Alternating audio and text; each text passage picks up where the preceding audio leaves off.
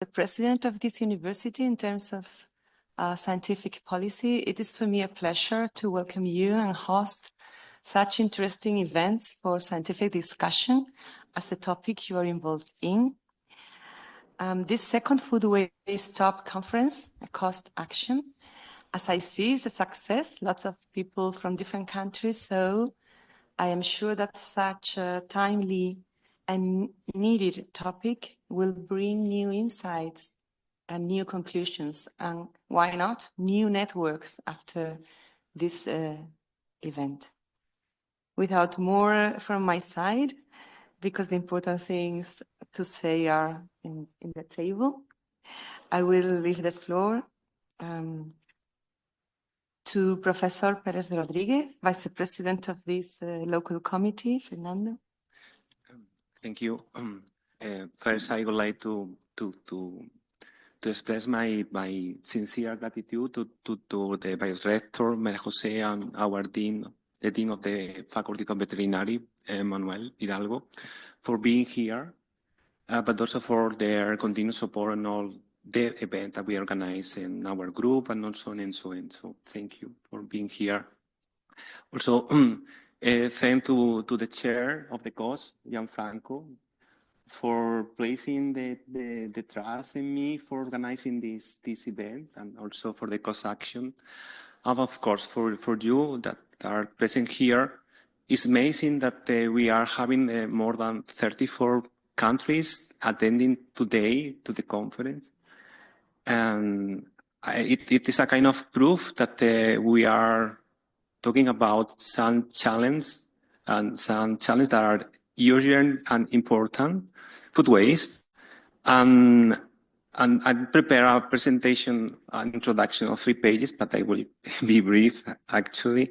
I wanted to highlight here that the figures that we had about the food waste are indicating that we are actually in a very urgent challenge.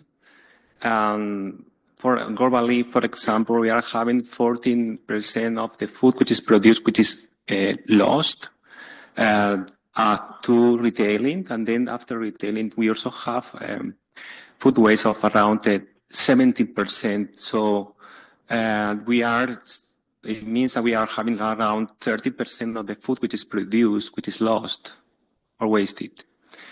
So this has a very important environmental impact. We are producing greenhouse gases. We are using land that is not useful. And we are also consuming water for this food which is wasted or lost. So this is a big challenge. And we are here to find solution, and at least to propose solution, of course, also to share knowledge, to strengthen connection between us, networking. But I think it's so important to raise awareness of the problem to the society. I think the solution is not only in science, but it's also about social and ethical responsibility of us, of the people in general. So I think it's also important the impact that we can have here today to the society. So, and I don't want to consume too much time now, and I hope that you have a productive 2 days working and discussing about food loss and food waste. I also hope that we hope that the weather can allow us to take the flavor of the city somehow. For now, we are having a very clear day for now, or not so cloudy. And again, to thank to the Vice Rector, Maria Jose, our Dean of the Faculty of Veterinary, Miguel, about the presence here with us, and the chair, and all of you. Thank you. I give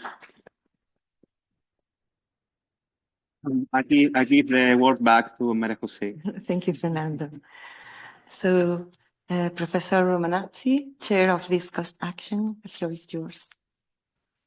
Yeah, thank you to the the rector, the vice rector, and the whole university for hosting us in this very, very nice building. We were very surprised. We saw the picture that Fernando sent us, but to see it in reality is different. And this is a very nice location. And Cordoba, we appreciated even yesterday in the first reception, the Cavallerizza, that is very, very nice. We saw the downtown. So I think that it was a great choice to choose Cordoba as a meeting for the second meeting of cost action. And a big thank to Fernando and his team for organizing everything, and that was perfect, smooth, and allowed all the people to get here in the easiest way. And it is a very nice to see all of you after several times, see into the camera, all in the Zoom meetings, now to stay all together, to have the chance to exchange idea. And this is the basis of cost, to provide the people the chance to stay together, to interconnect, to plan future cooperation, and a list of activities. Although it is a relatively young action, we started just in September 2023. There is a good interest because we produce a lot, but we waste a lot. We waste even half of fruit and vegetables, and close to half of meat and other issues. And if we will save even a little amount of this, we can provide more food for the people. Maybe we on this side of the world, we eat too much, but it's not everywhere. So the work that all together we are doing is very, very important. And I appreciate how the different contributors, the different VUGI members, a good bunch of them are here. Several others are following online. So thanks to all of you, and thanks to Fernando for organizing this very good meeting.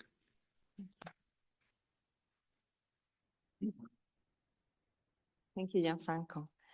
Now I leave the floor to Professor Hidalgo, Dean of our Faculty of Veterinary. Thank you very much, Vice Rector Maria Jose, dear Professor Romanazzi, President of the Action, dear Fernando, colleague from the faculty and Vice President and organizing this meeting. Dear all, welcome to the University of Cordoba, as our Vice Rector said before, and also welcome to the Faculty of Veterinary Science. For us, it is a great pleasure to have you here, not only in the university, but in our city, the city of Cordoba. And first of all, I would like to say thank you to the action, to the cost action, to have the opportunity to have you here during these 2 days in Cordoba. And of course, thank you to my colleague, Professor Fernando Perez, for taking this responsibility to organize this meeting here in Cordoba, and also involving many people from the Faculty of Veterinary Science, including our PhD students that are in the main door, right? Helping for your registration.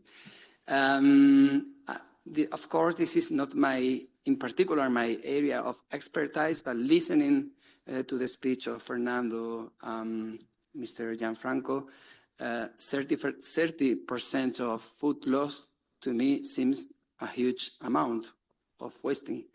And I understand very well the challenge to be here, to have new solutions and new opportunities for, try to move forward and decrease this high amount of food wasting. It seems clear that it's an international meeting with more than 35 countries, different, multidisciplinary. Also, it's very clear.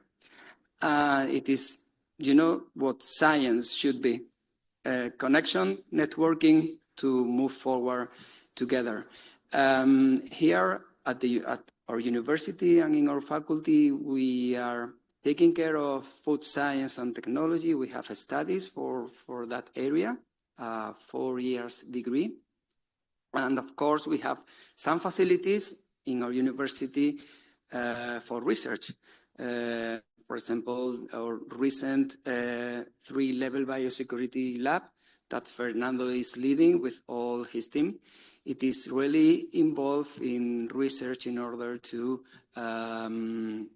improve all this area of the cost action, which is FoodWaStop.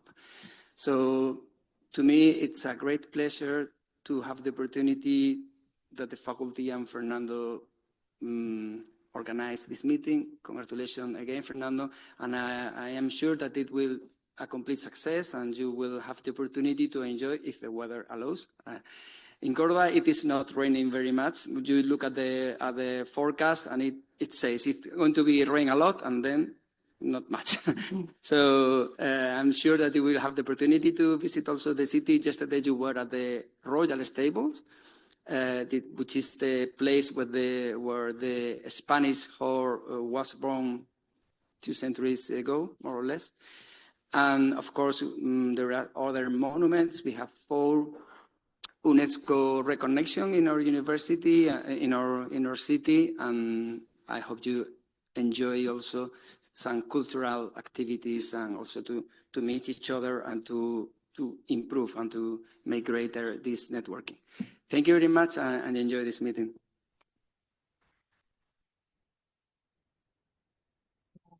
Just to finish, I will not consume too much time, but I can't help just addressing some few reflections. I think this topic is not only a scientific topic, as Fernando said. It has a lot of social implications and social impacts. I think food waste is an ethical problem too, not only a question of sustainability and efficiency in the resources use and consumption.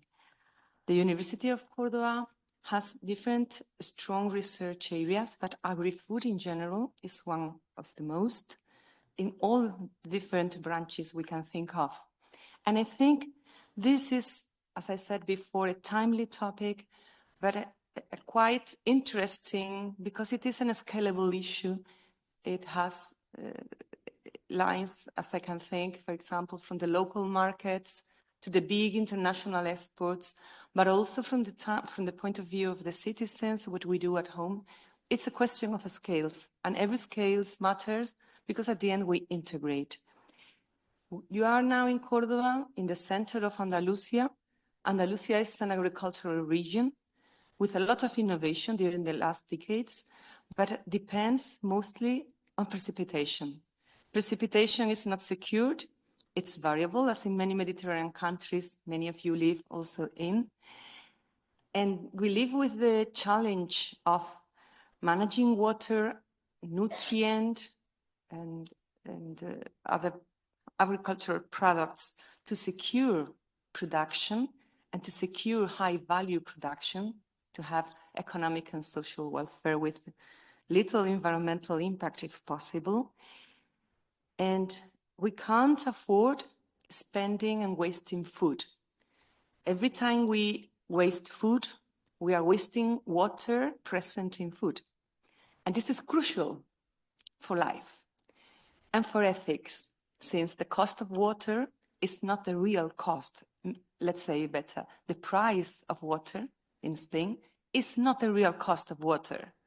So every time I say this to my students, I'm not working on this, I'm from water resources, you can understand my skew. But every time you decide I can't eat this final piece of fruit, I'm dropping water to the waste. So I would like to finish with this reflection. Thank you very much for proposing such an interesting topic. Thank you for choosing Cordoba as one of the sites for your conferences. And I'm sure you will produce very interesting conclusions for next scientific challenges, next networkings. And of course, in a city that was the center of culture in the Middle Age with agriculture, pharmacy, botany, science, but also dialogue.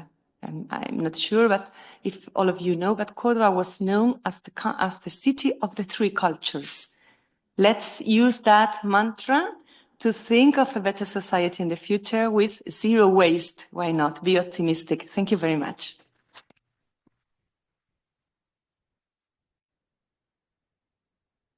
Thank you very much. Have a very interesting class.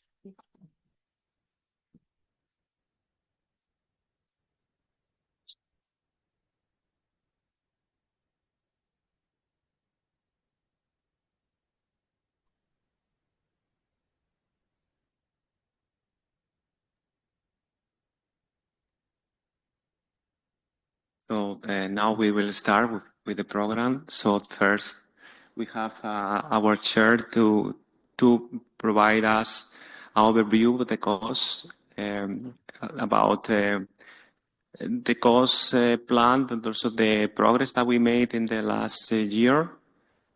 Gianfranco, the floor is yours.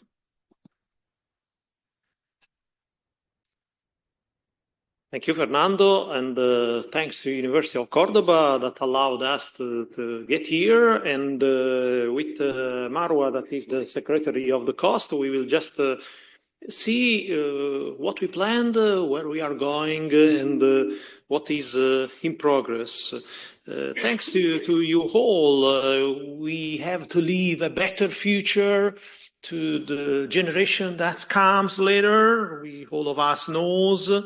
We have to keep in mind more often, and something of what we produce is lost along the chain from the grower, from the seed to the grower, to the production, to the supermarket where most of us go shopping, and something is lost with our behavior, our consumer, because we have the waste where the consumer is involved.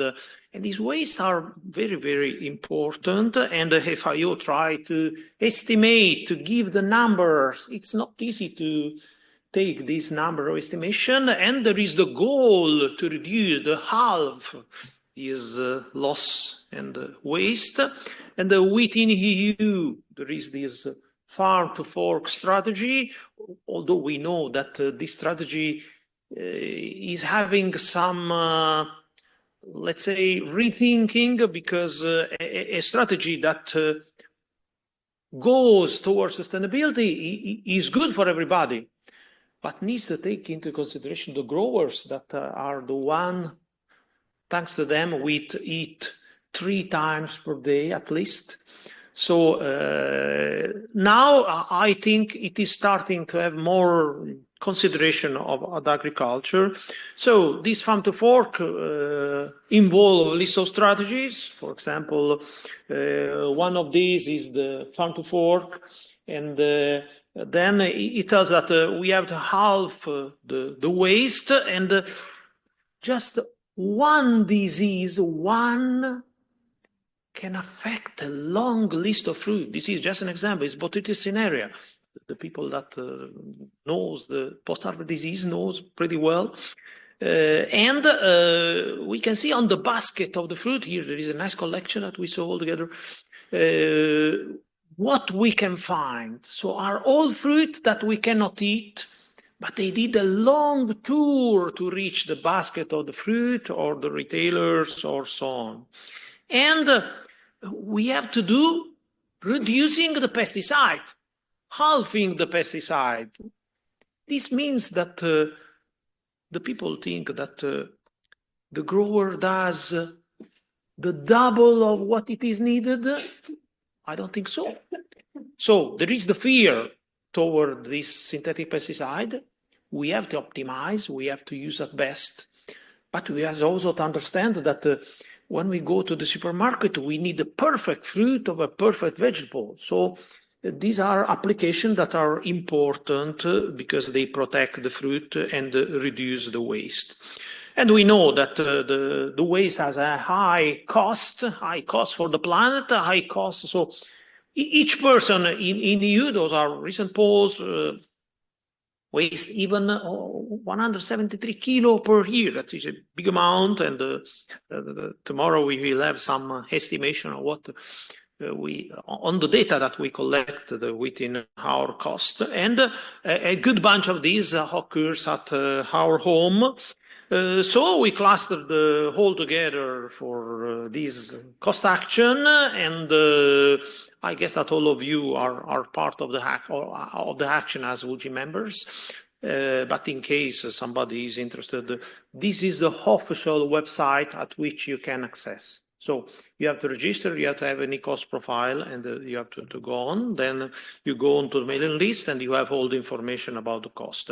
And this cost action has a list of a working group with a list of responsibilities, starting with Fernando, with the vice chair, and then all the other responsibilities that are within the cost, with a list of working group, and you can choose one or more working groups, and we have a good bunch. Those are we took last time those data, but they further increased. But just to have an idea of how we can try to tackle this loss and waste through a list of integrated action. There is no one action that solves the problem, but there is a list of integrated actions. But the cost is a way to merge.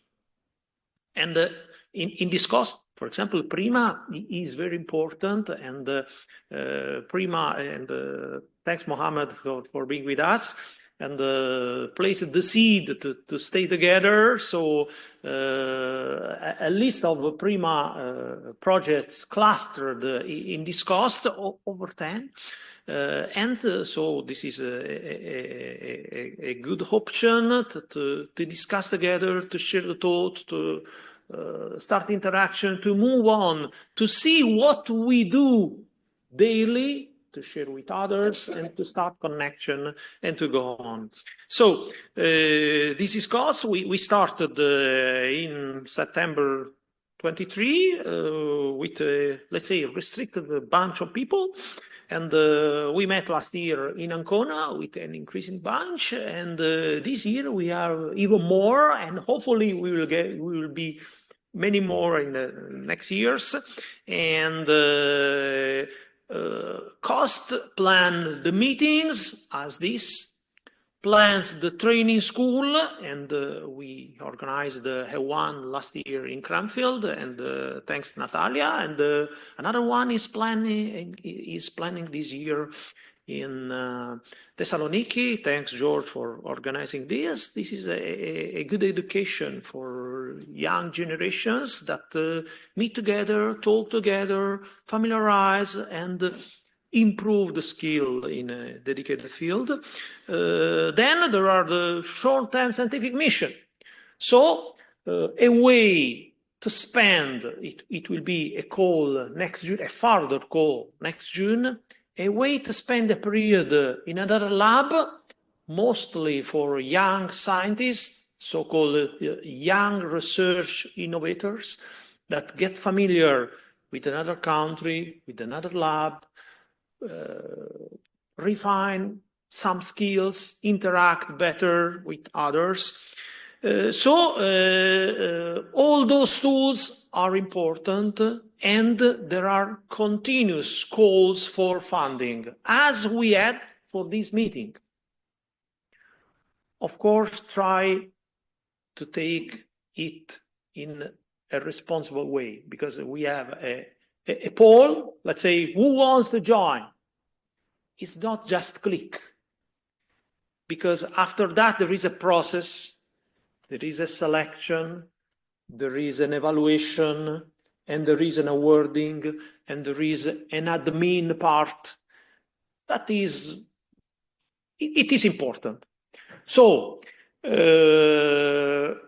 if you want to join a meeting, try to plan at best, because, or you want to join a training school, or you want to join a STSM, plan to do at best earlier. We had several cases that people at the last moment changed mind. If it is for a health issue, it's okay, but it's not a joke. So please, please, please try to do it in a responsible way, because after your click, there are a lot of steps that are pretty hard to manage. And Fernando knew because he arranged the program, arranged everything, and he did in a wonderful way. So thank you, Fernando, and thanks to all the people that supported you. And these are just some examples of people that developed the short-term scientific mission, just few of them. Of course, but it is a way of interaction. It is a way of knowledge of other things and other issues and other labs. So this is very important. And please send us your picture, and we will try to post and to disperse, because this is a good trace of the cost action that plays the steps for the further growth and interaction. And one of somebody told, but what you did within 1 year? One of the things that we did within 1 year is, and it is almost ready, because Luca Falasconi tomorrow will present the first results, is a kind of survey within EU countries, even outside the EU, in which it is possible to fill a questionnaire, and I guess that most of you already filled, and if not, you can find it or scan the QR code, and somebody, as Victoria, did with the students. So it's very important to collect this data, because it is a questionnaire that each one of us, it is a way to rethink our daily behavior, because waste is something that we do as consumers. Since half of the waste occurs at home, we are responsible for that half of the waste. And here there is just a kind of poll. Northern Macedonia, wow. Lead the group. Portugal, and there are several countries that place more efforts than others. So we had nearly 1,000 answers. That it is very important to have a good picture of the situation. And if somebody wants to follow the activity, even we have recently new people that wants to join, but there is the website. Of course, the one that I showed earlier is the official website where you can register. This is a website where there are materials for WUGI members, so you can join and you can find even the previous newsletters, and you can find the data of all participants. You have to register, and you can follow on social media. So we have a good bunch of people that follows, and even the record of this meeting will be available on social media. And we had a very good interest for this action. It surprised us. I was in Brussels. Once in a while, we are in Brussels. We're invited to Brussels to interact with the other cost chair, and there are people from all the, from medical to engineer to the space, art, and so on, music. And once I heard that, wow, this cost action is very, very broad. It has 500 people. Wow. And we are now 700, but there are some people that applied yesterday, and of course, this is a good. It's very important, and even the number of people is important. That give the size of the meeting. So if we are growing next year, we can invite more people. So this is it is good. So we are here in Cordoba, and we are here thanks to all of you, thanks to your contribution. That is very important. Try to have a responsible contribution, as also Chiara said yesterday. It's not easy, for example, to claim all the budget that we have available. We can take all the one that we spend. It means that we can give room to other people. And if somebody leave something, can give room to us, and we can grow all together and to go on. So thanks to all of you. Thanks, Fernando. And I'm pretty sure that we will have all together a good journey, and it is a very good experience for all of us.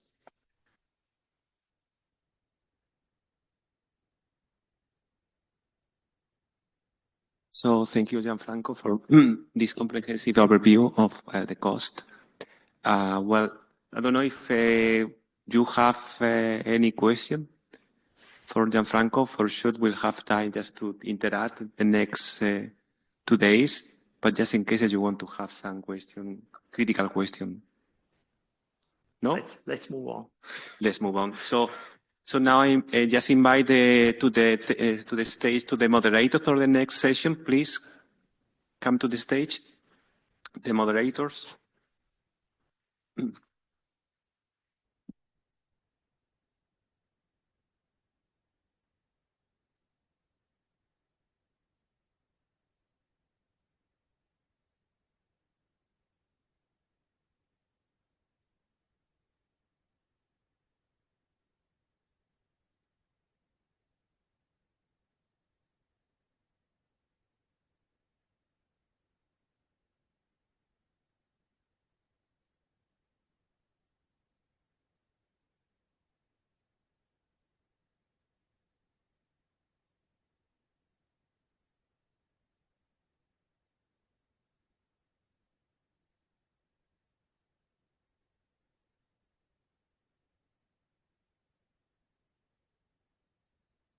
Good morning, everybody. We are welcoming you here in this first session of our program. It is dedicated to the first working group of the cost action, the prevention of food losses and waste.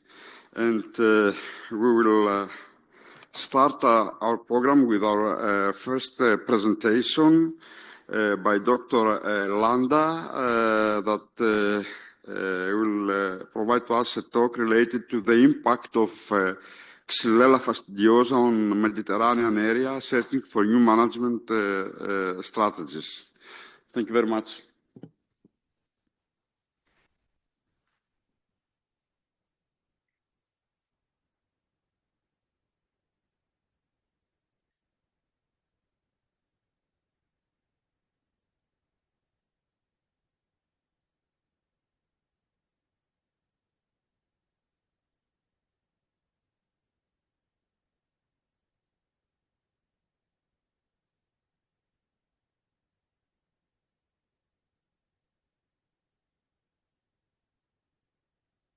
Thank you very much for this kind invitation. Today I will start talking about plant diseases that are one of the main losses at field scale, but also during post-harvest. And during my presentation, I will present what we knew about this quarantine plant pathogen, Xylella fastidiosa, before the outbreak in Italy. Why Xylella fastidiosa is considered a priority pest in the European Union. How Europe reacted to this problem, to this plant pathogen. And then I will talk about the BSIL project, that is an European project that I'm coordinating to fight against the bacteria. So what we knew before Xylella appears in Italy. So it was a regulated plant pathogen since 2000 because it was considered a pest of economic importance and it was not present at the European territory. It was native to the American continent, and officially it is described today in 19 different countries. So the name Xylella fastidiosa comes from the difficulty of growing in vitro under laboratory conditions, and also in the place where the bacteria is located within the plant, that it occurs only exclusively in the silent vessels. So Xylella has a very host plant range. Currently, there are more than 720 plants that has been described as potential hosts of the bacterium. But it doesn't mean that it causes disease in all of them. And it has a dual cycle life. So in the plant, it lives, as I told you, only in the silent vessels, but it's transmitted by insect vectors that feed on the plant and transmit the bacterium from one plant to another. To complicate the scenario, Xylella has 5 different subspecies and a total of 90 sequence type, genetically diverse groups has been identified. So what is important to know this genetic diversity? Because each subspecies has a different host range and can cause diseases in different host plants, although there might be some overlap. And also because it has been demonstrated that the different subspecies can recombine each other and produce new variants that can infect new hosts. So the main diseases that this bacterium can cause are pest disease in grapevines, citrus variegated chlorosis, alfalfa and peach dwarf, and also many different leaf scorch diseases in oleander, almond, olive, but also in other plants of forestry importance and also plants from the natural environment. So in 2013, Xylella was first discovered in Europe, affecting trees in Italy, in the region of Apulia. So the epidemic started in a very localized area near the city of Gallipoli. By the time it was discovered, more than 8,000 hectares were already affected. What happened during the following years was that the epidemic started to spread. These data are from 2018, in which it was estimated that more than 25 million of olives were affected. Currently, the bacterium has been discovered in the province of Bari, in the north of Puglia region. And in all these green colors, you see all the trees that are being monitored tree by tree. And in the red triangles are where the outbreaks have been discovered. So this is a picture of the landscape of the region. All in green colors are the completely dead olive trees. As you can see, this is not something that happens in very restricted area. It happens through hundreds and hundreds of kilometers through the region. How fast the epidemic developed. So here you have some pictures of Google Earth in 2000. 3 years later, the orchard was completely destroyed. And in less than 1 year, you can see on the left, in February and in November of the same year, the tree is completely dead. The problem also is that it's affecting millennial trees. That has a lot of significance for the people in the region. So you see here a tree that start to show a small desiccation, and 2 years later, the canopy is almost completely dead. Here you see also the picture, how the epidemics evolve, and the same plot completely removed. So after the outbreak in Italy, it was mandatory for the European countries to survey all their territory to show that they were free of Xylella. And the surprise was that the Xylella was found in many different areas in the Union. So this prompted the European Union to promote the new plant health law with a different objective. The first one, to protect European agriculture, forestry, and the natural environment from the new plant pests, to increase vigilance for imports, and to early detect develop an action plan to against these pest outbreaks. So the Joint Research Center make a study in which they employ different 25 indicators that cover economic, social, and environmental impacts of different pests in the European territory. And Xylella was ranked first as the main priority pest for the European Union. Why? Because the economic consequences of the epidemics in a scenario of completely full spread could be completely devastating. So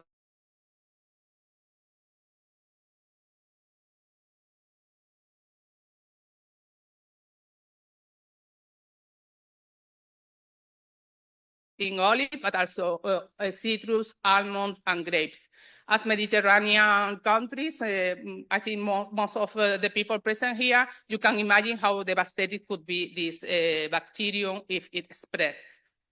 Also, the social cost is huge because it affects many employees related to the first primary sector of agriculture. Also, it can affect UNESCO areas of natural heritage importance, and also affect products that are covered under specific regulations. Also, the environmental impact is huge because if we want to avoid the movement of insects, we have to apply pesticides, and also it can destroy areas that are reserved for biodiversity. And consequently, the major efforts of the European Commission were put to cost surveillance, because if we compare the cost of surveillance and eradication and the cost of the real losses, the difference are huge. So this is the current situation in Europe. I'm not going into detail. The bacteria is present in Portugal, Spain, France, and Italy.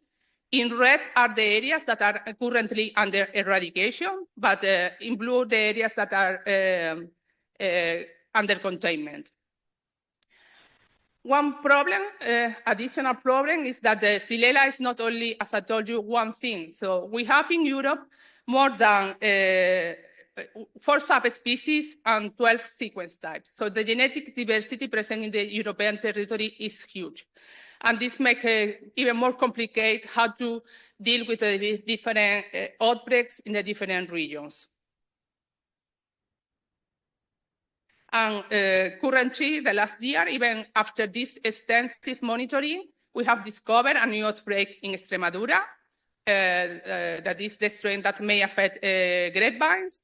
We have found the highly virulent strain that is present in Italy in Majorca Island, and also in the north of Puglia, in Bari province, they have discovered also fastidiosa subspecies and multiplex.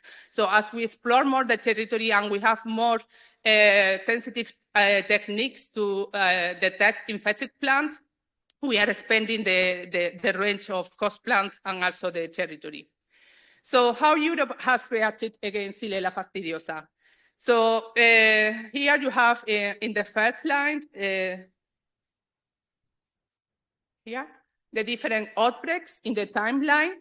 So Xylella prompted to a huge number of legislation, decisions, implementing regulations, as you can see here, as the epidemics were found in the different areas.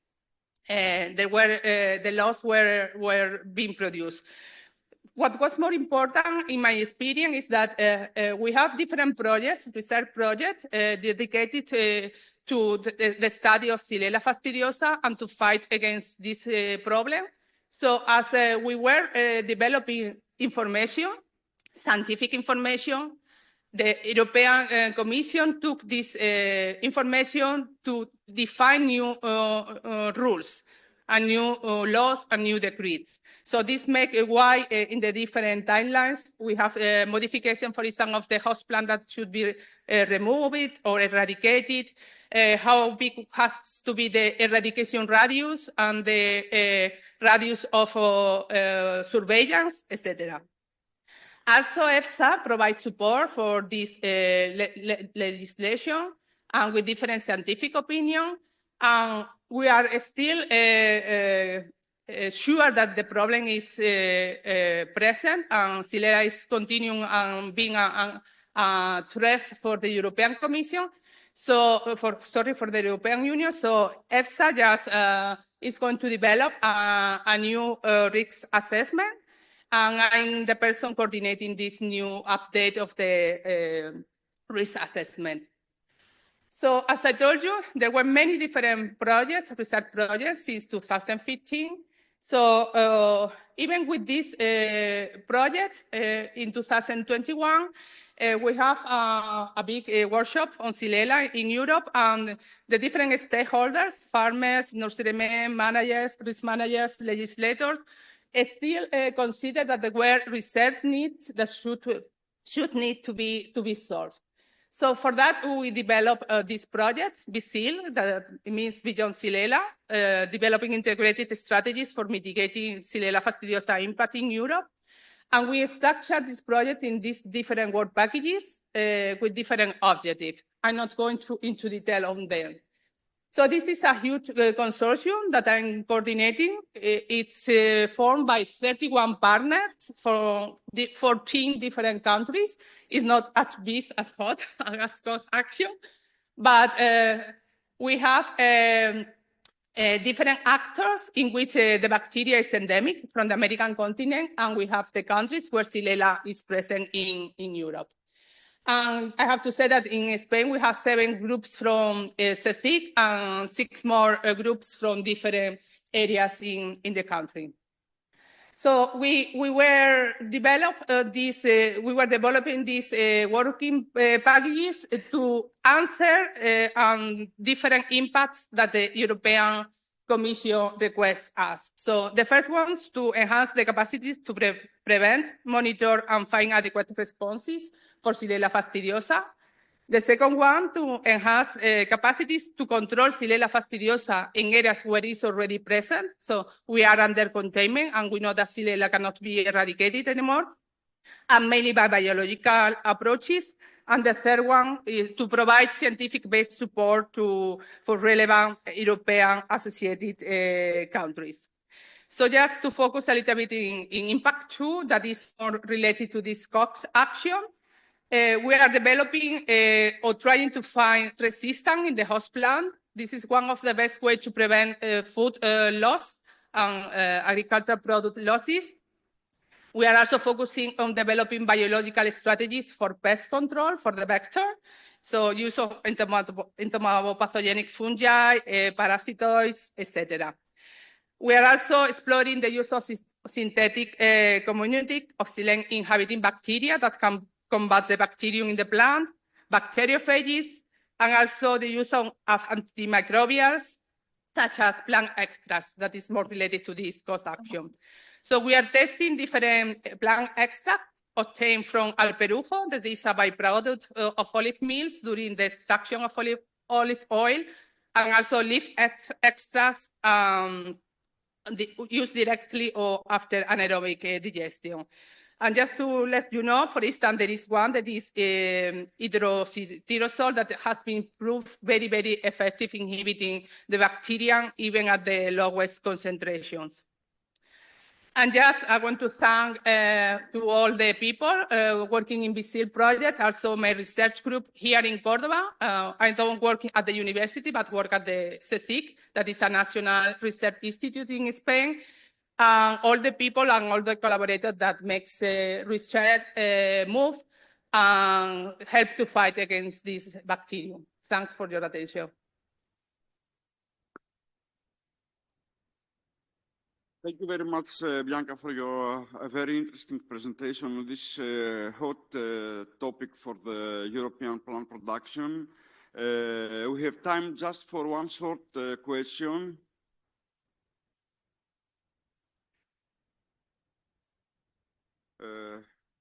Yeah.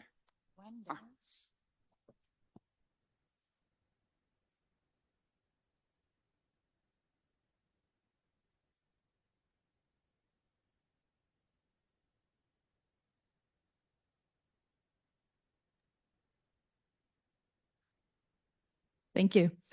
I have a question. Due to climate change, could there be a risk of spreading of this disease further north?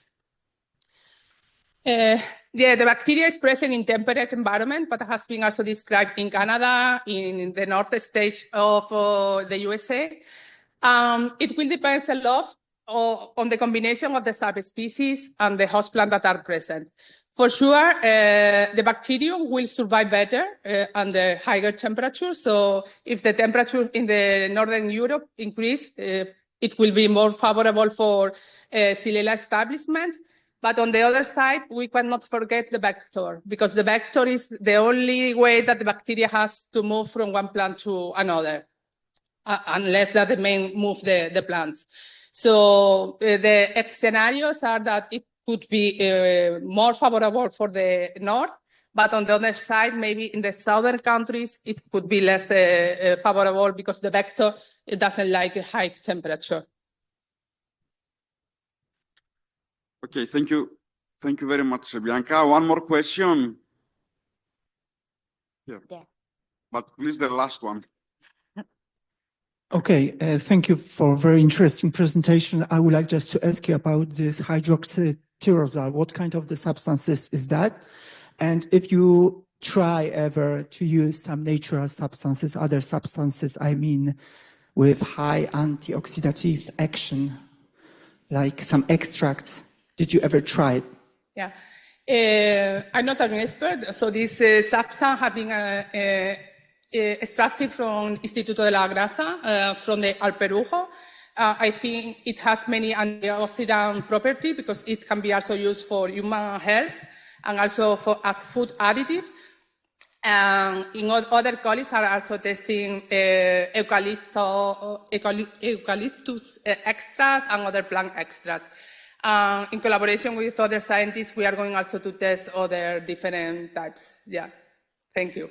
So it would be good to test as much product as possible, but the working package has a limited, as you know, in the project, you have a limited time to develop activities, but thank you. Thank you, Blanca. So we can move on. Thank you.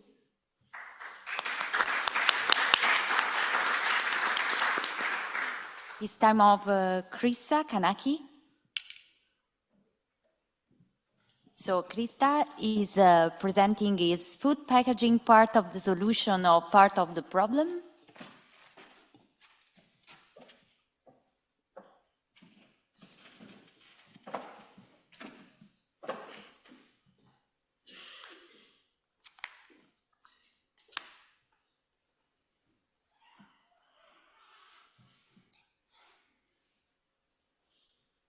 So good morning, also from my side. I'm quite new to this coast action, and today this will be a short journey to analytical chemistry and to the packaging, food packaging materials, and how to assess their safety.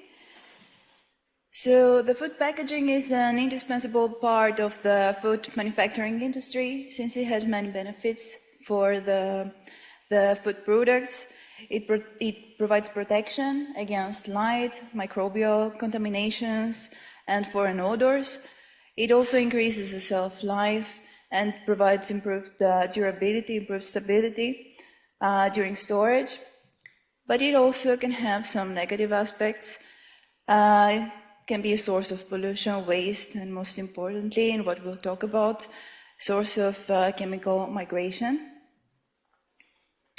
So all the food packaging materials and food contact materials, according to the EU regulation, should ensure that the manufacturers should ensure that they do not transfer the constituents in amounts that would endanger the human health, the consumer's health, and they would also not affect the organoleptic properties of the food products or deteriorate the composition of the food as well.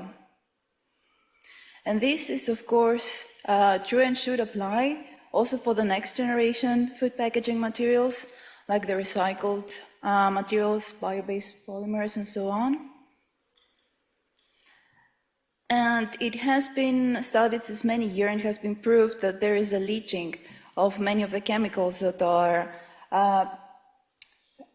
normal constituents of the packaging material into the food. These are the IAS. We saw this before, this abbreviation, but now it's something totally different. Now we use it as the intentionally added substances. It can be monomers, different kinds of additives, emulsifiers, whatever kind of agent you can think of. But something else that is also leaching into food is the NIAS, is the non-intentionally added substances. In this case, we're talking about products of decomposition of the polymer itself, the oxidation products, the decomposition breakdown products of the additives. We also have some compounds that are formed due to some additional reactions that take place during storage conditions, for example. And we can also have some contaminants from raw materials or through the food transfer chain.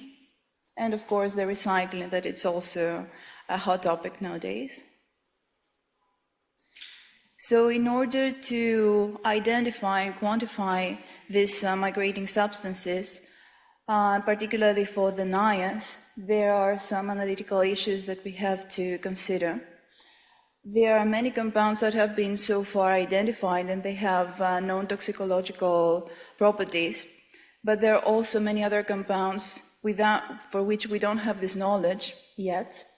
And we also have compounds that have been detected but not identified. And since we're using analytical techniques that have a limitation in sensitivity, there are also many more NIAs expected that we have not detected them yet. So it's very important to have a chemical screening and see what is really what is migrating into the food products. Depending on the physicochemical properties of the substances that are leaching, we have different techniques in order to identify and quantify them. And we have many important limitations in this goal. We don't have analytical standards or CRMs for all of these compounds. We also have new unexpected migrants. Since we're using, for example, bio-based materials nowadays, we're expecting also some pesticides or mycotoxins migrating. And for new materials, we may not have appropriate simulants or testing conditions yet. In order to have a safety assessment that is really comprehensive, in some cases, we also need bioassays. And in this respect, if we come up with a positive result, we have to perform the chemical characterization as well. It's not a part that can be omitted.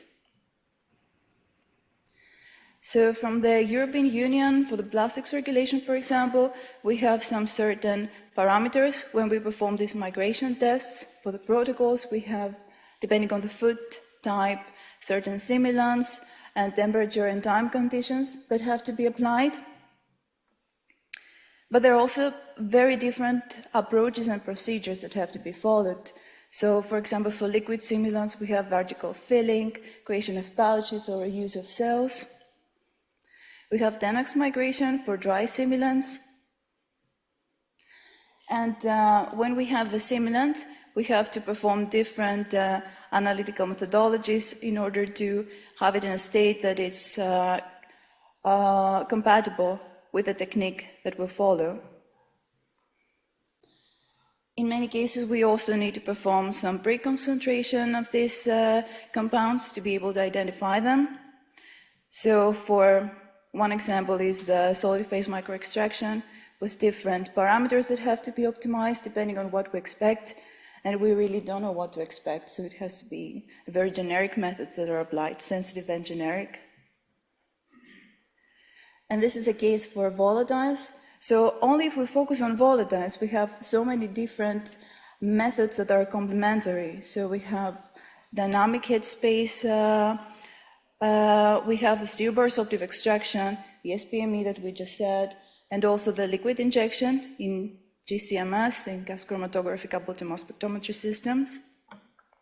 But there are also the odor-active IAs and IAs. So as we said at the beginning, there are many other compounds that deteriorate the properties of the food instead of protecting it. So we have the GC olfactometry and GC times GCMS that have to be used as well. Here is a comparison of the GCO and the GCMS chromatogram. We can see that there are some circles with blanks with no peaks. These are very strong aroma-potent compounds were not detected with GCMS-sensitive methods, but the human nose can detect them. And very briefly, I will go through a part of my postdoc, what we did at the National Technical University of Athens, the group of methodologies that we developed and validated. We used different state-of-the-art instrumentation, and we were targeting a wide range of volatilities and polarities of these migrating compounds. So we developed a database using a GCMS system for more than 140 migrating compounds, more than 50 for the LCMS-MS system, for the corresponding high-resolution MS systems, where you can also do retrospective analysis. So you can perform a migration test, and after 3-5 years, when you know that there was a compound migrating, you can go back and check your data and see if it was in the material tested at that time. Well, with the GCAPC kit of MS, we have a database for over 130 analytes, and for the LCSI kit of MS for more than 80 compounds. That was for the target screening, so we knew what we were searching for, and we wanted to highly quantify it. And we also have to do suspect and non-target screening, because we are not fully aware of what could be migrating, what is leaching. So in this case, we have several commercially available databases, but we also have some in-house software and workflows that are applied. And for the risk assessment, when we have identified some of the compounds and quantify them, we have to make sure that they are at a concentration that is safe for the final consumers. So how do we do this risk assessment? There is, of course, literature research associated. There are different types of software, like the tox tree, dividing the compounds into grammar classes based on their potential toxicity rate. And there are also some additional software that in my working group are being developed, like the tox drums. Here are some examples for PET samples that we have analyzed, some virgin PET and recycled PET. We did the migration tests for different simulants, because these products will be used for different types of foods. And we also did some extraction, particularly important for the recycled materials, to see what else is in this material and could potentially migrate. So we had magnetic steering or sock sled extraction, different approaches.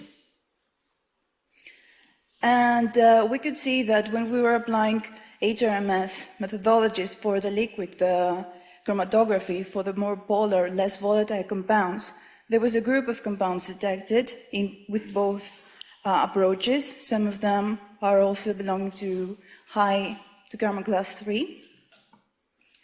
And for the GCHRMS, you can see even more compounds, even more volatiles. Again, some highly toxic compounds.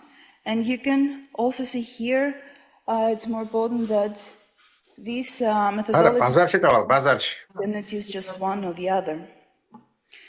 Low resolution GC-NMS systems, what are used in private labs nowadays, are also providing some very interesting findings. So here we're focusing only on migrants, not extraction, what could really leach and be in your food.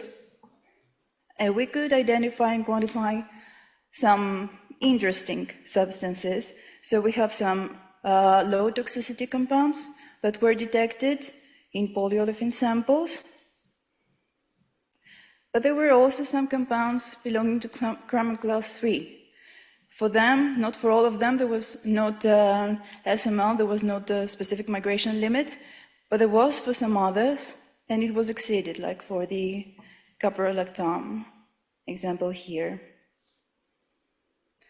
Last but not least, I mentioned the probably less used, the GC times GCMS technique. And here is an example of virgin polyolefin versus a recycled polyolefin sample.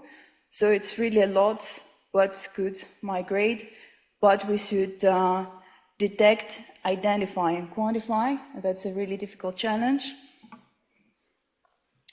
And this brings me again to the question that I started with. So, is the food packaging really part of a solution or the problem? It really is part of the solution, but we have to use harmonized and comprehensive risk assessment methodologies. So this is a must. With this, I would like to thank you all for your attention. And of course, I'm open to questions and discussions later on. Thank you.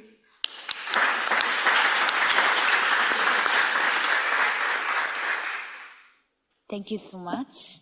And we have time for 2 or 3 questions. We have time. It was more on the analytical part, so hope it was at least not boring for you. No, if you want, I have a question, just a curiosity. So did you analyze also the transmission of these molecules on food that was packed with this kind of packages?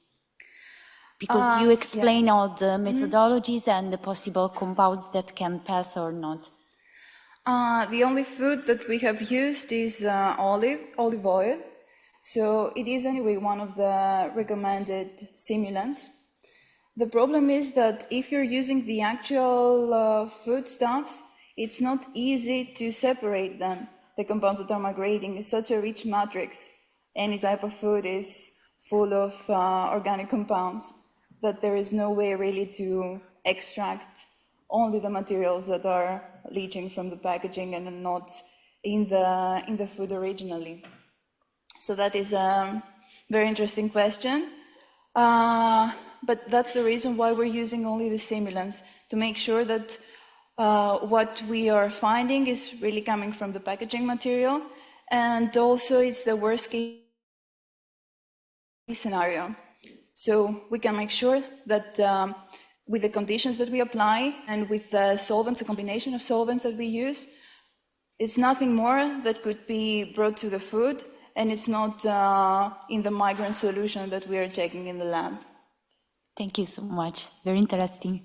Thank you too. So other question? Yeah.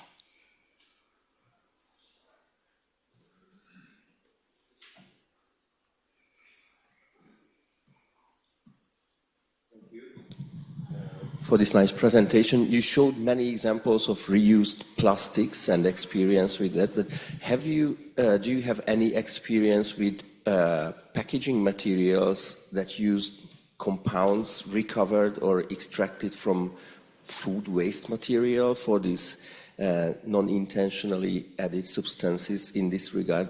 You mentioned pesticides and mycotoxins can be a risk. Do you have any particular knowledge on that, if it's really an issue? Thank you. Yeah, well, until now we have not analyzed any bio-based or biodegradable materials. So on the recycled plastics, we didn't have on the untargeted screenings any pesticides or mycotoxins detected, but it's also a matter of conditions applied. So it's difficult for the pesticides to withstand the extraction conditions, for example, the analysis conditions. However, in different materials, it could be a potential issue, and these extraction conditions are not applied when you're storing the food itself. So there should be, of course, further research in this field. And as I mentioned, that's one of the challenges as well, that for new materials, we don't have yet the protocols to follow that are best apply. So it has to be considered as well. But it's a risk, and thank you for pointing this out. A fast question.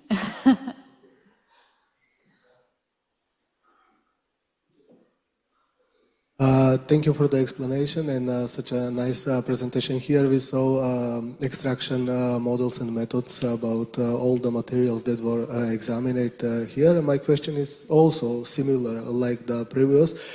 We saw a really higher migration potential at the recycled and reusable materials.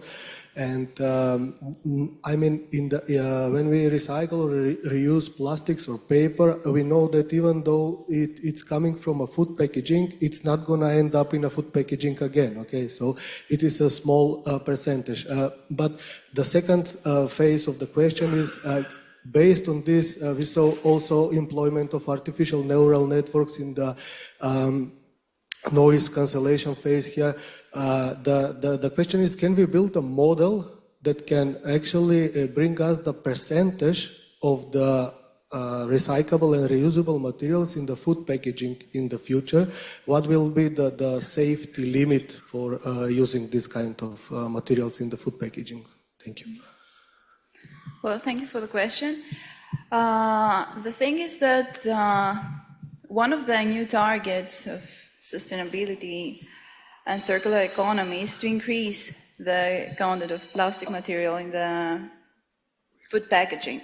So it will reach the 100% in some cases, and I think that in some countries it is already the case. So it has to be, please correct me if I'm wrong, but in Germany there should be water bottles from 100% recycled PET material. In these cases, it's not only a matter of the amount of the recycled material in the final product, it's also about if it was already at the beginning food contact material that it's reused, there are also certain cycles that the recycled material has to fill and still be in the production circle. So there are also additional limitations.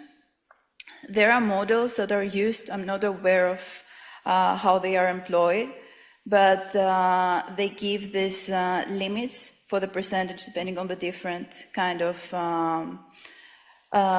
plastic material.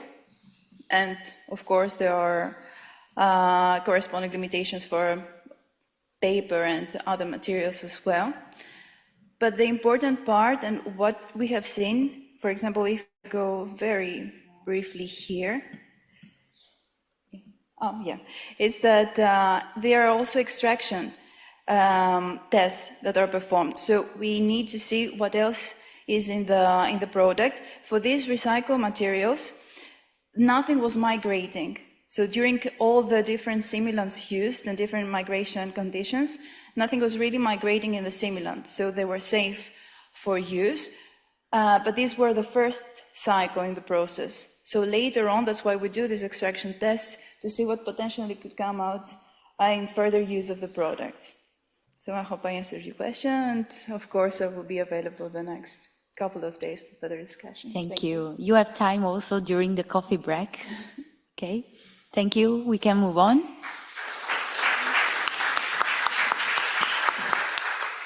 Okay, next speaker is Dr. Kitanovsky from Mother Teresa University of Northern Macedonia. And the work that will be presented is entitled Leveraging Citizen Science to Unchain Food Waste from GDP and Population Growth through Eco-Label Innovations in Food Packaging Industry.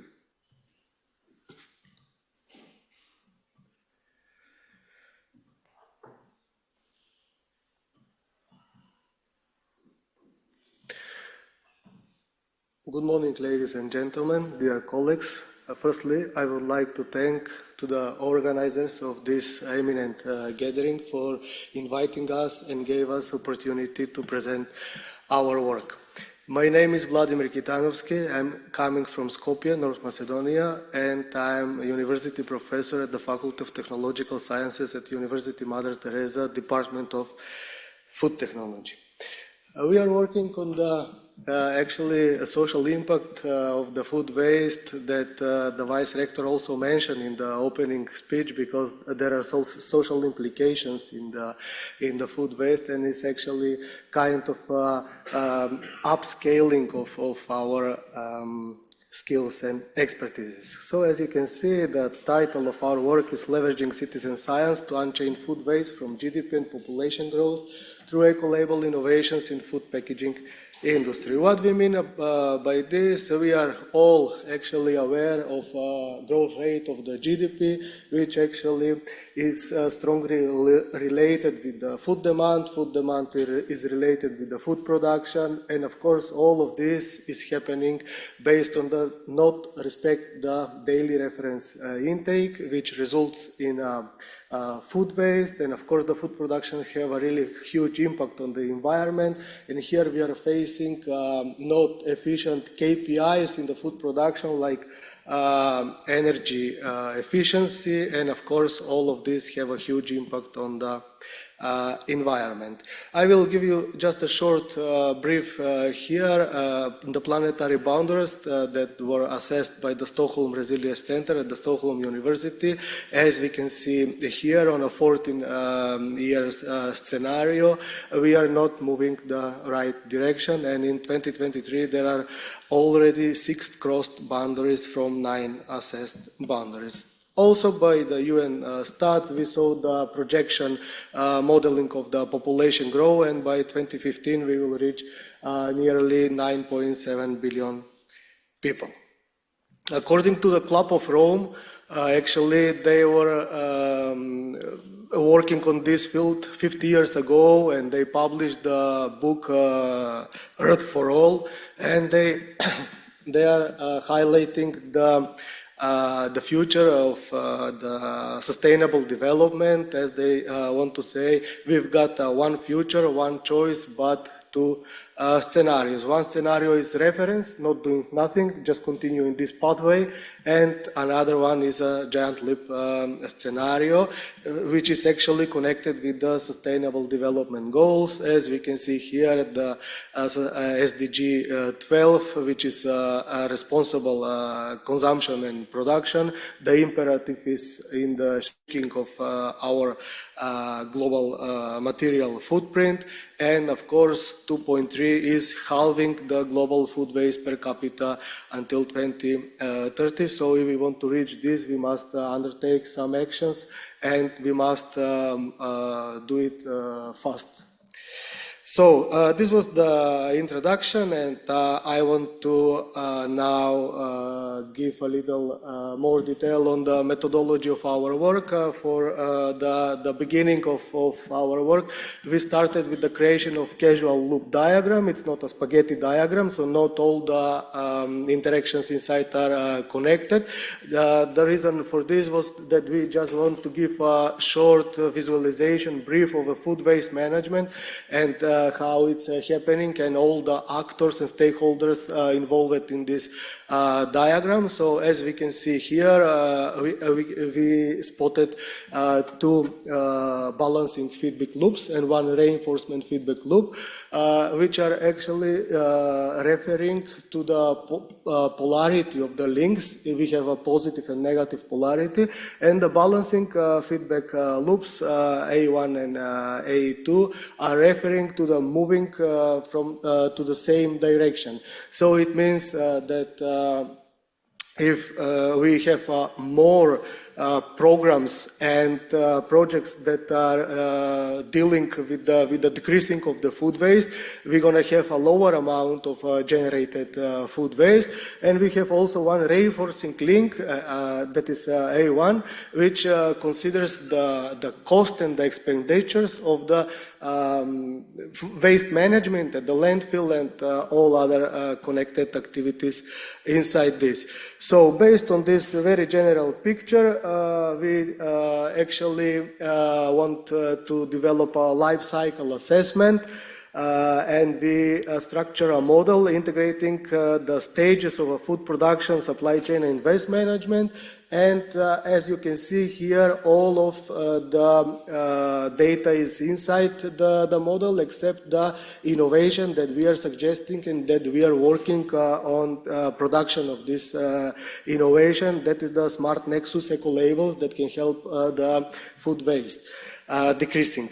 So in the first phase of life cycle assessment, we were following the ISO standardization 14004 and 14040, and in the definition phase, we took the WEFE Nexus components. It means the water, energy, and food and environment Nexus framework, and as the environment, we only incorporate the climate change and the land transformation, the deforestation that is needed for the food production, excluding the biodiversity impact here, because it will be a very, very complex thing. In the second stage, we have a life cycle inventory phase where we put all the impacts here, and in the life cycle impact assessment, we employed the Joint Research Center Food Waste Prevention Calculator, which is actually based on the Environmental Footprint 2.0 database. And here we have environmental impact assessment on 16 categories. In the interpretation phase, we develop the most optimistic 20% scenario of a food waste decreasement at the household level, and the reference also model if we don't do nothing. Here we have one graphical visualization of the cradle-to-grave life cycle assessment model for animal food products, including the Smart Nexus eco labels, and we tried to employ all processes that are needed in this very, very complex process. So when we try to actually examine the potential of the eco labels, we made some splitting in the category, and this is what we use here on this picture. We can see the food waste by category and how it's classified. As we can see, the biggest percent is on the fruit and vegetables, then cereals, after this meat and fish, dairy products and eggs. Here I want to stress that it's not just the percent of the food category. It's about how we produce it, because if we produce 1 kilo of bananas and 1 kilo of meat, it's not the same environmental impact and not the same resource that we use to produce this quantity of food. So here we used as a reference data the technical report from Patinha Caldeira for the percentage of the food waste by category. And here, this is our invention. It's a smart Nexus Eco labels and how they can have a possible impact on the decreasing of the food waste by categories. You can spot here 2 red lines, which actually implicating that employing this innovative technology, it's not actually so payable, and it's not gonna work with this food waste categories. And later in the presentation, you will see why. Under the understanding and identifying key source of food waste, we saw the same percentage in the presentations before, and actually we stick to the household food waste, which is actually the biggest percent of food waste in the whole food chain. So here is our model, our optimistic scenario about 20% reduction in the household food waste.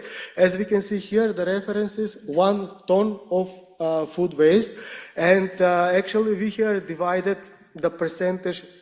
Actually, we transformed the percentage in the kilograms, and then based on our previous work in the food science, we are working a lot in the food science, and before this we were working on the quantification of qualitative parameters during the storage of the food products, especially meat and fish. So we took just reference data about how much percent of these food categories is packed.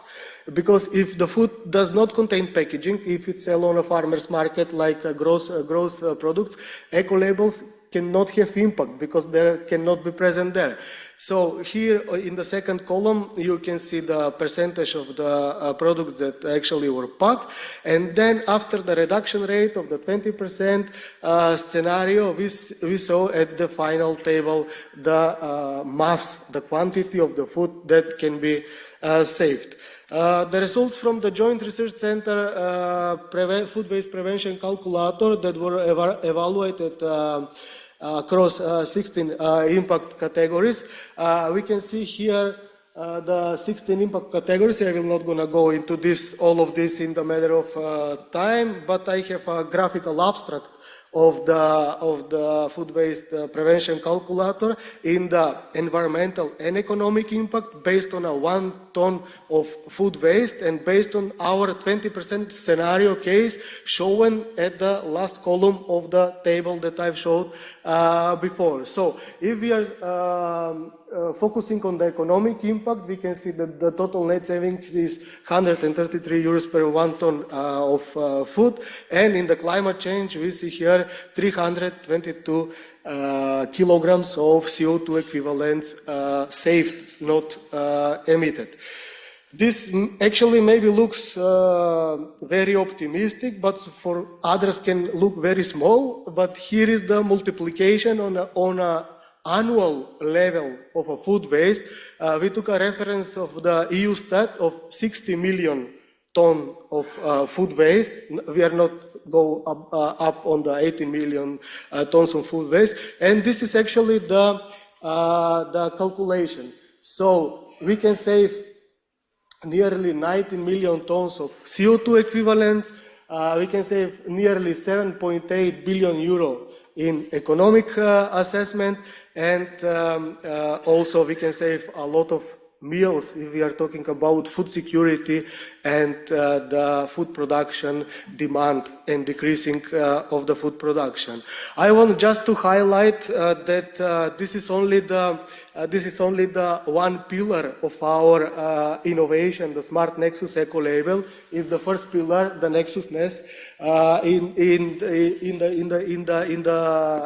the development of our innovation, actually we want to employ the second pillar, that is the development and the hardware and all the materials that Krisa before mentioned that need to be really environmentally friendly. Of course, we want to have a digital point in our eco label innovation, which actually is working on the traceability in the supply chain and employing the blockchain technology and digital twin can actually help in the consumer advancements in the basket. So the consumer doesn't even need to go to the store to read about the product. And also we want to develop a time temperature indicator inside the eco label. Actually here we synchronize the kinetics of the degradation of the processes during storage of the food, employing the Arrhenius equation. And all of this started with the support of the EU4Tech proof of concept platform. It was proof of concept support platform for projects. And here you can see me and my colleague working on the time temperature irreversible spectral changes in the liquid phase of our eco label. And I hope that I succeed to be in time for this presentation. Thank you. Thank you very much, Dr. Kitanowski, for your very interesting presentation. Unfortunately, you covered all the time, so we will not give the chance for any question. But if there is any, you could contact Dr. Kitanowski during the coffee break. Thank you very much. Thank you. Thank you. Thank you. Now is time of Dr. Ertas from Erciyes University of Turkey.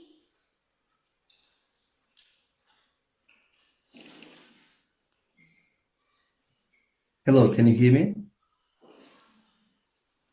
It's not here. Okay, we can move on to Dr. Skodra. No, because this girl is not here. Yeah, but Dr. Molaschiotis, Professor Molaschiotis will present. I'm not Dr. Skodra. Oh, sorry. I'm sorry. Skodra is my PhD student. Okay. My postdoc student. Professor Molaschiotis will present his work. Okay.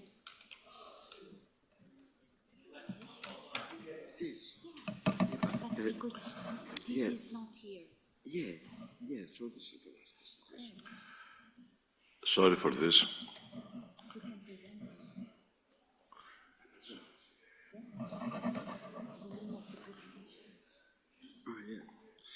The title.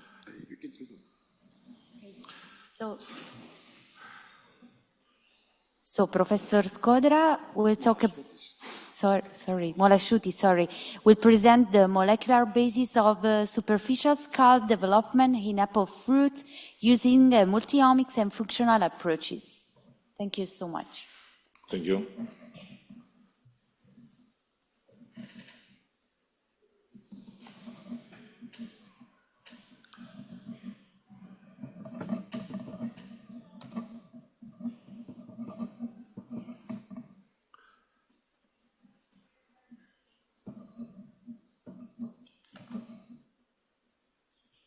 Okay.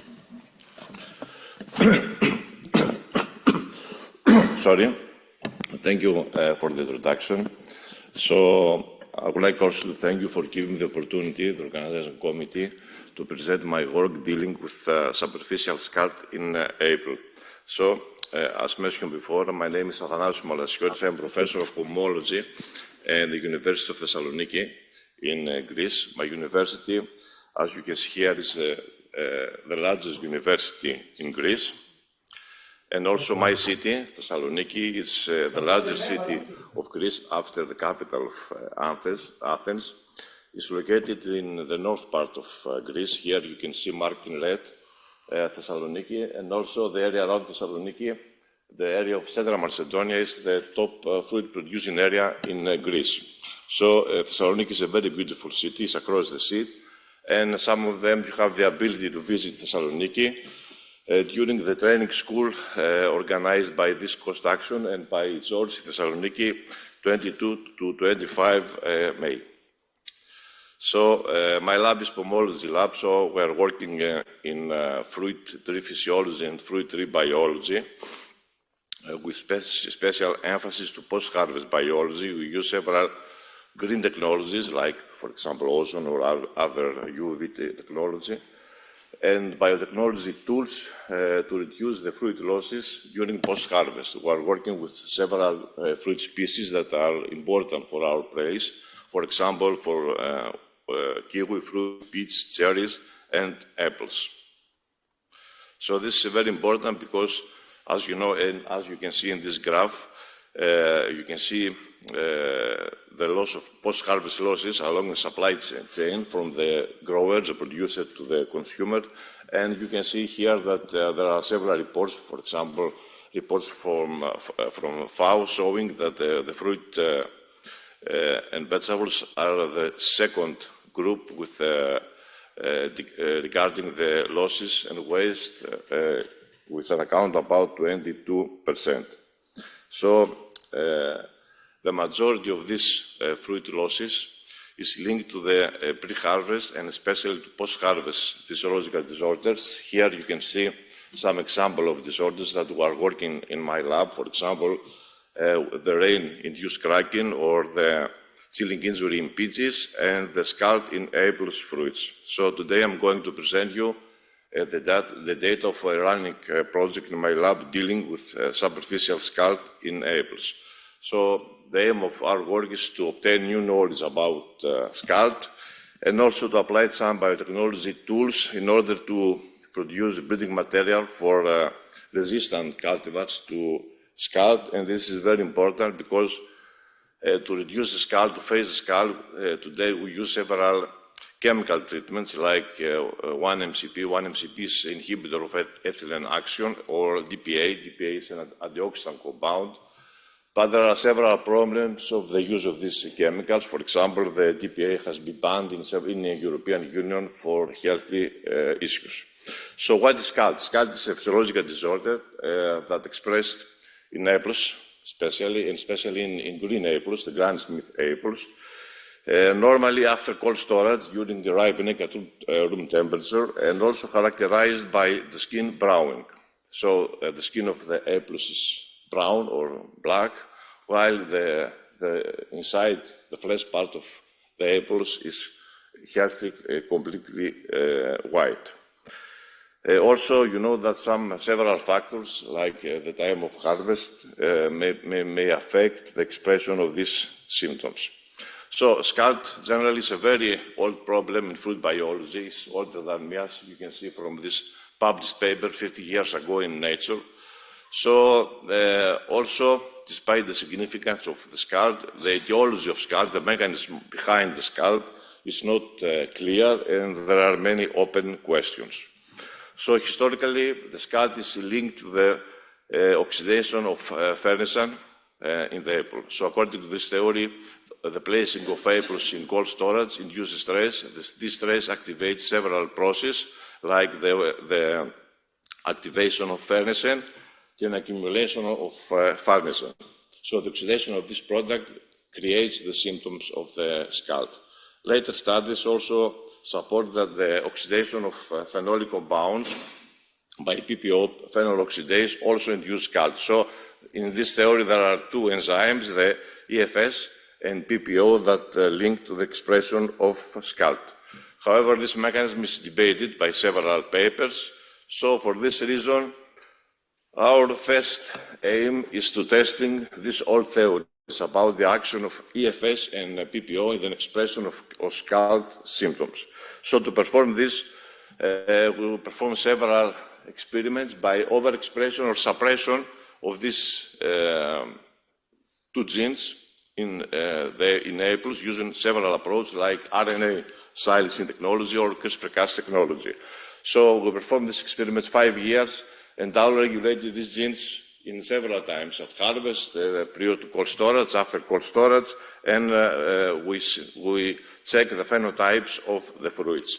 Here is an example of how you can create the vectors and transform these vectors in several ways, like the injection with, or by vacuum infiltration in the apples. So to perform the transformation of apples.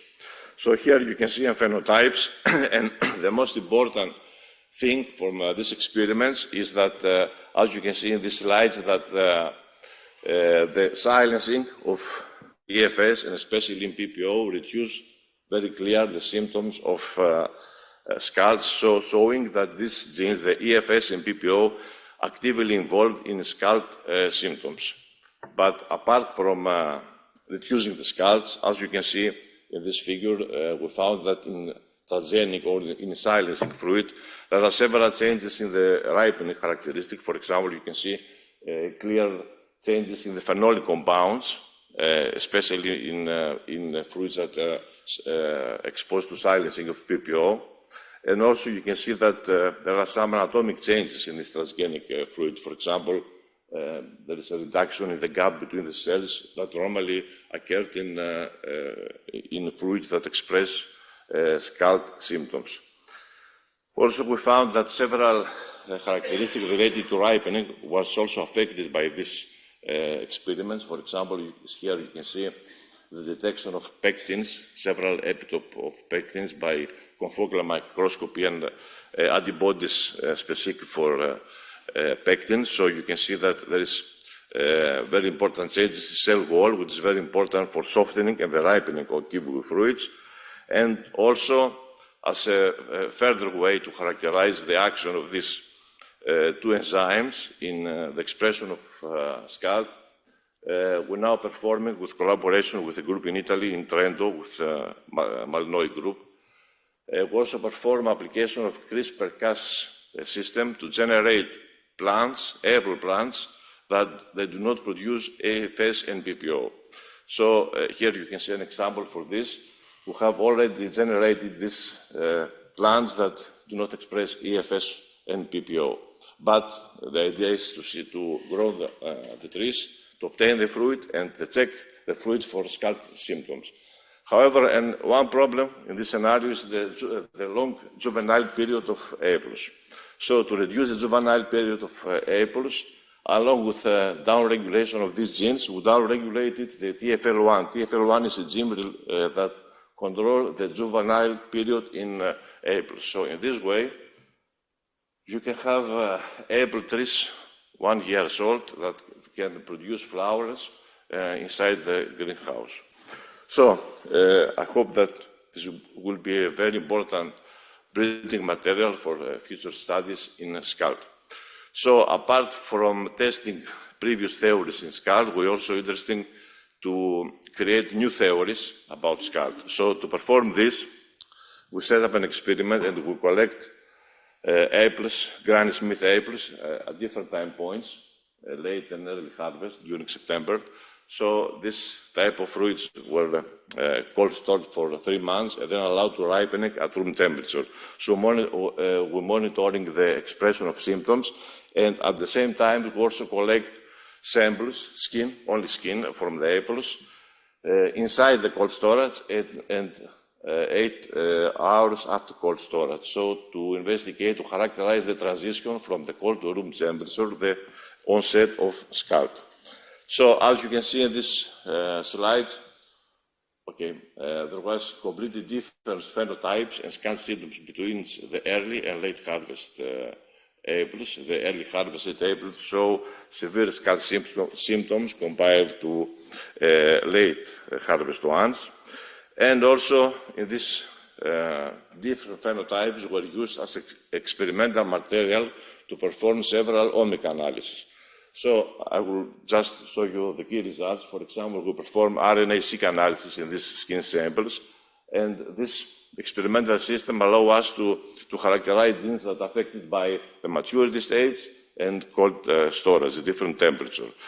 Also, we perform epigenetic analysis in terms of whole genome methylation analysis of the whole genome of the apples, so you can find very strong epigenetic changes, especially inside the cold storage, and this is the reason that we also perform apart and specific target methylation analysis, as you can see here for EFS1, and we found that a strong methylation of the promoter of this gene during cold storage. And also in the same samples, we perform proteomic gel-free proteomic analysis. Here you can see the example of the number of the proteins that are affected, and one very important thing is that we found that many post-translation modification of proteins, especially during cold storage, and for this reason, we performed in silico analysis of several post-translation modifications, and we found that very strong modification like S-nitrosylation or carboxylation, which is an oxidation process in the proteins of apples during cold storage. So the idea from this experiment, you can see the workflow from this idea in these slides, is that having all these multi-omics data, and we have already performed bioinformatic analysis of this data. So using these bioinformatic tools, we identified 8 transcription factors, apple transcription factors that probably related to cold tolerance of apples. So we have already used these transcription factors, and we transform protoplast from apples. In this protoplast, we overexpress or suppress this protoplast. The idea is to see the viability of the transgenic protoplast to cold stress. So using this test, we sorted the list of candidate transcription factors to 3 transcription factors. So it is very important that 2 of these transcription factors related to ethylene signaling is ERF category. So the idea now is to use the same experiment as mentioned before for EFS and PPO, to transform the apples with this transcription factor, and also the trees of apples with these transcription factors, to see the response of these plants or these fruits to scald, so to create a new theory about new players in scald development. So I would like to thank you, especially my group in Thessaloniki, for this work and all the collaborators. And of course, I would like to thank you. It's been a pleasure being with all of you today. Thank you.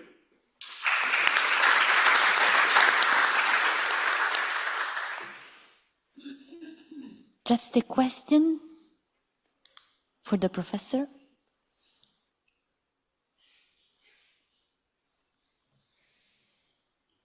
No question? Okay. Thank you so much. And now it's time for the coffee break. We are running a little bit late, so we should start. Welcome to everybody to this second part of the presentations, which are from Working Group 2, Agrofood and Waste Management. I would like to invite the first speaker, Professor Djidjevic from Poznan University. The floor is yours.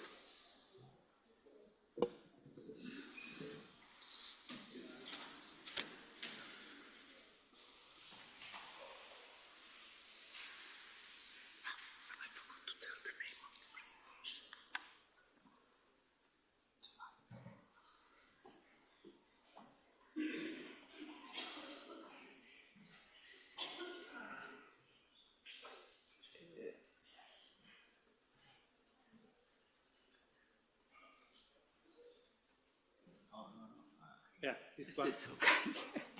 Sorry, it's a different language, so I couldn't recognize which button I should press, so sorry. Thank you for giving me opportunity to be here and to give you a short speech about my subject. My presentation today is entitled Utilization of Byproducts from the Cereal Milling Industry for Dietary Supplement Production. So, on the beginning of this short presentation, I would like just give you some information why with cereal byproducts we have a little bit of problem. Actually, production of cereals around the world is still increasing because the population of people is growing up, still is growing up. So we must to do something with byproducts which are generating from this production. So we can see here that actually globally the grain milling industry products 525 million tons of byproducts annually, and in European Union countries is around 42 million tons per year. So we should think how we can utilize these byproducts. Everyone knows that right now we can produce some food products with some functional properties, but we should also focus more on production of dietary supplements. So from this reason, I would like just show you the table where I just pointed some cereals like a corn, barley, oat, rye, and triticale, and the rest of cereals are pseudo cereals. So you can see that from 2010 till 2022, we observe increase in the cultivation of cereals. So if we will see the last line is a total around 20% in 2022, more than in 2010. So that means that we can observe still increase of cereal byproducts. From this reason, I would like just to show you the picture where is a grain. And as you can see on these pictures, we have, do you have some last, no, okay. Okay, so outlayer part of the grain we can find bran, and brans are byproducts of food production from cereal manufacturers. So inside is the endosperm, and outlier part of endosperm we can find there something like a soluble dietary fiber. And soluble dietary fiber can play important role, especially regarding to fecal bacteria growing. So it's very interesting because we can observe from a medical point of view that people suffering from a lack of this bacteria. On the other side, in the bran, we can find insoluble dietary fiber fraction, what is kind of matrix. This matrix traps some other bioactive substances, water-soluble bioactive substances. From this reason, we can obtain these substances, which you can see here. And, for example, phenolic acids, flavonoids, aventramides, phytoestrogens, tocopherols and tocotrienols, and carotenoids, melatonin, inositol phosphate. These are substances from cereals. There is many substances we can extract and we can prepare in effective way some dietary supplement. From this reason, I wanted just to show you the general characteristic of main cereals like corn, wheat, millet, buckwheat, and others. And you can see some bioactive substances. For example, in the case of corn, we have zeaxanthin, lutein, amino acids, arabinoxylans, cellulose. In wheat, we have arabinoxylans, proteins, iodine. You can see others like a barley, where we can find beta-glucan, zinc, K vitamin, iron, silicon. In the oat grains, we can find beta-glucan, N6 and N3 fatty acids. And why I show you this? Because these substances are responsible for many functions in prevention, especially regarding to people suffering from some affluent diseases, some civilization diseases. From this reason, we must focus on some methods, physical forces, which we can use to obtain, to receive these bioactive substances. So we have we can use ultrasound-assisted extraction, infrared-assisted extractions, pulsed electric field extraction, enzyme-assisted extraction, microwave, pressurized liquids, super critical and super fluid and water extraction. So you can see that we have many physical forces which we can use to obtain these substances. We have also solvents, different solvents, toxic and non-toxic solvents, which we can also use. So ether, chloroform, acetone, methanol are not environmental friendly, but we have also ethanol and water, which we should more focus on these substances. The polarity is different, so we can mix together in different proportion. In this case, we can get extractor, which will be enough good for our extraction. So after extraction of these substances, we will get clear dietary fiber sources. That will be our another byproduct from production of dietary supplements. So dietary fiber can play an important role, and we know that consumption of dietary fiber is still not enough. It's not enough, so we should improve it. It should be 40 grams per daily, but it's something like a 30, 25 grams, so it's not enough. You can see that we have many tools which we can use to obtain dietary supplements with very, very well-balanced substances and with great concentration. So I would like to share also example of my research. So tartar buckwheat, because this is area of research which I'm interested in. So you can see here tartar buckwheat is a medical plant. So you can see here some experiment which we apply on the field because of climate changing. So we prepare well-watered sample and drought stress sample. So I don't want to tell you about differences between well-watered and drought sample. I would like just to pay attention for byproducts from the field, like a leaves, stalk, and byproducts from the production, like a raw buckwheat growth and husk. So, and some results of my previous research. So you can see that we observe a very high content of flavonoids, especially rutin and quercetin in leaves as a byproduct from field.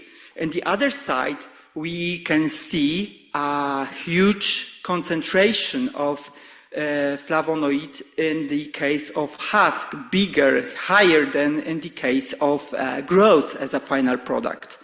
So what is important? Important is also order of thermal and technological processing which we apply for our production.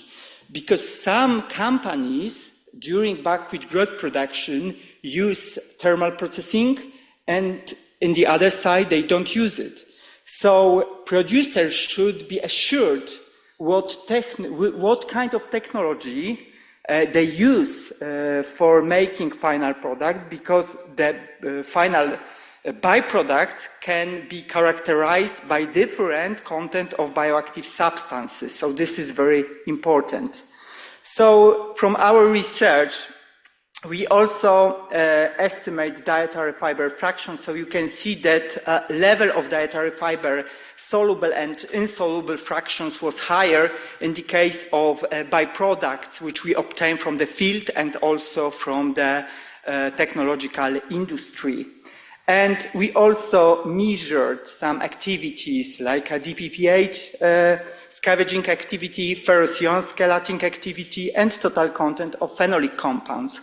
And you can also see here that the content, the activity was higher in the case of byproducts. So I think this is very important for producers because today on the market we have a supplement which we shouldn't recommend. Why? Because they are not very well controlled. So we have to be careful.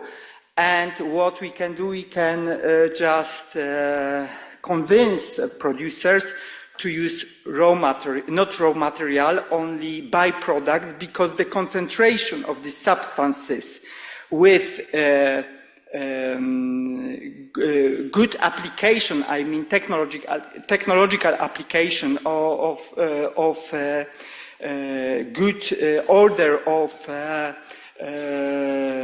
good tools, physical tools, could improve concentration around 50 times more. So finally we can get our supplements with 50 times more concentrated bioactive substances. From this reason, I would like just to show you this conclusion. So 50 times higher concentration of bioactive substances can be in final product, in final dietary supplement.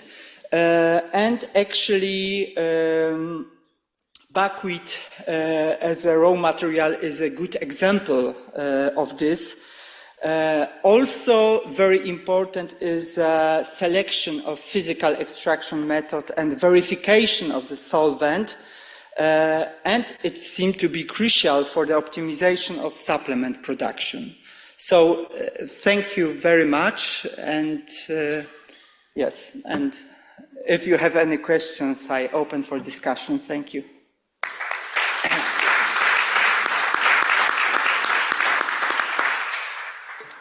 Thank you very much. Any question?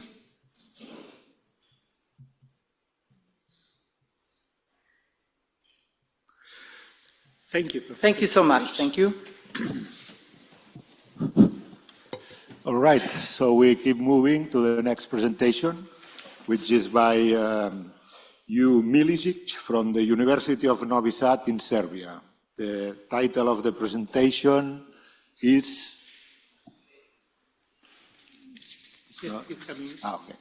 Is the characterization of wastewater generated in Serbian medium-sized wineries. Please.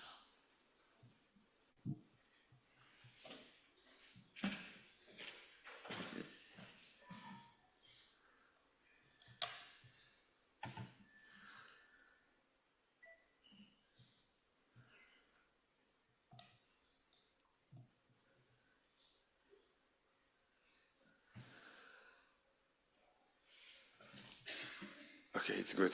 First of all, thank the organizers for such a great event and for the opportunity to be here and to present some part of our results. My name is Uroš Miljić and I come from the University of Novi Sad, Faculty of Technology and Department of Biotechnology. I'm associate professor and my field of expertise is wine technology and technology of alcohol and spirits.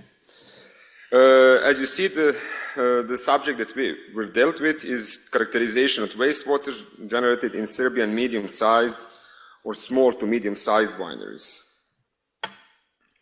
The aim of this work, first of all, we wanted to investigate the composition and the volumes that are generated during production of white, rosé, and red wines, and in different stages of production. So there was in the history, in the past, the data about the general composition, general characteristics, but we never done a study, and as I know, it's not so. It cannot be found also broader, not only in Serbia, about these specific stages of wine production. So we already used wastewaters for the winery as raw material for different type of products, but in this way we wanted to know the exact composition of every fraction.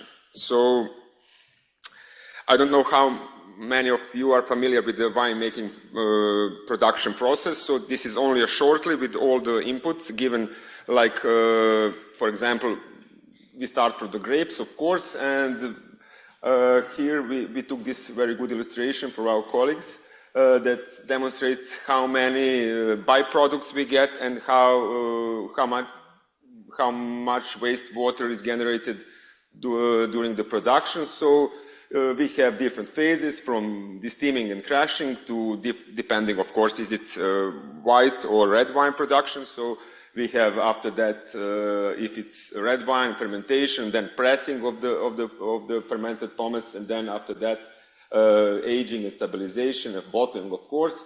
We have different byproducts from grape stalks to grape skin and seeds after the pressing or grape pomace, wine lees after the aging on wine or lees, and in the end, we have wastewater according to the authors here, and this is what is the most tricky part of the wastewater generated according to these authors is, for example, 1,600 liters, so maybe almost 1.5 times than the amount of wine produced.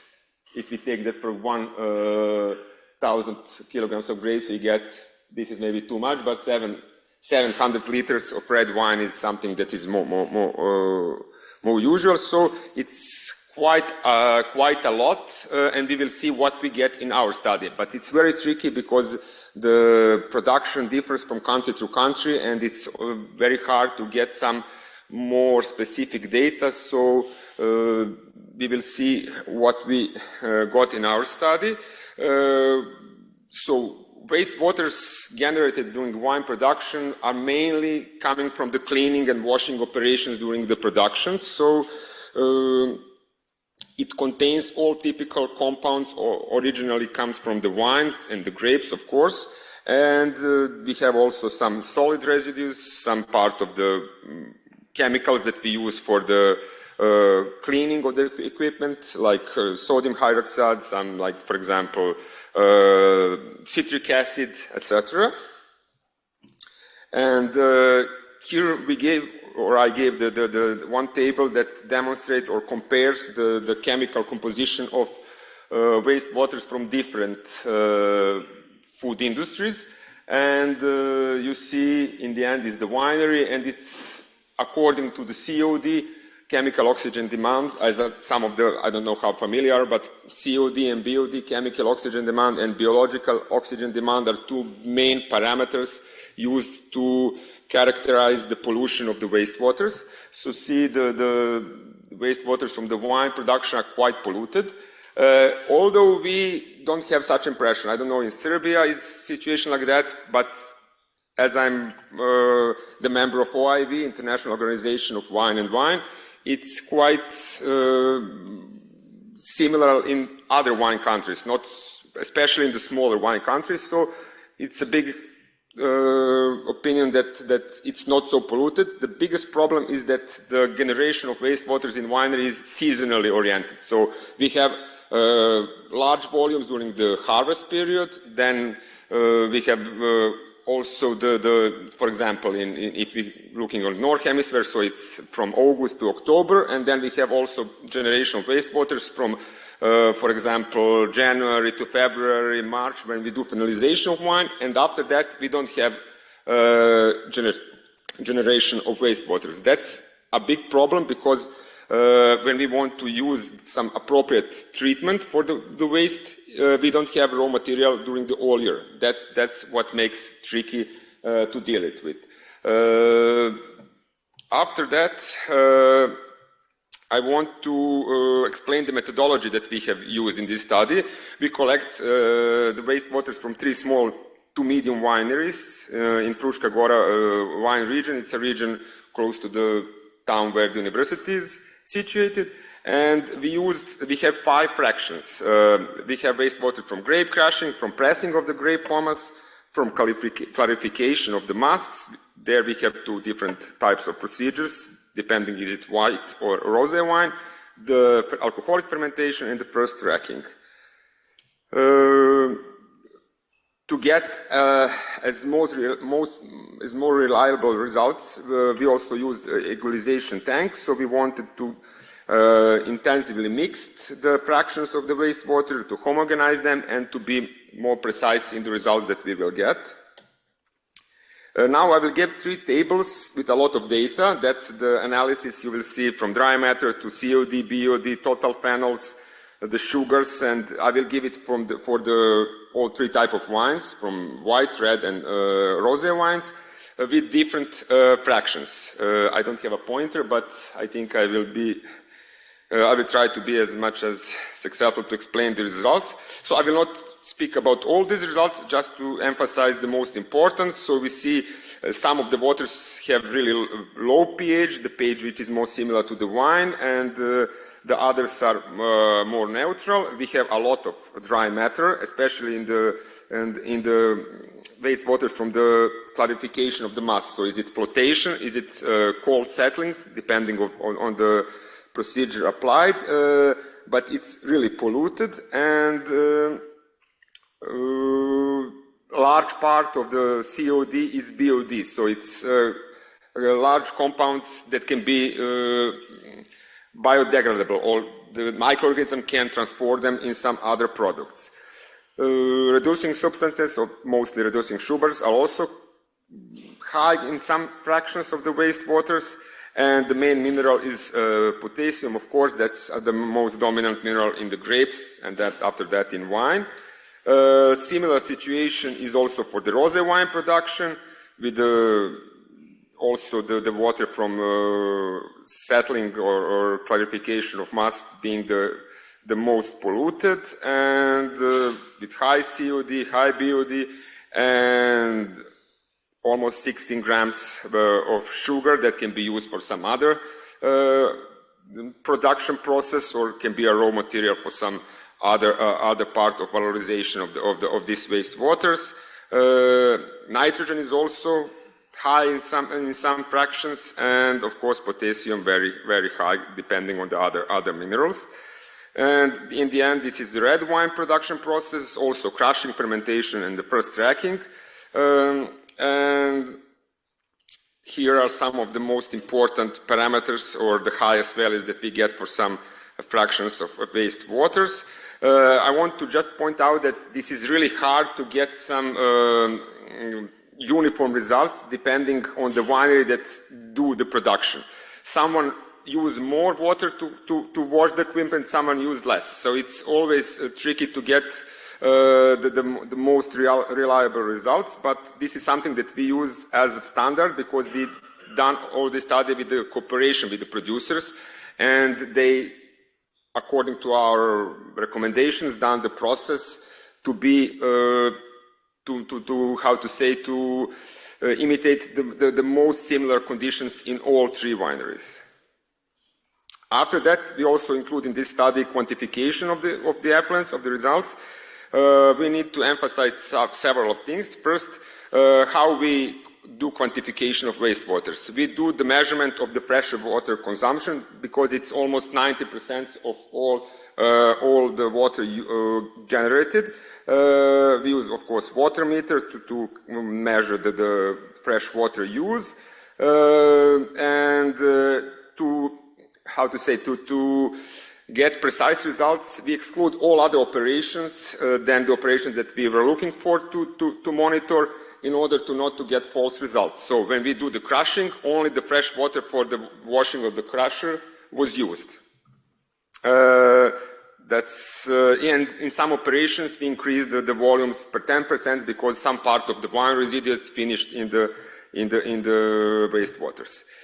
And what is important also, that we took the last consideration that the mostly wastewaters generated during the wine production can be considered that it's amount of fresh water used, because we don't have other inputs than the washing with the fresh water of different equipment surfaces in the wineries, and what we get is, for example, that around 0.6 to almost 1 liters of wastewater are generated per liter of wine produced.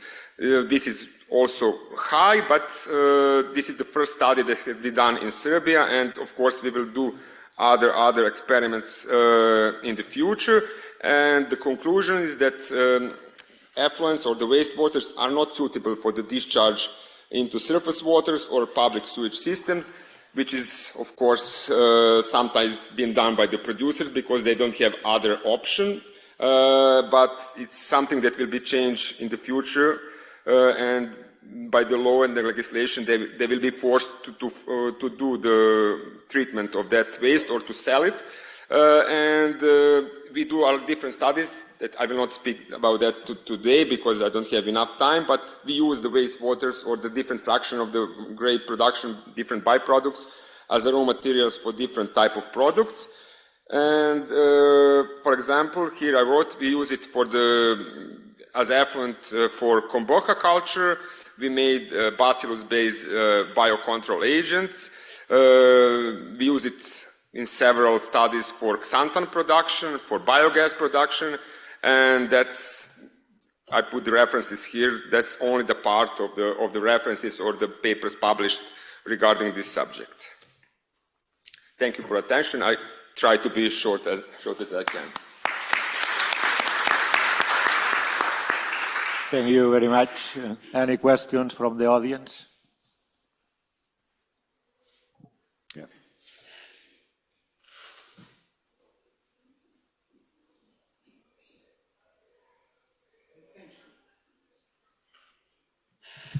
Thank you for a very nice presentation. So my question is about the application. Like, have you ever heard about some commercial application of this water in the industry?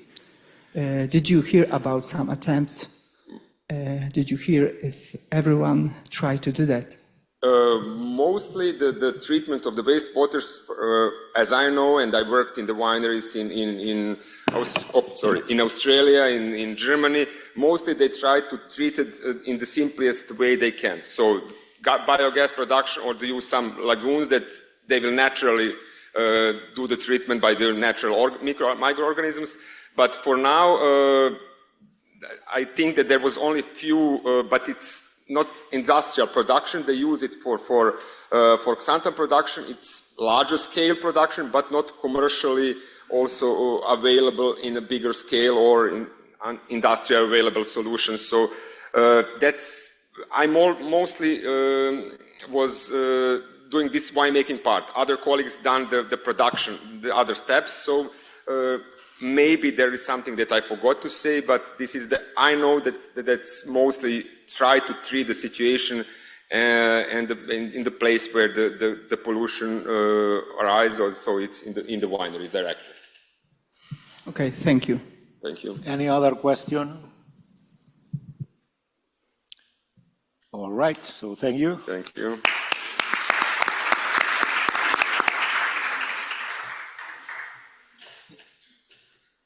So our next speaker is Professor Ben Amara from the University of Carthage in Tunisia, and he'll talk about management of post-harvest fruit wrought by cold storage combined with biological antifungal compounds.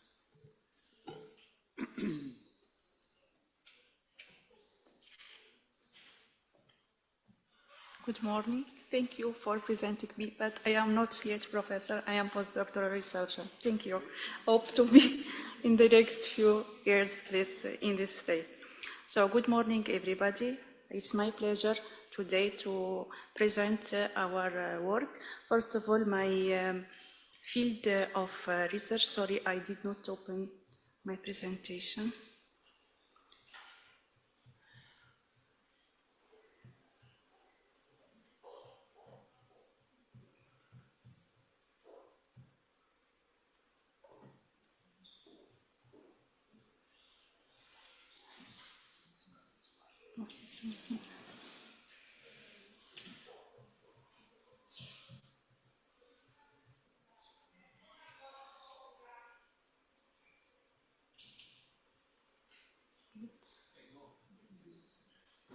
Yes, okay. So my field of research. I think this is the next from. You should go out of here, and then is this one? No, this is mine. It is already on the screen. No, I already. No, but that was this one. Yes. This one. There is two. Yeah, because the other was the next one.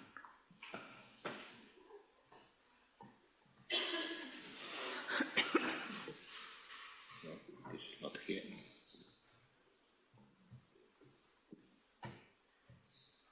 No, it was on it now.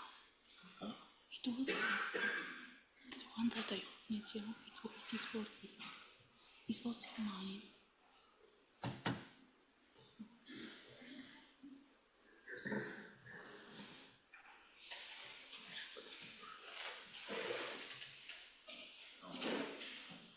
This window was not here. Is this one? Yes.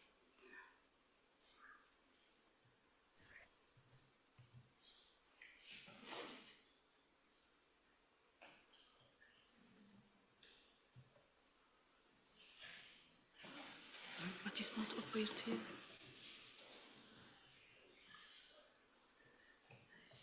No, it is not. It's okay. At least it is there. It is okay now. Yes. Thank you. So I am sorry for this kind of because of the issues. So my field of research is mainly on post-harvest physiology. And during my postdoctoral research, we worked on the management and the prevention of fruit during post-harvest phase. My work today is concentrated on the management of post-harvest fruit rot by cold storage combined with some antifungal compounds.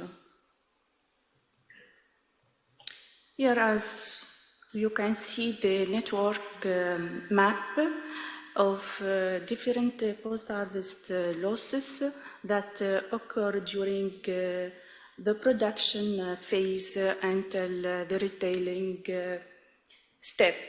The main causes, as we know, all in the post-harvest that could deteriorate fruit quality, including the physiology or the pathology aspects, including rots.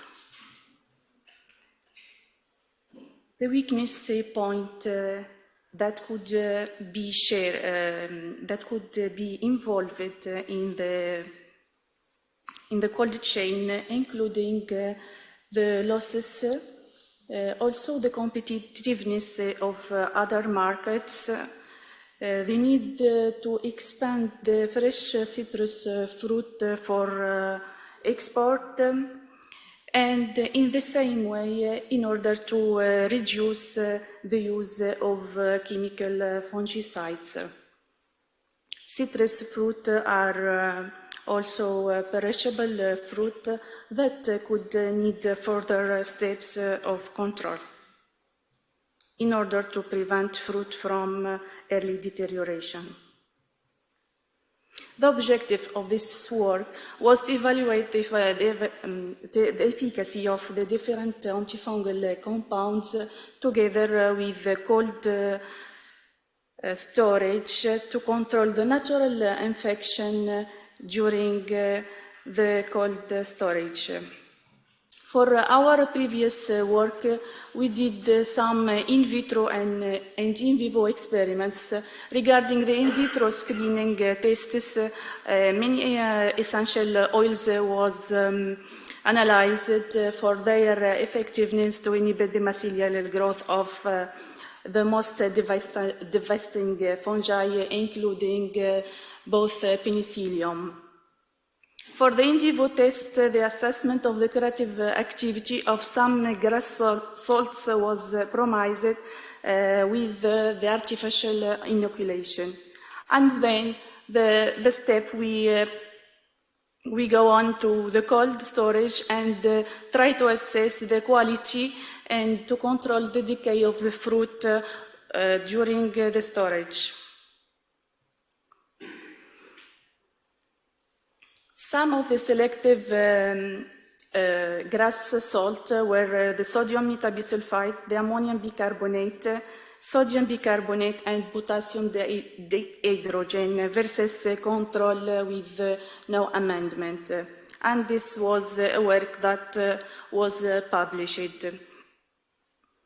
Again, in parallel with the 30 essential oils, some promising ones were from the essential oil of clove and the natural compound with chitosan. The concentration used to dip the fruit were selected according to results obtained previously. So we used the ammonium bicarbonate at 2% and the clove essential oil at 0.2%, chitosan with 1%.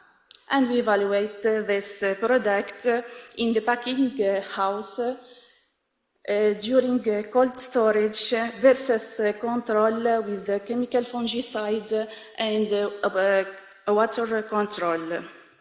So first of all, to proceed with the treatment of the cultivar Maltese fruit, the citrus fruit, the whole storage period was assessed for 30 days at 5 degrees C with 1 week of shelf life at ambient temperature. The evaluation, we calculate a loss index that include the weight loss as percentage, the incidence of decay, and the severity of fungal rot during the storage. Main results obtained here, as you can see, that different treatment significantly affect the loss index determined. And the most promising one for the Maltese fruit was after 42 days post-treatment that essential oil, that chitosan ammonium bicarbonate and no treatment are the most benefit for the Maltese fruit during the shelf. Regarding the physicochemical properties, there was no significant effect or phytotoxicity was seen on the peel of the fruit at the end of the storage. For the cultivar Valencialate, Valencialate is another cultivar that mostly harvested late rather than the cultivar Maltese, and the duration of storage was 58 days at 5 degrees Celsius, and the next 24 days of shelf life at ambient temperature. The same, we evaluate the loss index that include the fungal attack.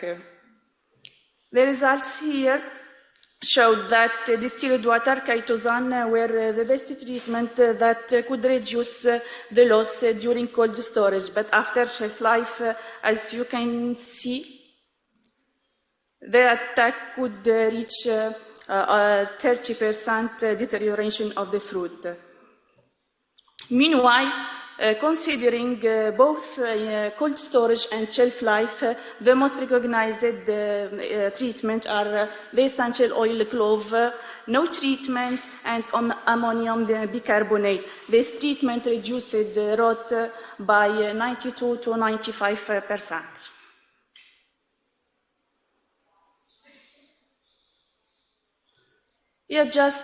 We applied a principal component analysis for both cultivar and for both storage period for cold and shelf life. As we can see, the segregation of the different treatment within also the cultivar were presented. Here you can see that the cultivar Valencialate with different treatment that are the most suitable to control rot, including clove, no treatment, and chitosan were clustered together, including also some treatment with the ammonium bicarbonate and, sorry, I cannot see. and the essential oil clove. For the cultivar, also Valencia Leite at 5 degrees Celsius. In the other side of the graph, we can see here the arrangement of different treatments, including all the treatment applied at ambient temperature without significant difference between them. For the cultivar Maltese, on the axis, on the y-axis, we can see that the cultivar Maltese was best maintained when treated with the chemical fungicide or with the essential oil clove or with no treatment. In order to recap, the storage and the control of decay depending on the fruit, cultivar, and also the temperature of handling. So to summarize, some ecological treatment could be promising tool to control decay during post-harvest stage. For this treatment, the handling should be carefully to start with discarding any fruits that including wounds, sorting prior to the storage, and to limit the infection during the shelf of the fruit. This work is funded by the Ministry of Higher Education and Scientific Research of Tunisia, funded this research in the framework of PRIMA, Stop Med Waste. And thank you for your attention.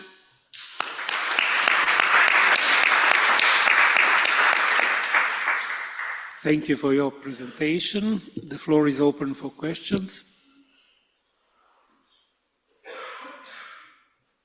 Yes.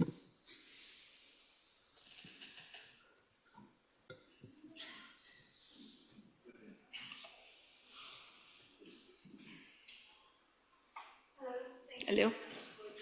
Thank you.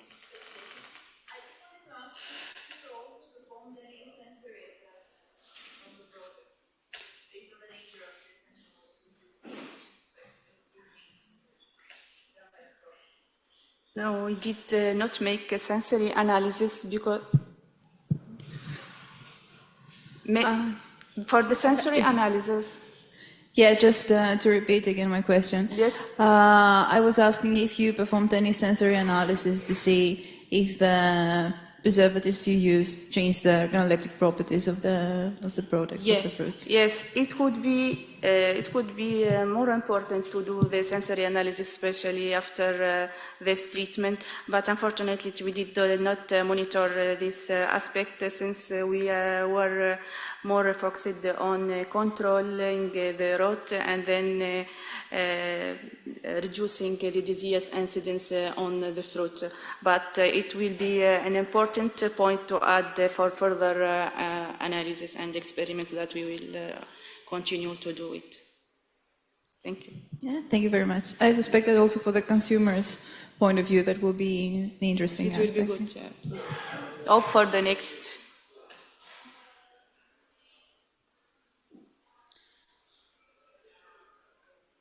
Is there some other question? And thank you very much for your presentation.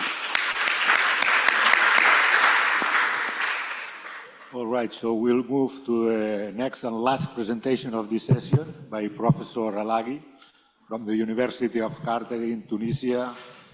He will explain us about the experience of the Tunisian partner in the PRIMA Stop Med Waste project. Please.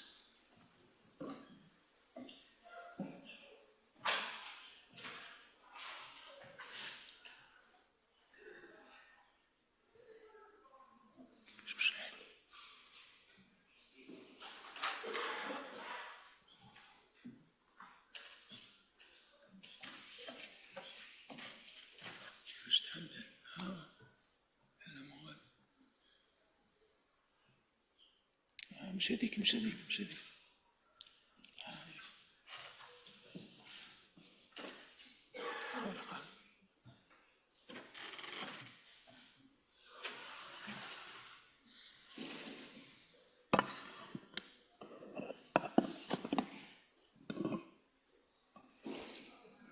Good morning, everyone. I would like to thank the organizer of this Congress, and I will thank the Cost Action for inviting me, in particular Professor Gianfranco. Thank you very much. My presentation is about experience of the Tunisian partner in the FoodWaStop Midwest. Stop Midwest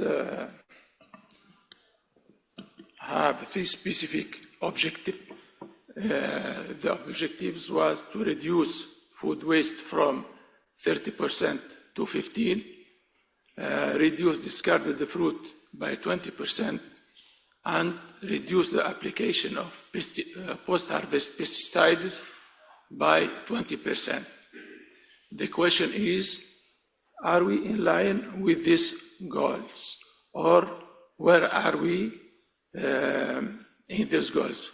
If we have results about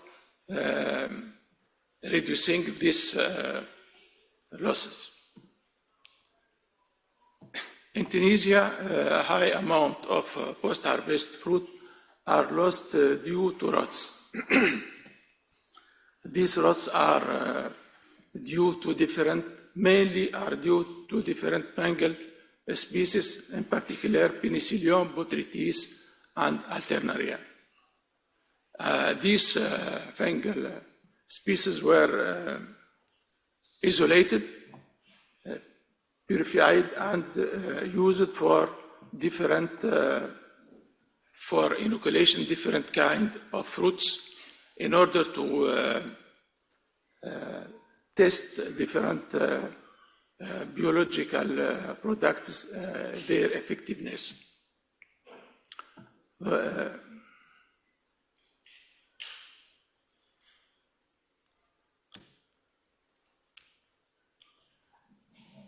An important result that winds are of primary importance for the entrance of these fungal species.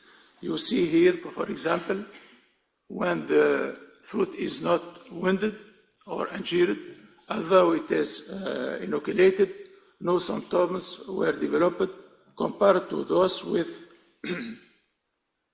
with large or limited wounds. So the wound is of importance for development of rots on post-harvest fruits. To see the control of this fruit decay, now we are looking for biological methods, and first of all, we tested different essential oils.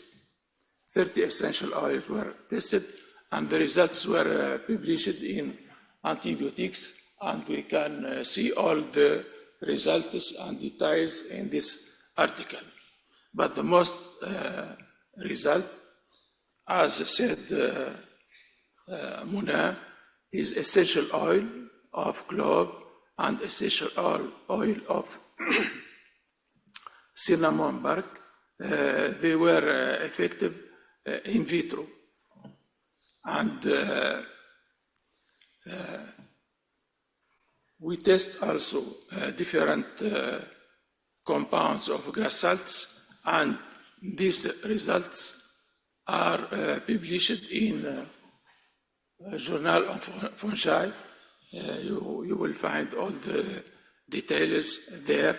The most important result in this work is that sodium metabisulfite was the most effective against these fungal species, but this in vitro. And this grass salt is effective mainly in curative state. When it is used preventively, this product lacks effectiveness. And this product, because it shows this efficacy, we used it on treated. We used it on fruit, apples and oranges. But we see that when the concentration of this grass salt is high, phytotoxicity development on this fruit appeared. So at starting the work, we confused the rot due to the grass salt, the phytotoxicity of the grass salt, or produced by the fungal species inoculated on these fruits. We see that, for example, here in this line, the rot is due to the fungal species. But when we increase the concentration of the grass salt, the increase of this rot is due to phytotoxicity and not to the fungal species, not to the attack of the fungal species. And here we see that apple is less sensitive to this phytotoxic activity of this grass salt compared to the orange fruit, which is here. We test also the mixture of different compounds. For example, we use essential oil mixed with chitosan, etc. But what we see is when we mix this compound, the rot is greater, and we can't gain when we mix this compound compared to the use of these products alone. This result was observed on orange Maltese inoculated with Penicillium digitatum, but also with apples inoculated with Botrytis cinerea. When we mix two compounds, the rot is important compared to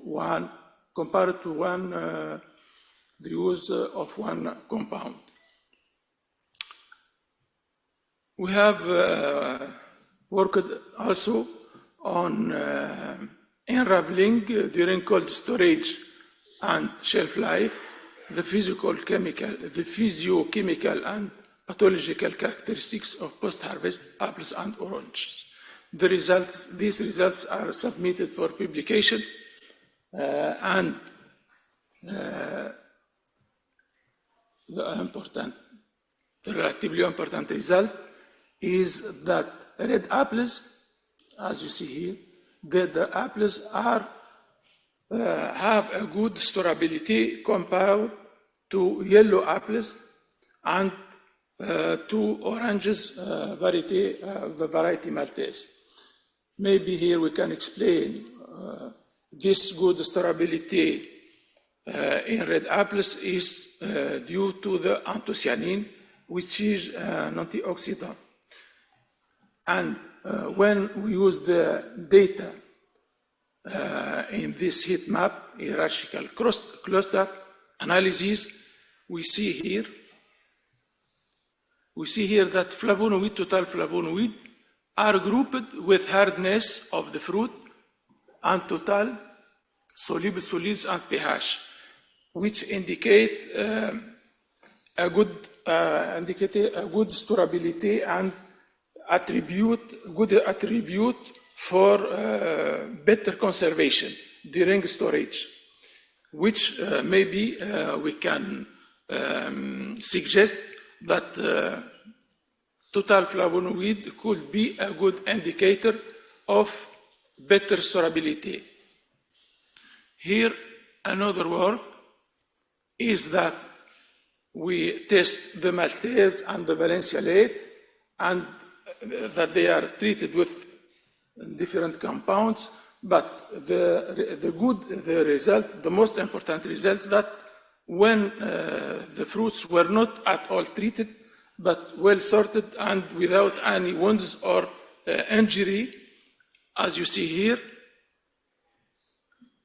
they behave similar to the fruit when they are treated with fluorodeoxynilyl, commercial product Scholar, for Maltese, and for Valencia late, when these fruits were not at all treated, they also behave better than the fruit when they are treated with fluorodeoxynilyl.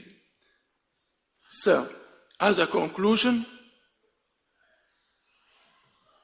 in Tunisia, in the condition of Tunisia post-harvest, in Tunisia, in picking house and in shelf life, the most important fungal species attacking these fruits is Penicillium digitatum,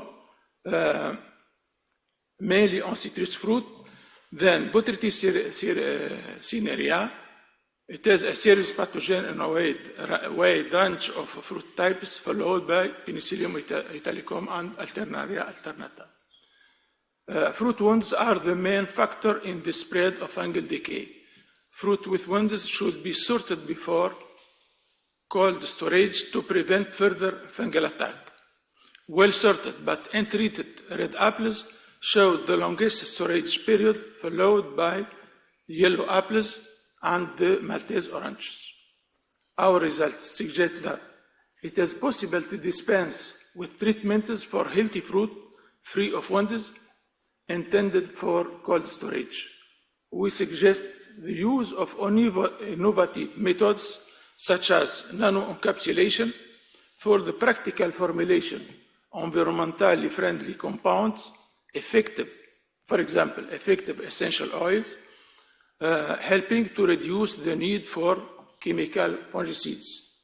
These results could have a positive impact on the reduction of the synthetic pesticides and food losses, which are this reduction is the main objective of our project. Here we have some photo of souvenir during 2 years ago during the meeting at Iraq in Tunisia.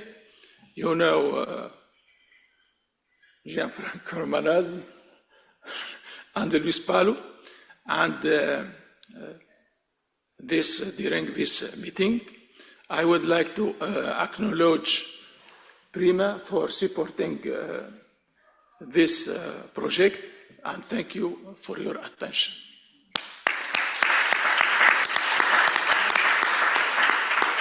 Thank you, Bashir. Any questions from the audience? No questions? All right, so thank you very much. Thank you.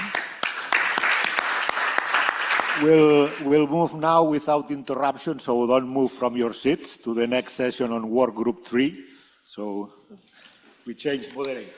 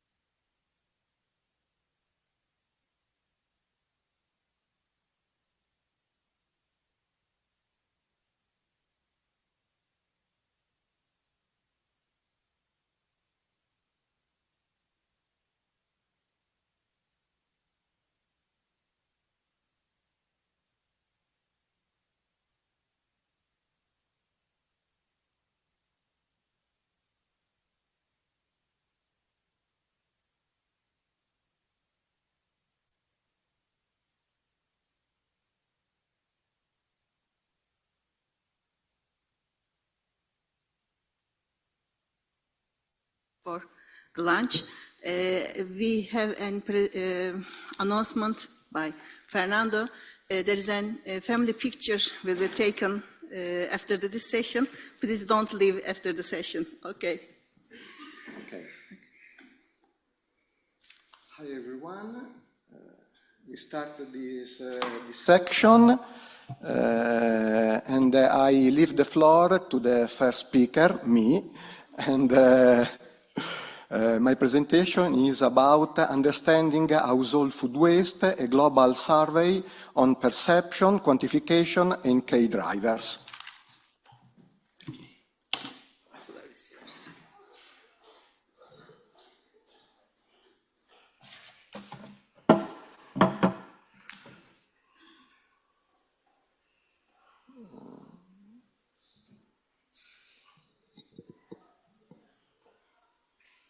Okay. Good morning, everyone. I'm Luca Falasconi. I come from University of Bologna. It's for me a great pleasure to present this work because this work born inside this cost action, born inside the working group 3, the working group about the quantification. The aim of this work is to quantify the household food waste. For this goal, we decided to use a survey.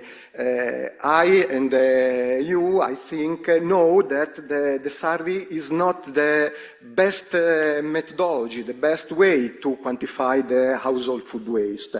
There are other methodology, the diaries or the waste sorting analysis, but these kind of methodology are very, very, very expensive. So we decided in our working group to use this kind of survey.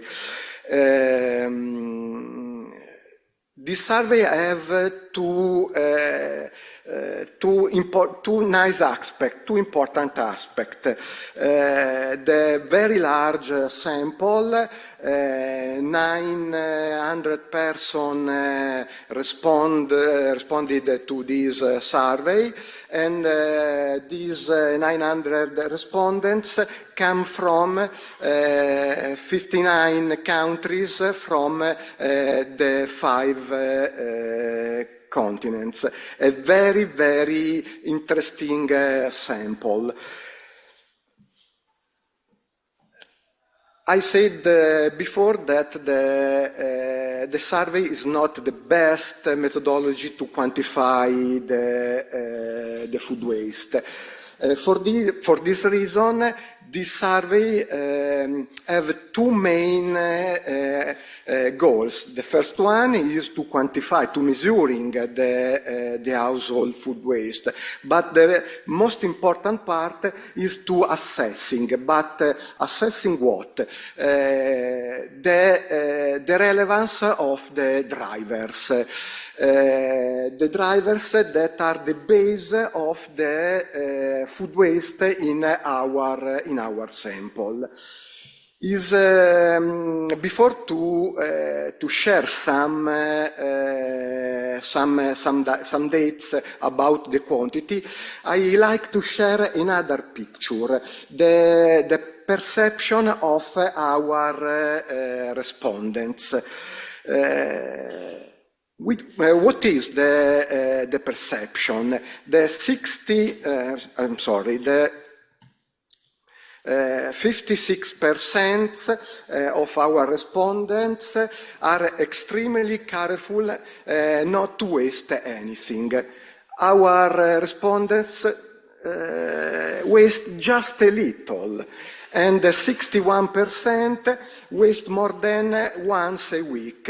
Yes, we waste 1, 2, 3 times per week, but just a little. This is the perception. The real photo of the quantity is another things, and we can see in this picture the waste per capita per week in our sample is 1 kilogram and 320 grams. 42 grams per week of fresh fruit, 40 grams per week of vegetable, 34 grams fresh bread. These are the top 5 food wasted. 1 kilogram and 300 grams of food are more or less the double of the waste in the European house. So it's a great quantity, a big quantity. More or less 6 or 7 medium orange. Every week, throw it away in our garbage. Another interesting picture is the different target that we can find in our sample. The people that have low education in our sample, the younger people under 35, and the family without children waste more than the average of our sample. To the other side, we have the family with children, the person with a high education, and the less younger, over 35, that they waste less than the average. These are two different interesting targets. Okay, which are the reason that our sample throw away food? The reason is the supermarket. The supermarket sold old food. The supermarket storage fruit and vegetable in their fridge for too much time. So when the people bring at home their food, this food lives only a few days, and so I have to throw away some food every day. But that data are just a preliminary analysis, because we closed just for a few days the survey just one week ago, and so we trying to analyze the driver using a new methodology. A new framework. The framework is the motivation, opportunity, ability framework, is the MOA framework. This framework has been recently adapted also to understand household food waste. Okay. In this context, in the context of the household food waste, motivation, I read the definition, can be defined as the intention of an individual to perform certain action. For example, in our case, avoiding household food waste. Ability is referred to the individual capacity to deal with the creation, management, and reduction of food waste, relying on personal knowledge and skills. Opportunity is referred to access resources such as time, technology, and infrastructure that allow an individual to perform the intended action. Okay. In our drivers, what we can say? Motivation is positive related to the food waste. More motivation are more food waste. Ability is negative relation. Negative relation to food waste. More ability, less food waste. Opportunity is a positive relation relationed to the food waste. More opportunity, more food waste.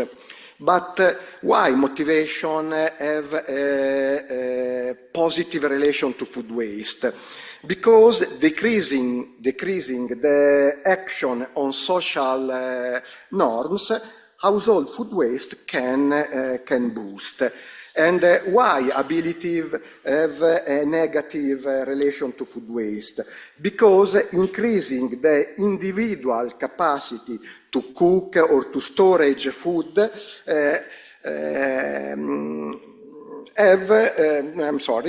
household food waste can decrease. And in the end, opportunity. Why opportunity have a positive relation to food waste?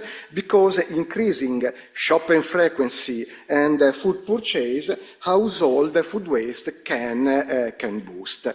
Okay, these are only the main and preliminary results of this survey. In the next week, in the next months, we have to do an hard work to have the clear analysis of this data.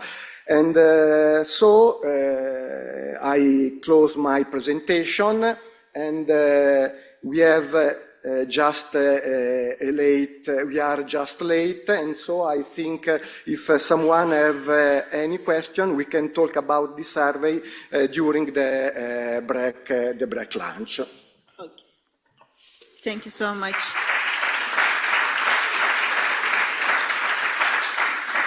Thanks so much, Luca. The last speaker is Kubichka Kova from the Mende University, Czech Republic, and she will talk about food waste in the Czech household, how to change consumer behaviors. Yeah, this floor is yours. So, hello everyone. Thank you also for the invitation. I was involved recently to this project, and I am very happy that I have opportunity to present you here results from our, I can say, unique project focused on food waste in the Czech households, and we were focusing on methods, if it is possible, and how it is possible to change consumer behavior to force them to waste less. We heard the whole morning about food waste, so all of us know that it is a very often discussed phenomenon with significant economical, social, environmental consequences.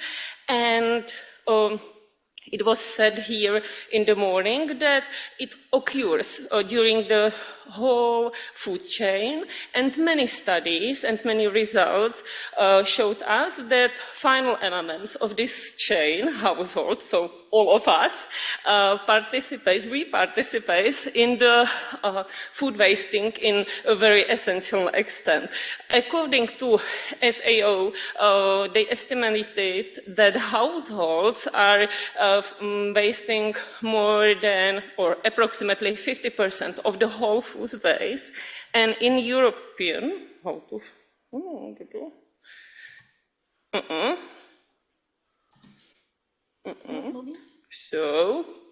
super. And in European countries, it's even more. Yeah? You can see it was Eurostat presented in, I think, through 2022. So you can see that in households, it's more than 1/2 of the whole amount of food wasted in the whole food chain. So also in the Czech Republic, we were interested how much food is actually wasted in the households, but we had problems to find out the proper numbers. Why? Because there was limited availability of the data on food waste generation in households, and we were not sure if there is any database where we can get these numbers. Also, there was a problem with the methodology, because what can be understood as a food waste? Also, some piles from food, rest of eggs, and these issues. Is it involved or not? And also, there was quite difficult when we were able to find out some results to compare the results of this research, because there were existing researches, existing data sources, but with, let's say, different numbers. So we were a little bit confused. So we decided to answer these questions, to find out what amount of food is actually really wasted in households. And we asked for a project, and we were successful. And the aim of the project was not only to find out what real amount of food is wasted in the household, but also to find out if it is possible to influence somehow the behavior of households, and if it is possible, so how big the influence will be. So we obtained money for this project from Technology Agency of the Czech Republic, and this project was for 36 months, so quite a long project, and it gave us possibility to, let's say, to explore it very properly.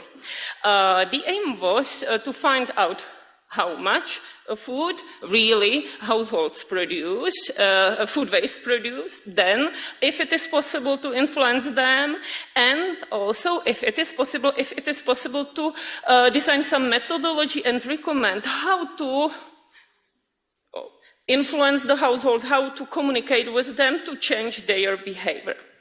The framework of the project was based on controlled experiment focused on behavior changes in households. In the first year, we made a waste compositional analysis of municipal mixed waste, and to avoid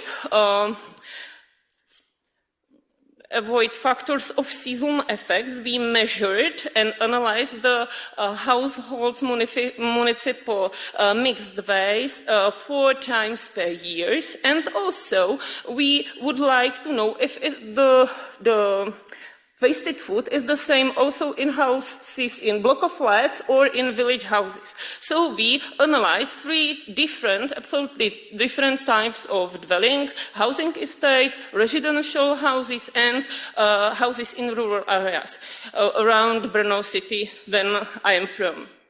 In the second year, we were continuing in this analysis, but we started interventional experiment, and we started to communicate with households, and we had 2 types of strategy, let's say cheaper one,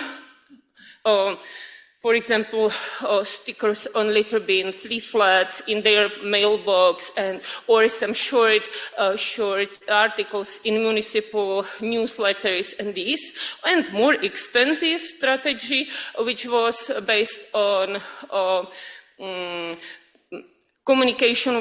direct communication with people. We hold some workshops in schools, and we influence households with, let's say, more text demand, or with different posters and brochures. We delivered to their household brochures how to behave, not to waste. In this second year, we, as I mentioned, we were continuing in measuring and analyzing the food waste, and in the third year, we just stopped the influencing. We stopped the communication strategy, and we were just monitoring and measuring how households behave. So we continue with this analysis. So what was the detail of the first year? As I said, we made analysis of municipal mixed waste, and how we did it. We literally looked into the bins. You can see some pictures. The waste was always taken from 100 households by special car, which does not press the waste, so we were able to analyze it. And by driving 100 households in one car at a time, where everything was mixed, the research was anonymous, and we were not afraid that people would feel uncomfortable that we are looking into the bins. Yeah. So we were analyzing it manually. It was sieved through the seeds and sorted, measured, and weighed. The sample, as I mentioned, was 900 households, so quite a big sample. So what came out from the analysis? The numbers are clear weight without bones, shells, skins, other avoidable waste. So really food what could be eaten but was wasted. And you can see the differences between housing estate, rural area, or this single-family development. The biggest picture gave us families living in housing estate. Why? Because the only possibility where to throw out the food was this bin, because they don't have compost, they don't have some animals to feed the rest. So for us, this number was very important. And as I mentioned, we wanted to avoid a seasonal effect. So that's why we measured 4 times per year. And you can see that it was quite a clever idea, because from other studies we know that food waste is very seasonal. And during the summer and during the autumn, households are wasting more than during the winter and spring. And it's also connected with difficulties of storage of food when it is hot weather, and also with this fact that during summer and autumn we consume more fruits and vegetables, and these issues are most wasted. I don't like average numbers, but when we put all these numbers together, so we know what does, on average, one person throw away in the trash in 1 year, and it's a really big pile of food. In this housing estate, where, as I mentioned, it gave us the biggest or the better example, and there was the biggest amount. So you can have a picture. In 1 year, one person approximately 2.3 kilos meat and eggs, milk and dairy products approximately 3.3 kilos, pastry about 10 kilos, and fruits and vegetables about 14 kilos per person per year. So it's an incredible big amount of food. So we really need some behavioral changes. So how to change our behavior? How to change behavior of the households? So we started campaign against food waste in the second year to know how to focus on the households. In the first year, we had to conduct many surveys and ask households what are the main drivers, main factors. As Luca told in the previous paper. So, knowing that, we started campaign. We have 3 pillars of communication. It was smart shopping, proper storage, and cooking without leftovers. There are some examples of posters, for example, a photo from school workshop, because we wanted to focus on the whole household, not only for adults, but also to children. And what were the results? You can see that there was significant decreasing of food waste. The problem was that in this period, when we measured, there was a COVID lockdown. You can see this autumn in this orange number, orange color.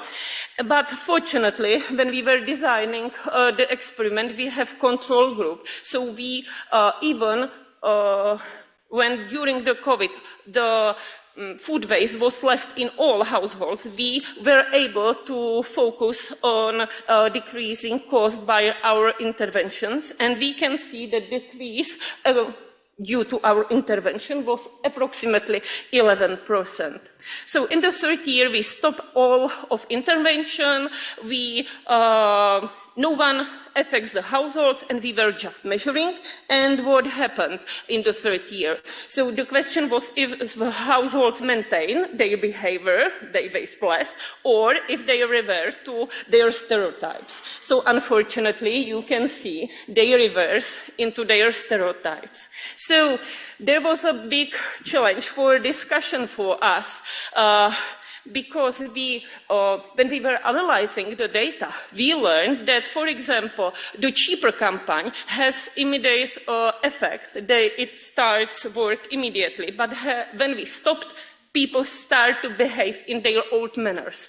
But the most expensive campaigns, these brochures, workshops, working with children in schools, had a slower onset effect, but the effect lasted longer, even there was no more intervention. So it is a question how to influence the households to, let's say, change their behavior continuously. And that's enough because I know that I'm last speaker before lunch, so I must be quick. So thank you for attention, and there is a contact for me, and I hope we can cooperate with some colleagues.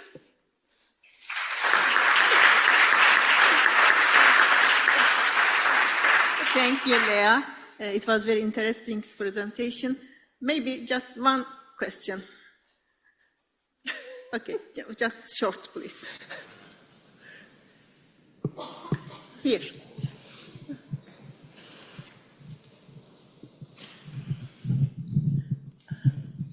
Thank you. Well, congratulations for your very interesting studies. My question is going to Luca Frasconi. You said that families with children waste less. As a father of 2 kids, for me it surprised a lot, so I don't know if you have some reason for that. And the other question is related to the link between motivation and food waste. I don't know if you have considered, because it's a survey, if also it's because they are more aware about the real data, the real information about food waste, or is a direct link between food waste and motivational reasons. Thank you. Okay. The second question take too much time, so we can speak about during the lunch break.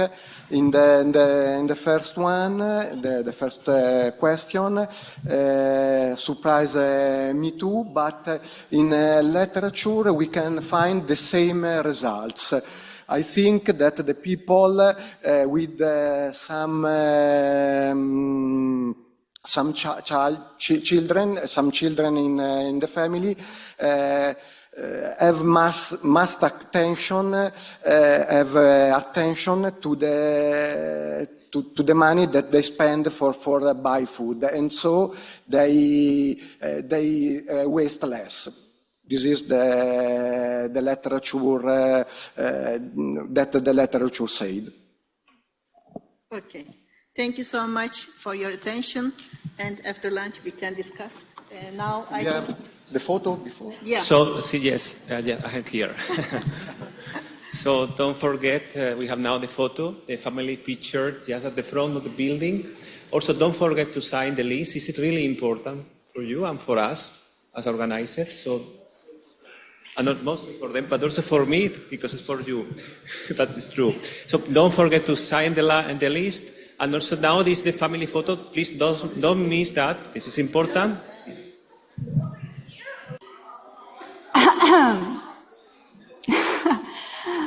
Okay, I think we should start because we are already late, and we have a lot of speakers for the working group 4 that are happy and waiting for their moment to present their work. It was very hard to come back here, I know, because it's sunny outside and after the lunch and all this, but we will have a beautiful excursion and we need to be tight with the time for this reason. So I invite all the speakers to keep the time. We have 15 minutes dedicated for every presentation, and there will be time maybe for 1 or 2 questions if the speakers are keeping the time. Otherwise, we will use all the rest of the social moment that we will have during today and tomorrow to deep into the topics.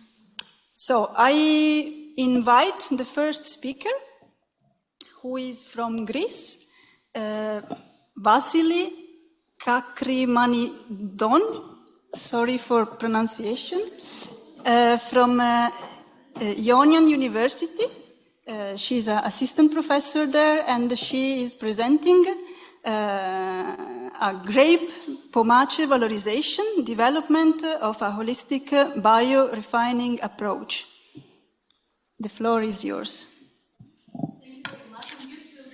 getting my name all the times wrong spelled, but no worries, I'm so used to it, you know. As a matter of fact, my boss in UK for 3 years never pronounced my last name, so I forgive everything. So back to my presentation. So first of all, thank you very much for having me here and giving me the opportunity to present some part of our work. So my name is Vasiliki Chrimanidou. The short is Vaso. So I am an assistant professor. My field is on biorefinery development and sustainable food products.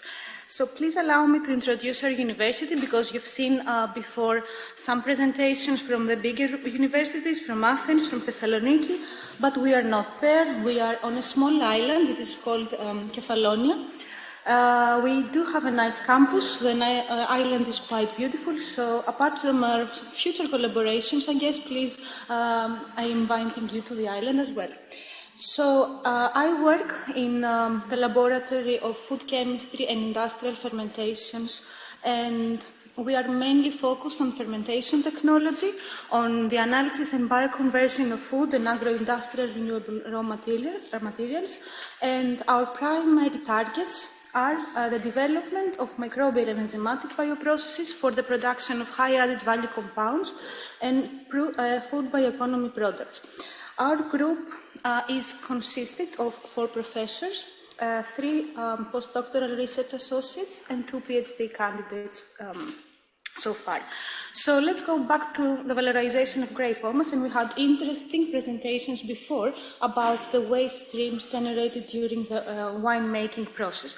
So grape pomace is the main byproduct of the winemaking process, and our previous presenter from Serbia, I think, gave interesting information about the quantities. So it is 20 or 30% of the total grape mass, and for each 1 ton of processed grapes, we have approximately 130 kilos of grape pomace.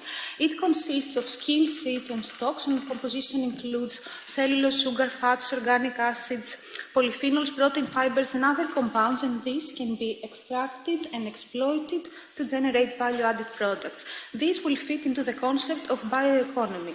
And in the initial sessions, Franco was referring to the farm-to-fork strategies and sustainable development goals. So these do promote the preservation of biodiversity as well, and the target is to increase the sustainability of food systems and preserve the resilience of our food systems. So from our side, our research is directed, let's say, in 2 sides. Two-side direction. How can we preserve and exploit the microbial biodiversity to generate value-added products? And the other side is how we can utilize agro-industrial waste and byproducts in these regions.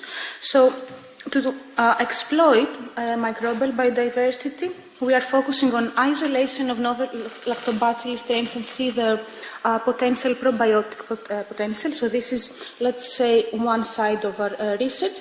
The other one that I'm going to focus a little bit more is the isolation of indigenous medicinal mushrooms. So these are the ways to, let's say, exploit microbial and indigenous biodiversity. On the other hand, on how we can utilize this agro-industrial waste, I'm going to describe and talk about the valorization of grape pomace in the development of biorefinery processes.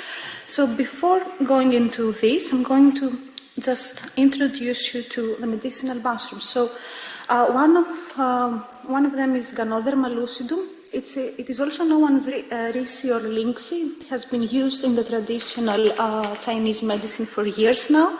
It's a large dark mushroom with a glossy surface and woody texture. And actually, the global market size is constantly increasing, and it is expected to increase up to 2030. It is available in many forms, in different end products, so we can see the different end products that we can generate. So it can be in the form of capsules consumed in food, in supplement, and it is also used in the cosmetic industry. Another one, it is called Trametes versicolor. It is also known as turkey tail mushroom. I'm not sure if you can see it on the picture, on the purple circles. This is actually from the points that we collected the mushrooms ourselves. Similarly, the global market size is constantly increasing. And why this is interesting? Because the rising demand is due to their potential to be included in dietary supplements, but also in cosmetics. So we see this trend of changing our dietary behavior and moving towards functional foods.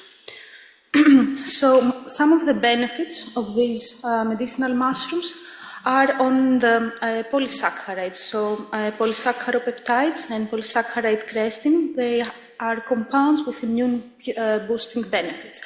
So these medicinal mushrooms have many health benefits and many pharmaceutical properties like antioxidant, anti-cancer, anti-diabetic, anti-inflammatory effects. And these are mainly attributed to the polysaccharides, which can be intracellular, so they are in the mycelium, or they can be extracellular. These polysaccharides, the properties are strain dependent and they are strongly affected by the cultivation conditions. So what we do, we're trying to check and evaluate the cultivation conditions to maximize and optimize the polysaccharides produced. As a matter of fact, the interest is quite big because we can see that the demand for these medicinal mushrooms is constantly growing. So what we are doing, instead of doing the conventional methods, we are trying to focus on the controlled submerged fermentation of these two strains to evaluate their potential. So in this aspect also we are using agro-industrial waste and byproducts as substrates to substitute the conventional compounds used in their fermentation processes. The upper target would be the development of functional compounds for the food industry. So what I'm going to present was part of a project in which we focused on fungi collection in specific places in Kefalonia Island. We then did their isolation, we studied the pure cultures, and then we did perform control fermentation on agro-industrial waste and the production of bioactive compounds. So now I'm going to, let's say, merge these two topics and see how we can valorize grape pomace in the concept of cultivating medicinal mushroom, but what else can we do? So far what we're doing is we're using the grape pomace in an aqueous extraction method to generate free sugars. So these free sugars are used as substrate for submerged fermentation. We used these two strains, Trametes versicolor and Ganoderma lucidum, to optimize, let's say, and study the bioprocess. We checked the effect of agitation and illicit or addition on mycelium mass and the production of polysaccharides, both intracellular and extracellular. In these polysaccharides, we also did preliminary analysis on their bioactive properties. We mainly focused on the antioxidant activity and also their protein and polysaccharide content. So these are in crude form, and we are trying to further purify them for potential applications. So as you can see, we use grape pomace, we extract the free sugars, and these are the nutrient medium for submerged fermentation. Therefore, we also have some remaining solids, and we wanted to see what could be the further valorization strategies for these solids. And that led to an STSM project with the University of Cordoba and the people here. So we tried to extract cellulose and transform it to nanocellulose. We both evaluated the initial grape pomace and we evaluated the grape pomace solids that remain after the extraction. And we got some quite nice results as we included them in edible films. And we also are working now on how to valorize these solids as substrate in solid state fermentation for lacase production. Lacase production can be used for various applications as a crude enzyme. Also, what we are currently working is to study the heating extraction from mycelium mass and convert it further to ketone. So we're going to generate added extra additional products. So we can see if we can get this heating and then generate ketone And also we're working on the purification and the characterization of these polysaccharides and see their further potential and their end applications. So at this point, I would like to acknowledge our group in the Ionian University, and I would also like to thank the research team in the University of Cordoba that accommodated them in their lab. So thank you very much for your attention. I kept it short so that we carry on.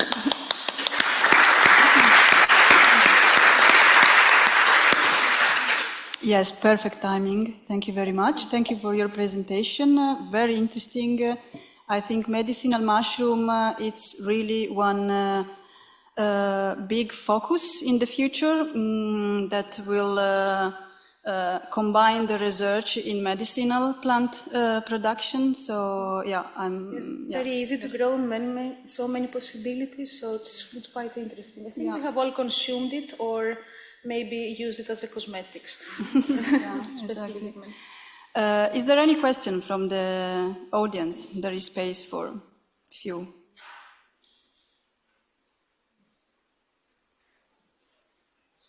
No, seems no. Well, I have one question actually about the economic feasibility of this kind of products, because the market is mainly in the hands of Asians so far, and the price need to be probably comparable with the... Exactly, yes, this is something to be further analyzed. The concept is to have multiple end products and then perform a techno-economic analysis to see what is the potential.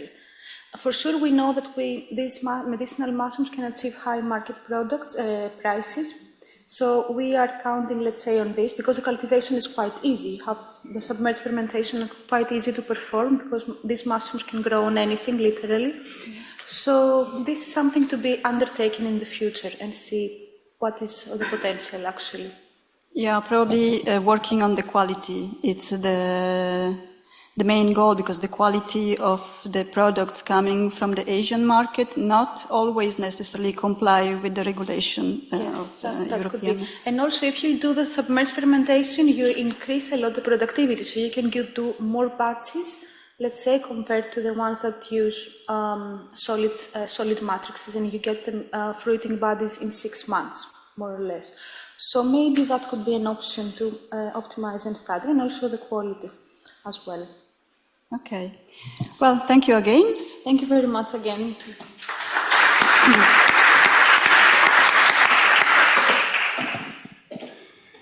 Great. So if we could please have our next speaker, who is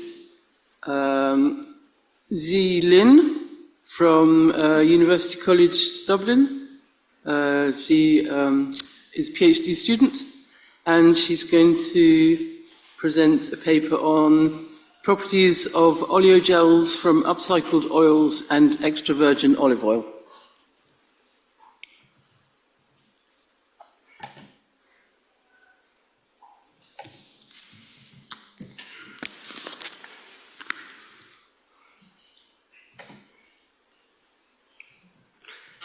Okay, hello everyone, I'm Zhi from University College Dublin. Today I'm glad to present my work, Properties of Oleogels from Upcycled Oils, as sustainable alternatives for food applications. And every year there are around 1.3 billion tons of food go to waste globally, and this creates really great environmental and economic challenge for our agri-food sector. And among them, around 45% are fruit and vegetables. So, upcycled oils are obtained from food industry byproducts, unlike seeds and grains, which otherwise would go to waste. So these oils represent an innovative way to reduce waste while adding value. They are not just sustainable, they are healthier, offer low saturated fat, and they are rich in antioxidants and essential fatty acids. Thus, this research aimed to explore how upcycled oils can be transformed into functional oleogels. And what are oleogels? oleogels are structured oils that mimic the properties of solid fats. They are created by mixing liquid oil with an oleogelator like wax to form a gel-like structure. And oleogels are emerging as an innovative solution in food formulation. They're served as healthier solid fat alternatives by significantly reducing saturated fat content, while they still remaining essential functionalities like texture and stabilities in food. Beyond this, oleogel has the potential for encapsulating the bioactive compounds, such as vitamins, antioxidants, and offering protection and controlled release in our human body. So the objective of this research is to investigate the formulation and properties of oleogels using upcycled oils to enhance sustainability, reduce food waste, and develop healthier fat alternatives for function food applications. And in this study, we used 3 upcycled oils which found in the market: the pumpkin seed oil, rice bran oil, and grapeseed oil. And to compare, we use extra virgin olive oil, widely used conventional oil on the market. And to create oleogel, the Cordoba wax at 3 different concentrations was used, and we can study different wax levels on oleogel performance. And then the oleogel's properties was measured, like their rheology properties, thermal behavior, physical properties, textural and oxidation properties. So in the result, for their fatty acid content of different oils, the olive oil has the most monounsaturated fatty acid content, which is around 71%, and the grapeseed oil has the most polyunsaturated fatty acid, which is 57%, followed by pumpkin seed oil, which is 52%. And the grapeseed oil had the total highest unsaturated fatty acid. And for their physical properties, their color, solid fat content, and oil bonding capacity are varied by oil type and wax concentrations. You can see the different oleogel have different colors here. And the grapeseed oleogel contains the lowest solid fat content. Also, with the increase of the wax concentration, their oil bonding capacity raised up, and the upcycled oils can achieve similar or even higher oil bonding capacity than the virgin olive oil. And for their rheology properties, with the wax concentration increasing, their gel strengths are increasing as well. And the grapeseed oleogel show the highest storage modulus and the strongest gel network. And all the oleogels except solid-like behavior. And their melting transition were constant across all the oleogels, which happened after 70 degrees. And for their thermal properties, the weighting loads of them happens mostly around 392 degrees to 412 degrees. And all oleogels had the melting point around 77, while the wax had the melting point at 86. And there is a minimal impact from different oil type and different wax concentrations in their thermal stability. And for their oxidation, the pumpkin seed oil had the lowest oxidation among the 21 days, and the oleogel made by upcycled oils has less oxidized or similar than the virgin olive oil. And with the concentration of wax increase, their oxidation has some slightly reduction. So in conclusion, the wax concentration and oil type significantly influence physical and rheology properties of the oleogels, while the thermal properties remain constant. And the grapeseed oil demonstrates super rheological and thermal performance of all the oleogels. And the upcycled oils demonstrate promotion potential for oleogel formulation, providing a sustainable solution to reduce food waste and create eco-friendly fat substitute for food products. And our future work is to investigate the use of olive gels in meat products as a fat alternative and conduct sensory evaluation and assess consumer acceptance, and then explore the functional properties of olive gel in different food systems to ensure they meet both technical and consumer needs. So thank you for your attention.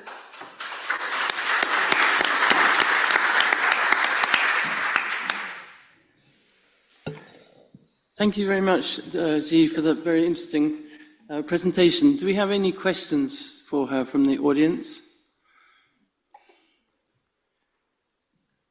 Surely, yes.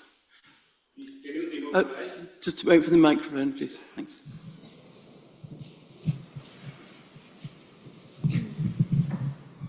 Interesting talk, thank you. Can you immobilize some lipophilic biological compounds to your oil gels? Sorry? Can you immobilize some lipophilic biologically active compounds into your oil gels to improve some good properties of these materials? Properties of olive gel? Yeah. If you can immobilize something into your oil gels. Yes, like some vitamin or like I use the green tea extract into the olive gel because it is easy to be broke in human body when we digestion, so we can use olive gel to encapsulate it. Thank you. Thank you. Any more questions? I have one addition to the question that we just listened. Are you planning to immobilize some essential oil, by example, just to provide some antioxidant activity, especially in the future experiment where you want to add in the meat? Yeah, essential oil will be good, but the problem is if it's like a food grade. Lots of essential oils are not food grade, so I'm trying to find some food grade products. Okay, yeah, that's a good point. Thank you. Thank you. Okay, then we can move to the next speaker.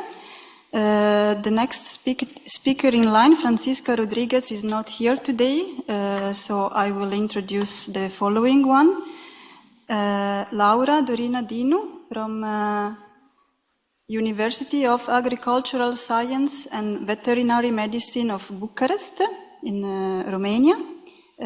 She's a lecturer there, and she will present her work with the title Valorization of the Viticulture Waste to Obtain Polyphenol-Rich Extracts that Modulate Good Cardiovascular Dysbiosis.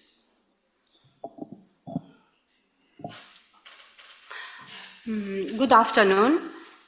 I'm Laura Dorina Dinu at the Faculty of Biotechnologies in Bucharest, Romania, where I teach applied microbiology, medical microbiology, and different kind of molecular methods used in food safety or traceability. So my background is in microbiology that actually lead me to the microbiota study. For those who doesn't know exactly what means good microbiota, I would like to define as one of my students did. So there are little nice guys inside our body. I really love that he got the main idea. So that's good. So today I'm gonna present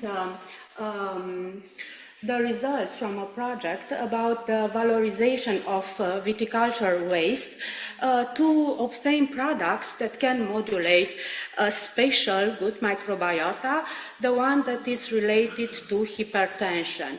And probably you know the cardiovascular disease are the #1 enemy in the European Union. So, okay. During the grape growing and wine making, it can be released lots of byproducts and waste.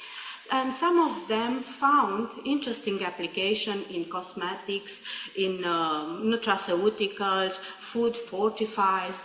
But the least valorized waste is the grape wine canes, as you see in the pictures. Mostly they are composted or just burn it. That's a shame, in my opinion. That's the reason I started the project, because this waste has huge amounts of bioactive molecules, especially polyphenols. And you know polyphenols, probably you take supplements. Polyphenols are really good for our small guys, little guys. So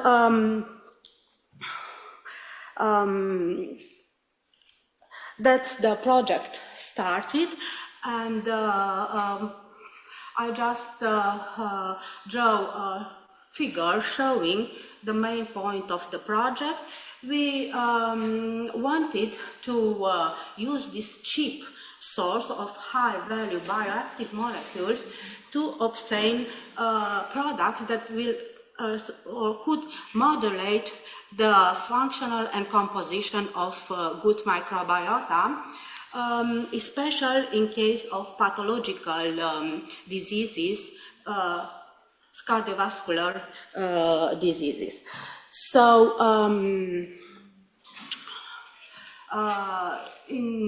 we start, of course, collecting samples and prepare extracts, and then explore their potential to modulate composition first, composition of the microbiota, and the total microbial load, the main phyla, Firmicutes and Bacteroidetes, and especially the presence of a beneficial bacteria, Lactobacillus.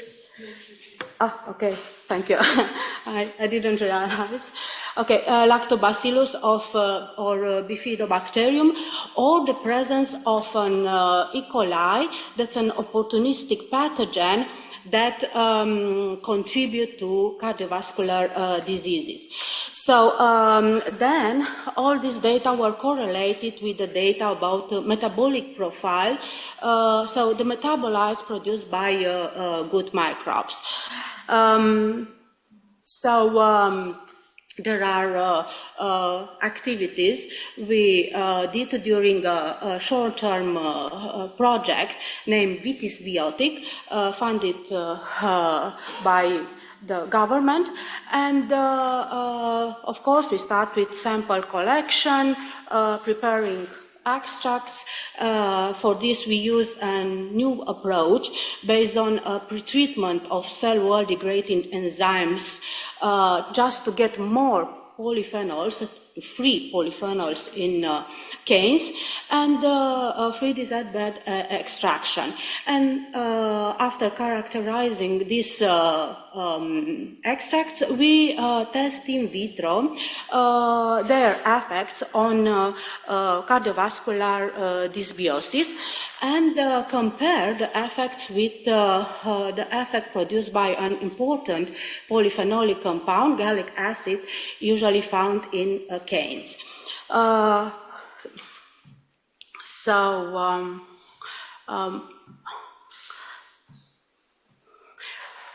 First, we collect samples. They were from red, pink, and wine grape variety. All of them were obtained during the spring, because in the spring, canes are richer in polyphenolic acids. Probably you know that these polyphenol compounds are produced by plants after abiotic stress. So we collect these canes in last year and 2 years ago from a region, Pietroasa area, in the middle of Romania. Samples were dry, were then milled to obtain smaller pieces, and then we treated them with enzymes and did the extraction. Some of the data were presented last year in Ancona, so I'm coming with new data. about the phytochemical analysis of these extracts and the results we obtain it on good microbiota. So what was important, and I think it's important if you want to scale up the process, we noticed that different canes obtained from different grape varieties have almost the same total phenolic content and antioxidant activity. And also, there are results from we noticed that results from 2023 were almost the same with the results from 2024. So that's good if you want to scale up the process. Then we analyzed the extracts, and from these extracts we noticed that extract obtained from white grape, Feteasca alba. It's a national, it's a Romanian variety, has a higher content of gallotannins, and also it had the best total phenolic content and antioxidant activity. So you can see here some main phenolic compounds in this extract. Next step was to do the in vitro gastrointestinal simulation. For this, we are using a technology created in our lab by Professor Emanuel, one of my colleagues. The name is GIS technology. And briefly, first step is to, we have a collection of microbiota. It's coming from normal microbiota and pathological, we say, dysbiosis, such as the cardiovascular, type 2 obesity, type 2 diabetes, obesity, and other type of dysbiosis. And this microbiota, it has to be reconstructed first for almost 10 days. Then we are doing in vitro simulation. So actually it's, we simulate the good environment. It can be simulated together, gastro simulation, then small intestine simulation, and then large intestine with different parts, colon, ascendant, transverse, descendant, depends what you want to do. In my case, we were working only with simulation in colon, so in large intestine. And of course, at the beginning, we have to check, and we did this, to check that the dysbiosis have all the characteristics for hypertension dysbiosis. So that's actually the cardiovascular dysbiosis fingerprints. All our data were compared with control and negative and positive control, and with data we obtained it after the gallic acid treatment. And we, for this experiment, we choose 3 types of extract from Pinot Noir, red grape variety, Buseacă de Bohotin, it's again national, yes, and white variety, Feteasca alba. And after that, microbiological and real-time PCR analysis were performed. So here are first data. We noticed that after treatments with these extracts, all the total microbial load, I mean aerobic and anaerobic counts increase, and in case of FA extract, so the extract from white variety, the increase was up to 2 log. That's good because usually dysbiosis, cardiovascular dysbiosis, is characterized by a lower amount of microbes and lower diversity than normal. So that was good news for us. Then we check the Firmicutes bacteroidetes ratio.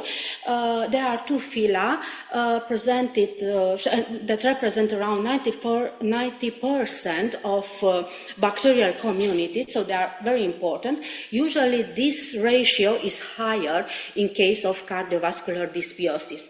Well, we couldn't see a decrease in this ratio. This was a quantitative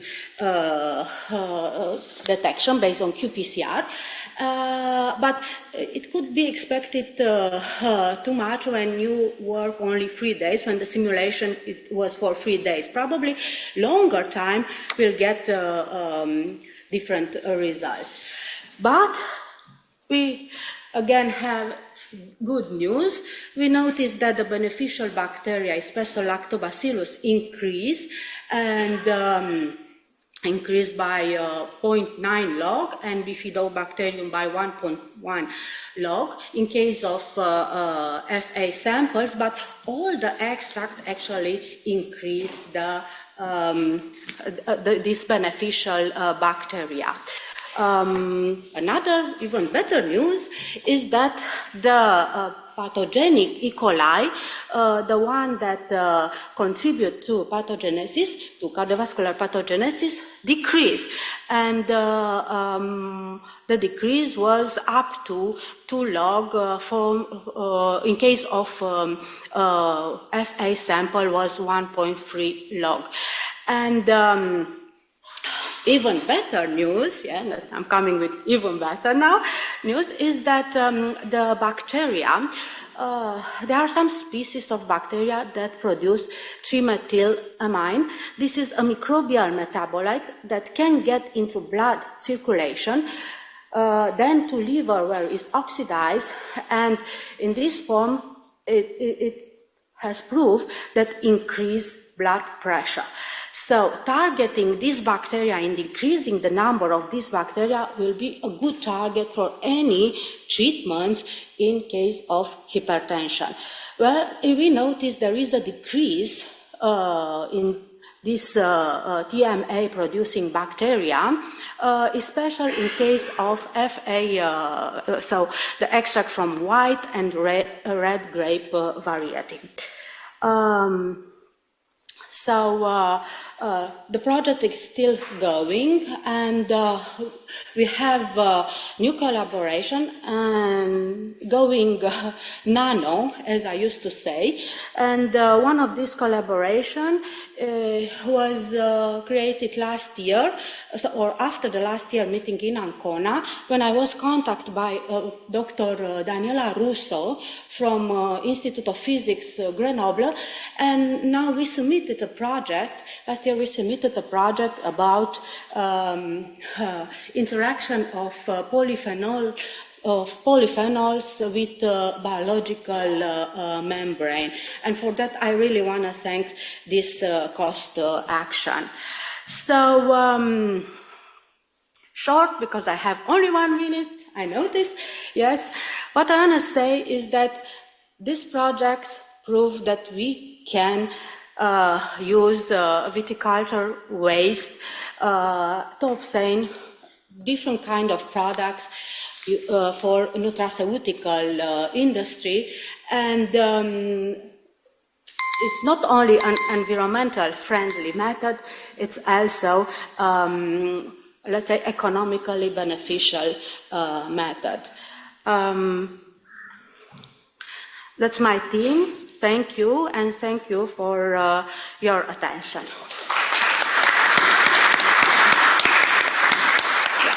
And you have any question, please let me know, even if it's about Dracula Castle. Yes, that's in Romania, don't worry, I know.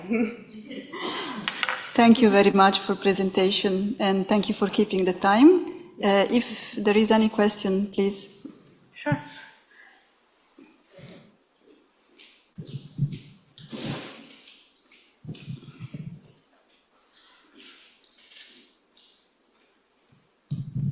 Hi, very nice presentation. I wanted to ask you about the differences in the effect of the bioactive molecules, the difference of the effect of polyphenols in microbiota because I saw that for E. coli is detrimental, but for the all the microbiota have like a probiotic or a beneficial effects. So yes, it is a probiotic-like molecule. Yes, indeed. This interaction, polyphenols, microbiota, is bidirectional. So microbiota can use polyphenols and metabolize them, some species, not all of them, but for the others, these polyphenols can be detrimental, like E. coli, and can have like an antimicrobial, antibacterial activity. So that might be the reason why you can see different effect. And of course, it's very important what kind of polyphenols, the ratio. So there are so many factors that influence the final results. Okay, thank you. You're welcome. We have time for one more question, if anyone has. I have a question. It's not maybe so much a question. It relates to something that you said. Yeah. Here. Yeah. I'm sorry. It's okay. I was looking in the, and I couldn't find Yeah. I'm here. It's something that you said, but also something that what was her name? The girl from Ireland. Sorry. Jane. You said, it's an environmentally friendly process. This was something also that she said, eco-friendly, sustainable. And my question is, obviously these technologies or these methods are being developed at the lab scale, but if they were to be upscaled and industrialized, that's the point, So the question is, surely this kind of work should go hand in hand with a sort of prospective life cycle assessment to see if it's worth doing, rather than just assuming. Yeah. But when I say that it's more environmental friendly, when I say that it's environmental friendly, I was thinking that all these canes are actually composted or burned, and that's not good for an environment. But you can obtain add value products, as we obtain from grape skins. There are many products, cosmetic or grape seeds, oil from. So all of these come from waste, and finally you got, of course, after research and investments, you can get add value products with higher value than. I agree, but in my head that's not the same thing as assuming that it's environmental sustainability. That's all I wanted to point out. It's just a minor point.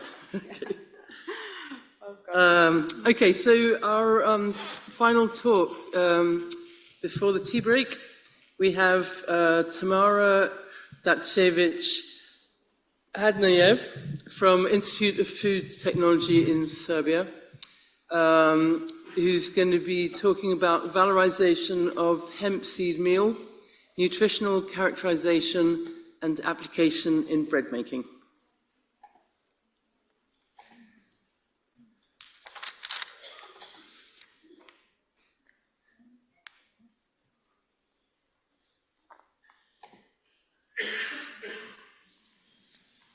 Okay.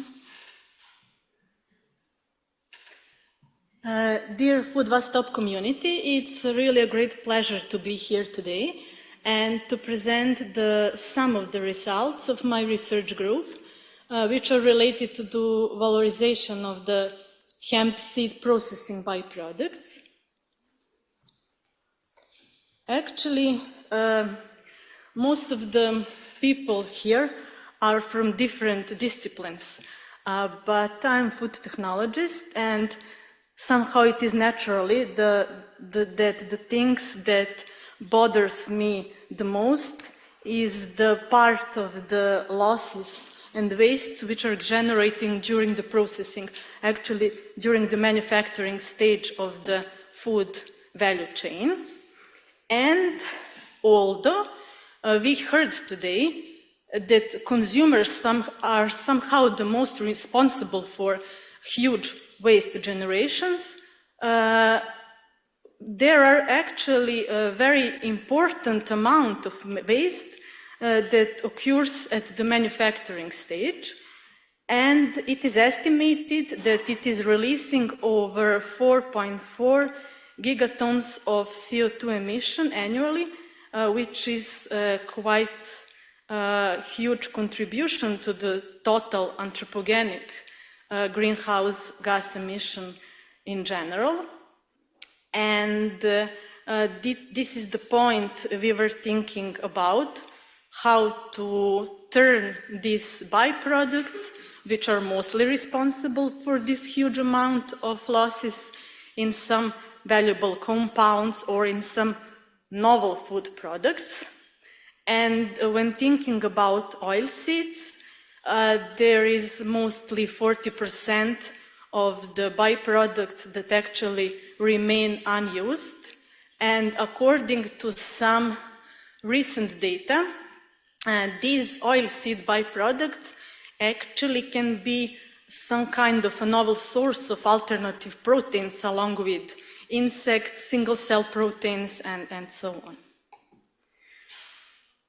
When we are thinking about hemp seed processing byproducts, they're actually now quite popular, but a long time ago when we started thinking about this, and we're doing this research for more than 10 years, in Serbia, when you obtain the edible oil, the press cake that is remain was mostly given to animals or wasted if there is no need for animals around and farms around to collect this waste.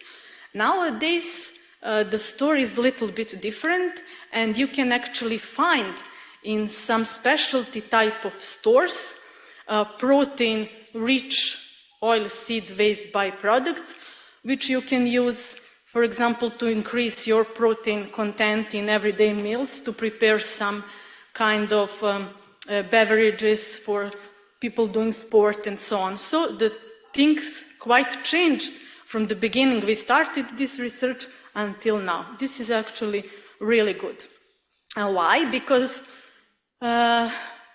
actually industry realized that these press cakes can be a very rich source of fibers, proteins, different antioxidants, etc.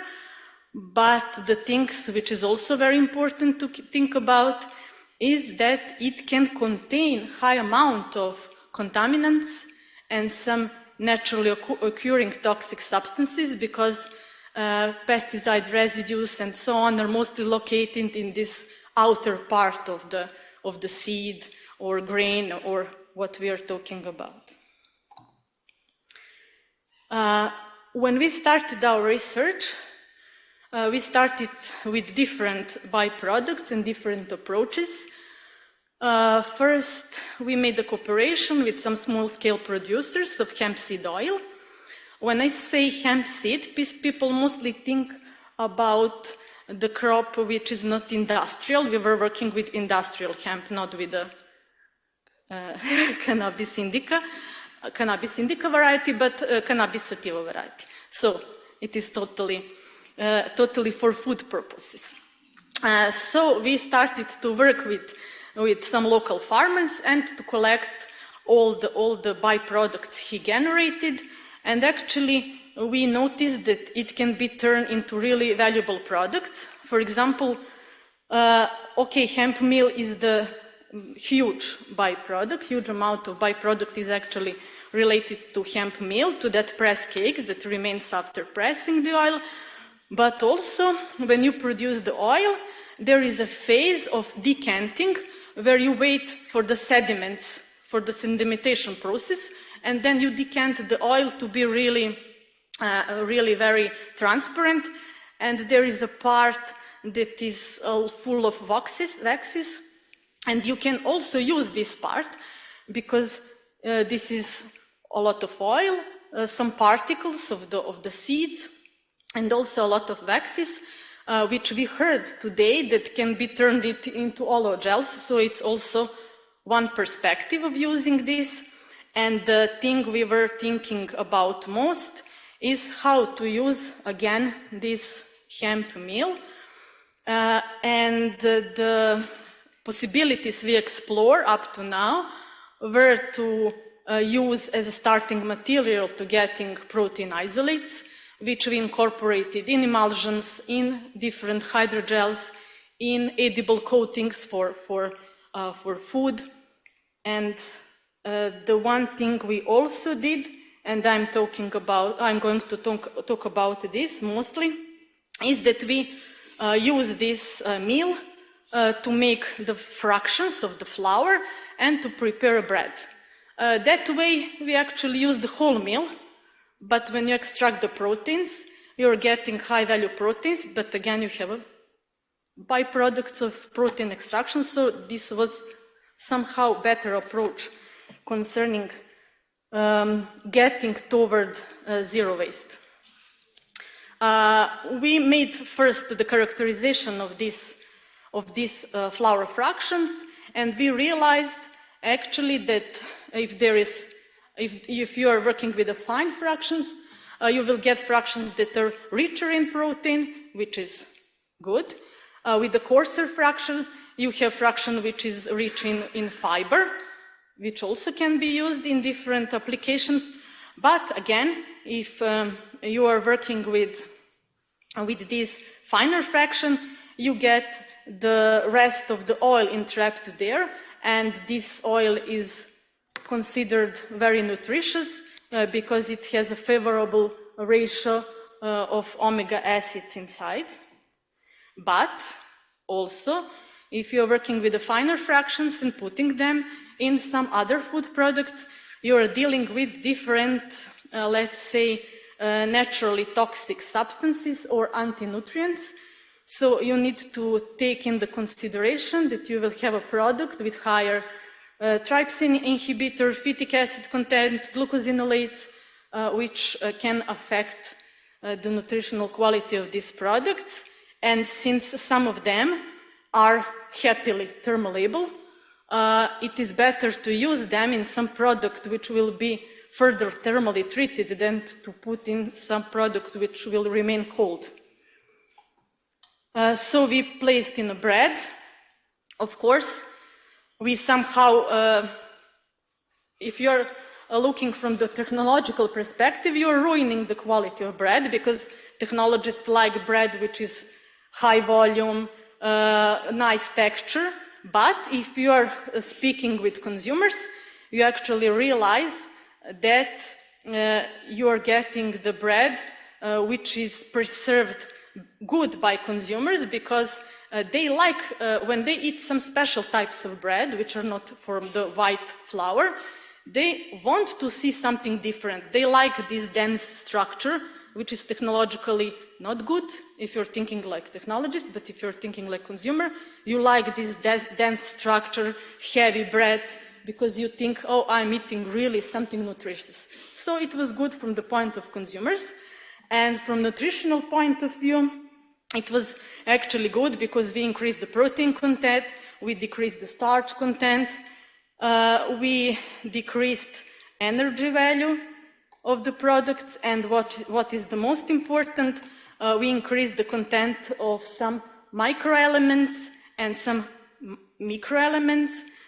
So we actually increase especially the content of iron and content of magnesium, but good thing is that we decreased the content of sodium, and the sodium is mostly related to some cardiovascular diseases, so it was also a beneficial effect, although it goes to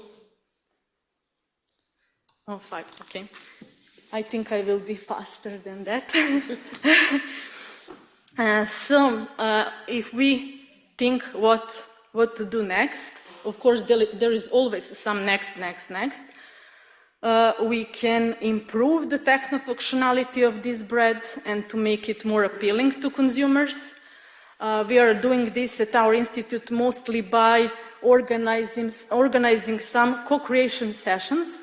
So we invite consumers, we invite industry representatives to our institute, And we speak with them before we start to develop a novel product, because from these inputs, we actually are making something which will be valorized on the market, because although it is not very huge, but some of the losses in food value chain are actually because the overproduction of the products which people do not need.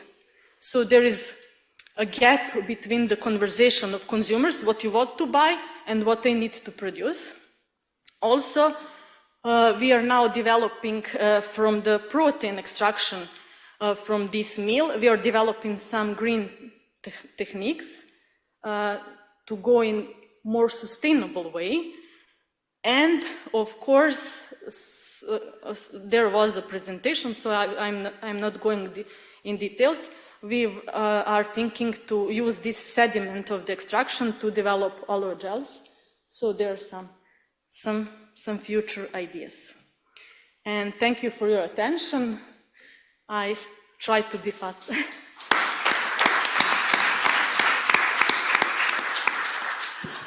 Thank you very much, Tamara. Do we have any questions from the audience? Yes, one. Thank you for a nice presentation. I would like to ask about the protein content. You said that you have categorized 4 different particle size, yes, as I understood. But how the protein content increase in these different particle sizes? Is it related with the analysis method? I could not understand because it is just based all. I think it should be same. I understand the question. Yes, maybe I was not so detailed. That's why when we got the meal or the pressed cake, we make a fractionalization by the size, and the particles that were the bigger actually had lower content of protein and higher content of fiber. And this is somehow expected because bigger particles, when you mill the product, you cannot mill it uniformly. So it is harder to mill the outer parts of the kernel.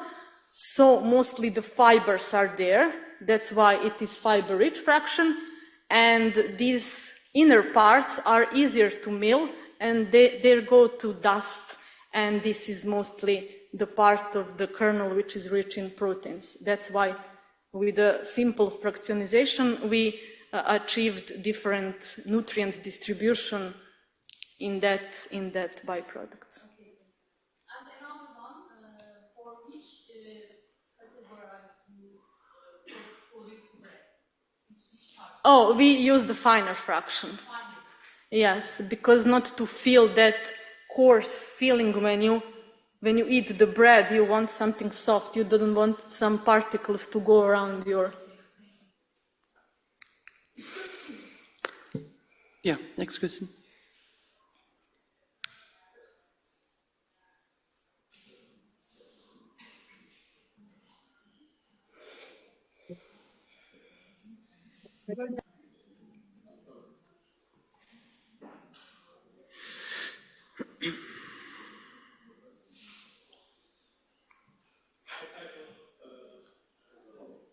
Okay.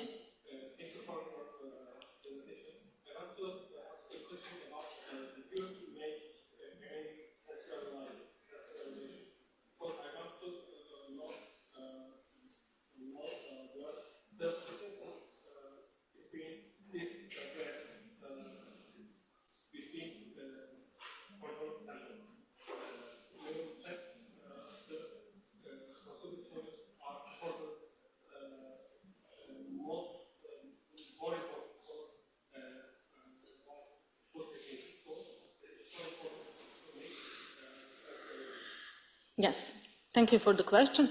Yes, we had performed. I didn't show the results, sorry. About that, we are mostly starting our research. First, we speak with consumers in co-creations, then we develop the products, and then we invite the consumers to make a sensory study. Or our trained panel, which is at our institute working, is also doing sensory study. but the results are mostly different because our trained panel, these are the people that are actually dealing with this technology, and they can recognize some things as a failures, which consumers actually do not mind. They do not care about this. They're actually like this or do not like this. And actually, this bread receives a high liking, but if you increase more and more the amount of hemp meal in the bread, then the liking is going down. So up to 20% incorporation is okay, but higher amounts are not acceptable because this beany flavor and off flavor are really then very, very, very high. So you need to include some, for example, enzymes in the process to make some off flavors from some compounds lower. So.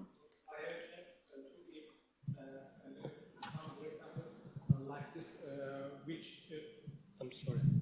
I have a chance to eat some samples made from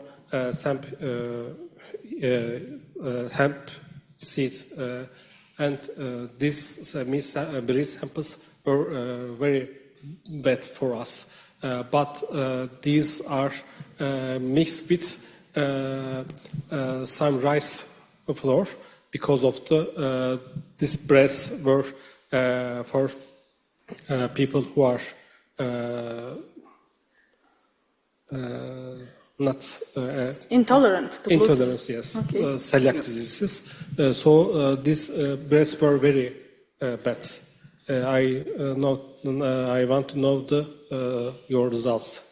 Thank you. Yes, actually, you need a little bit of technological knowledge to play a little bit, some hydrothermal treatment in the beginning to avoid something, to put, as I said, some enzymes. You need to adopt the technology, because if you remain the same technology as for the conventional bread, you will probably finish like this. Yes. Thank you very much. We need to break now, so if you have more questions for Tamara or for any of the other speakers, please grab them during the break, and I think we need to be back here at 3:45, so that's about 20-25 minutes.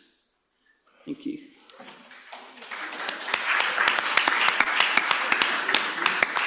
I was in Latvia last summer for another cost action, and I had the hemp seed spread. Delicious. Yes. You have to eat it. Yeah. Yeah. It's one of the national dish. Well, national dish, but yeah. And there is one farm, obelisk farm, they won a prize, European prize this year, because they are utilizing hemp and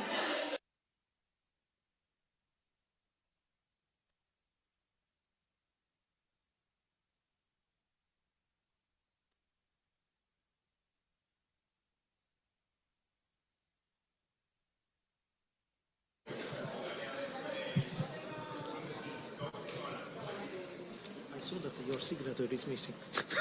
Yeah, I already solved the problem. We also need the Mohammed signature too, but I don't find it. Like her.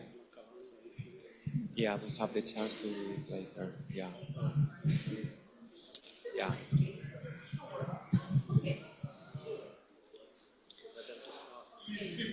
I will wait just for the people coming because I have them to make an announcement down.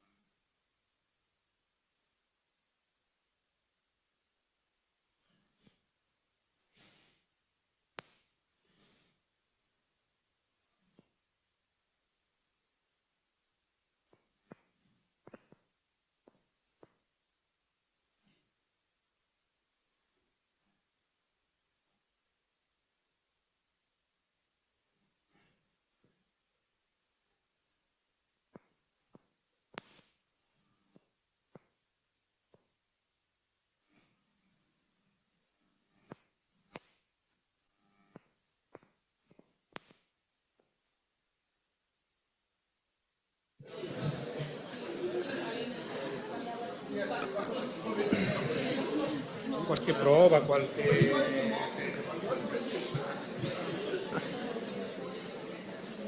So we are coming to the end of the day, almost of the program that we have, the scientific program. So, but before, I would like to give you some housekeeping messages for today. The first one is about the mosque visit. So we have it at 6 in the mosque, but I propose to meet here and to go together for those that it was included in the list or want to go to the mosque. And my proposal is to leave at 5:15 in the main door of the building. So it is like 20-25 minutes by walking. So I prefer to be in advance. Okay, so that's why we'll meet at 5:15. For those that are not included in the list for visiting the mosque, and they are going to join to the dinner, social dinner, they pay for that. We have the dinner starting at 8, okay? But this is a 2-stage dinner. We have one as a kind of aperitif, and then we will have the table stage. So you don't have to be on time or at 8 sharp. You can go later. So it means that if you are going to the mosque, you can make a decision after the mosque visit to go back to the hotel, take a rest, a small rest, and go back to the same place because it's close to the mosque. Or, like me, you can stay and walk around. We can enjoy the place together anyway. Okay? Is this clear? Very good. So, that's all. Thank you.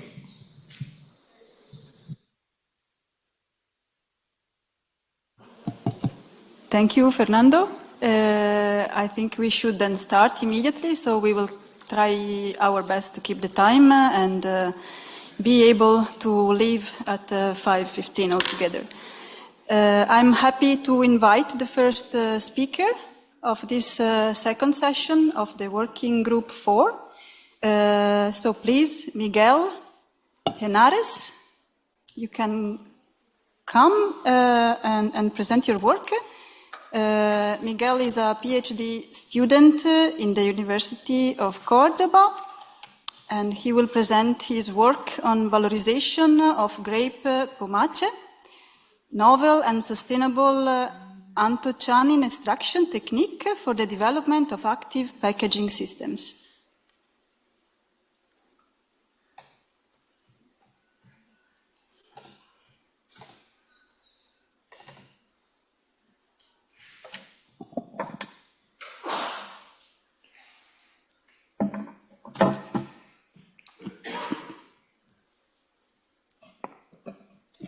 Okay. First, I'd like to thank the ICOS Commission and especially Fernando Perez for giving me the opportunity to be here today. Having said that, I will introduce myself. I am Miguel Henares, a predoctoral student at the University of Cordoba, and it is a pleasure for me to present my work on a topic that is gaining increasing relevance in the fields of food science and sustainable resource management, the valorization of grape pomace. Let's begin talking about grape pomace. Well, grape pomace is the solid organic material, often considered as waste, remaining after the industrialization or after the grape industrialization in the production of wines and juices. It comprises skin, seeds, and other residues of pulp or must. A large portion of the global grape production has been exclusively utilized for wine, approximately 75%. Among the world's largest wine-producing regions, Europe accounts for around the 66%. It is a big share. Grape pomace, as the primary byproduct from grape processing, accounts for around 30% of the total material weight. So, this large-scale production of wines increases the pressure of grape pomace disposal. Traditionally, this biomass has been underutilized, used mainly for animal feeding, biocomposting, or even discarded. Nevertheless, handling grape pomace in ways that emit heat is one of the main factors contributing to global warming. Hence, recycling and, above all, reusing grape pomace is crucial. Thankfully, this byproduct holds immense potential of bioactive compounds, and particularly anthocyanins, which have remarkable antioxidant and allochromic properties. That is, the change in the color provided by the molecule as a function of the pH of the medium. Although the goal is their inclusion in active food packaging, the focus of this presentation will be on the greenest, more sustainable and high-yielding extraction techniques for these bioactive compounds and their reintroduction into the food chain, thus contributing to the circular economy. Conventional methods such as soxhlet and maceration has been widely employed due to their simplicity and efficiency. However, these methods may not be the most environmentally friendly, as the solvents often used include organic solvents, which are toxic, volatile, flammable, making them undesirable for consumers and harmful to the environment. To overcome these limitations, innovative extraction techniques have emerged, such as extraction using deep eutectic solvents. From now on, I will call them simply DES. DES are liquids made of primary metabolites bound by strong molecular interactions. They are usually compounded by complexation of a quaternary ammonium salt, which acts as a hydrogen bond acceptor, and with compounds that act as hydrogen bond donor, organic acid, for instance. But which properties make this so attractive for bioactive compounds extraction? Well, they are non-volatile, non-flammable solvents, easy to recycle and reuse, and based off renewable sources. They have advantages from an environmental and economical point of view, such as biodegradability, sustainability, and low preparation cost. They also exhibit good chemical and thermal stability, and yet many lines of research point to improve the extraction yields in bioactive compounds in food matrices. Do they have any drawbacks? Yes, they have. Viscosity. It is the main factor that we have to fight against. The next section will explain how we have overcome it. So let's delve deeper into this topic. Briefly, we have three main objectives on this work, which are, first, to compare the extraction yield between conventional techniques using as solvents a pure ethanol solution, hydroalcoholic solution of ethanol in water, and a DES formed by choline chloride and citric acid at 3 different molar ratios and at 3 different concentrations in water each.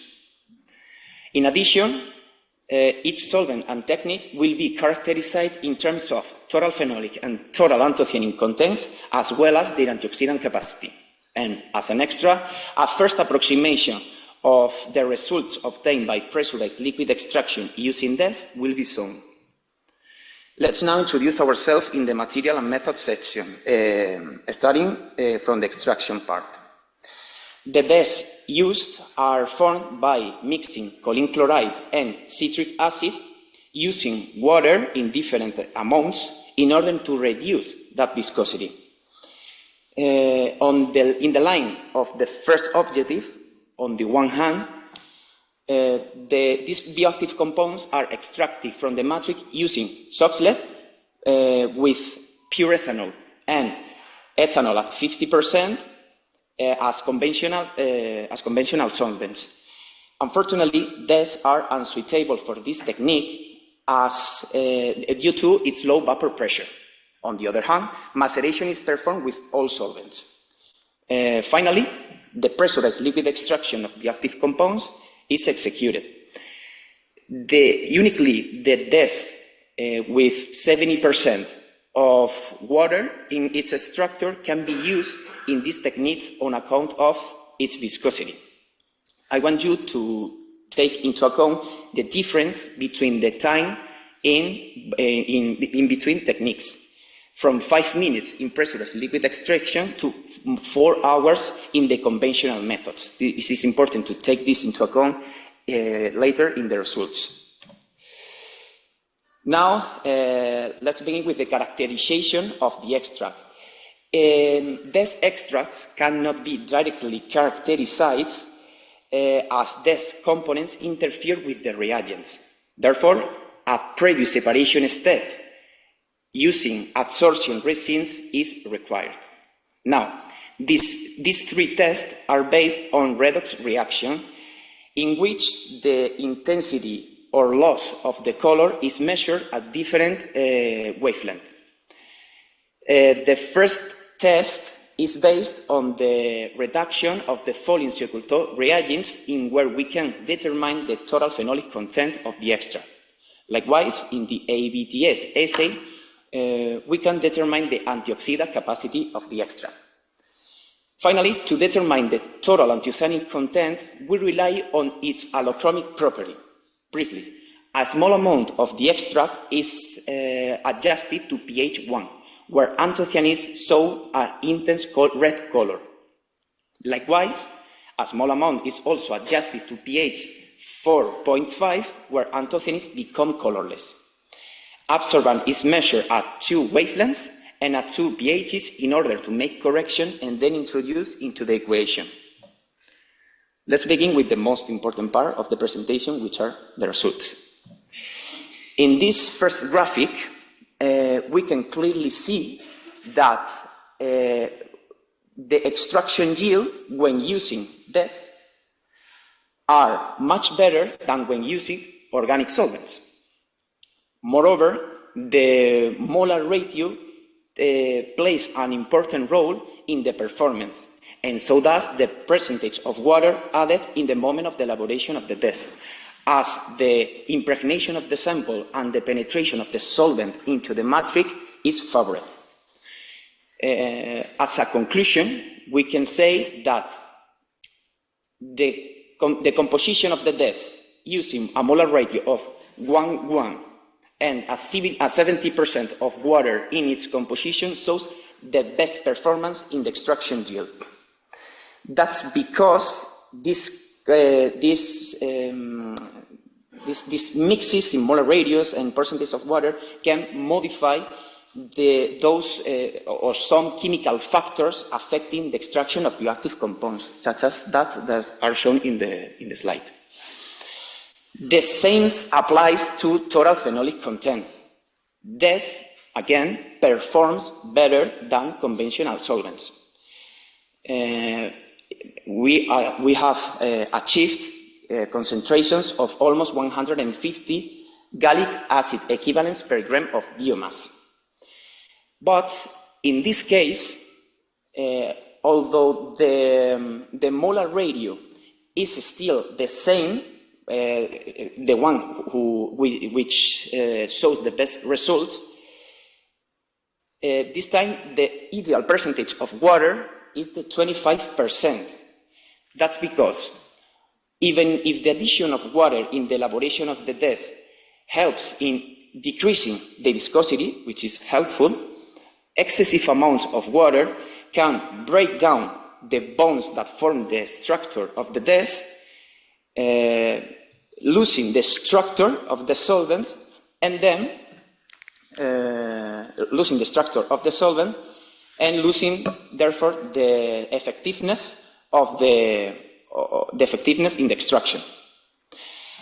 Many of you may be asking, how is it possible that in the total phenolic content, the 25% addition of water showed the best results, but in the previous slide, the 25% showed the worst result in the molar ratio 1:1. Well, this can be explained with the next graphic, the ABTS graphic. In this case, the results are expressed in EC50, which is the concentration necessary to reduce half of the radical, IBTS, added in the extract. The lower are the results, the higher is the antioxidant capacity of the extract. As can be seen, the extracts in organic solvents perform much better than the dead solvents. This is due to the fact that even if these solvents are able to extract more compounds, these compounds may not be or may not have the most antioxidant capacity compared to the organic solvents extraction. And this is not, even if we can adjust or optimize this part of the protocol, this is not a priority yet, because the main goal of our job resides in the allochromic property of the anthocyanins so far. In this case, for the total anthocyaninic content, we can again see that the molar radio 1,1 in the DES performs the best with the 25% of water added. The explication is the same. In this case, excessive amounts of water not only can weakness the structure of the DES, but also can lose the effectiveness in the extraction. Once the optimization protocol is adjusted or is optimized, working on the introduction of anthocyanins in some active food packaging elements, such as coating, will take place. The main idea that we have is to introduce these bioactive compounds in some active packagings capable of, at some point, changing color when the food goes off. Briefly, as I'm running out of time, I will show the first approximation of the results in the pressurized liquid extraction. The results are very far from what we expected to be the pressurized liquid extraction. But there are good news, as the only time that we have tried is 5 minutes compared to the 4 hours used in the conventional methods. So there is room for a lot of optimization in these techniques, which is suitable for heat-sensitive components and compatible with DES. The main issue is to adjust the viscosity of the DES to these techniques. Now I will end up with the conclusion saying that DES are optimal solvents for high-yield extractions of compounds of interest from grape pomace. The molar radio from high bond hydrogen bond acceptor and hydrogen bond donor has a significant effect on the extraction capacity. For our DES, the 1,1 radio showed the best extraction performance. The addition of 70% of water to the DES decreases its viscosity and favors the penetration of the solvent into the raw material, favoring the extraction of bioactive compounds. And finally, pressurized liquid extraction combined with the use of DES has a high potential as an intensive extraction technique, reducing the overall time and cost of the process. Thanks for attending my presentation.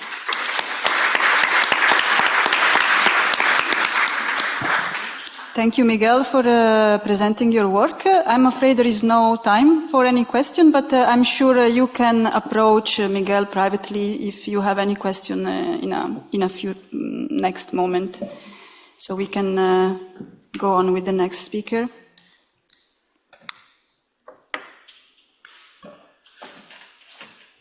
So our next speaker is Tanya Saar, who's a researcher at the University of Borås in Sweden, and is going to present to us exploring high-value applications of solid-state fermented olive leaves.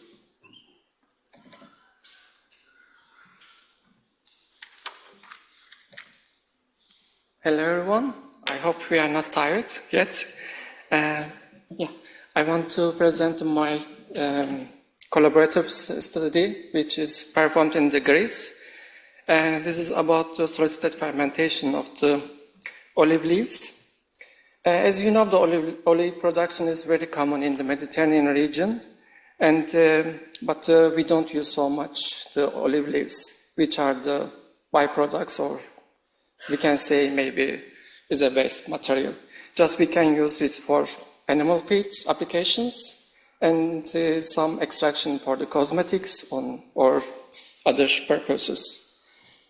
But we can, olive leaves contains mainly oleoporine. It contains the hydroxytyrosol, linoleic acid, and glucose.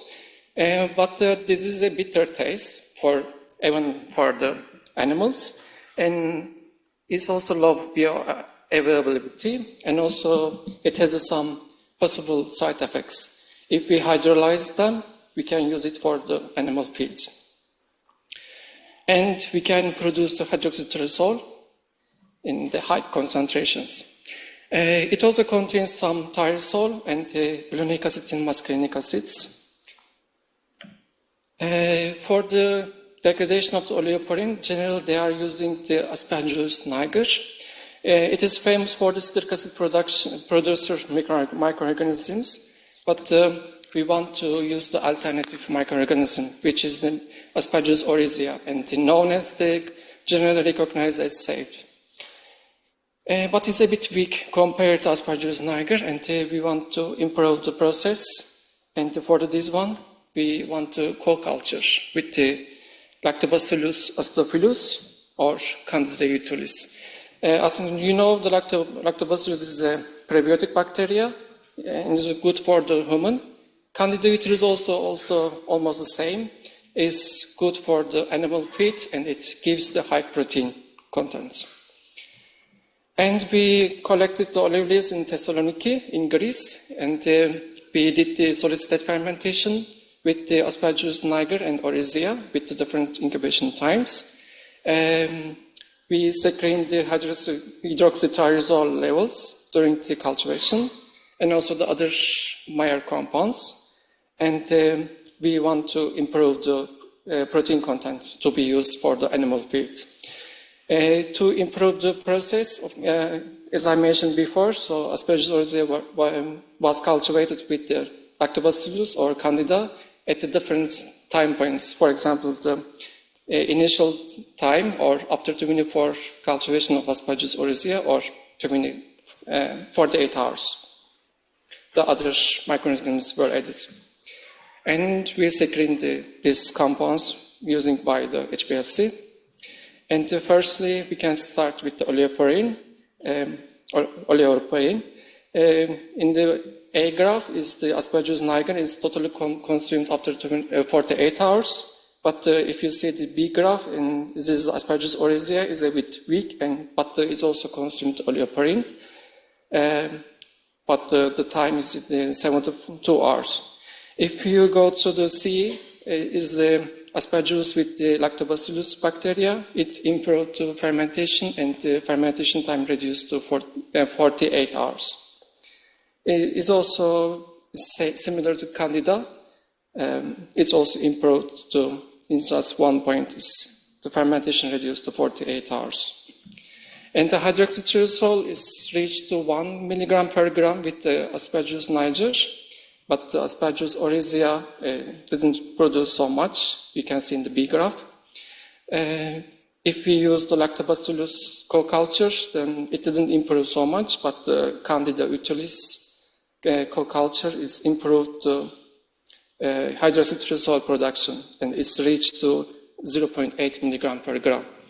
And at this point, we can extract the hydroxytyrosol, and we can use it for food additives in the olive oils or other purposes. Linoleic acid derivative also in the all conditions is gradually decreased, and it goes to 0. Tyrosol also same in the both condition with Aspergillus niger and oryzea. But the muscarinic acid and linoleic acid is not consumed by the microorganisms. The levels were constant during the fermentation.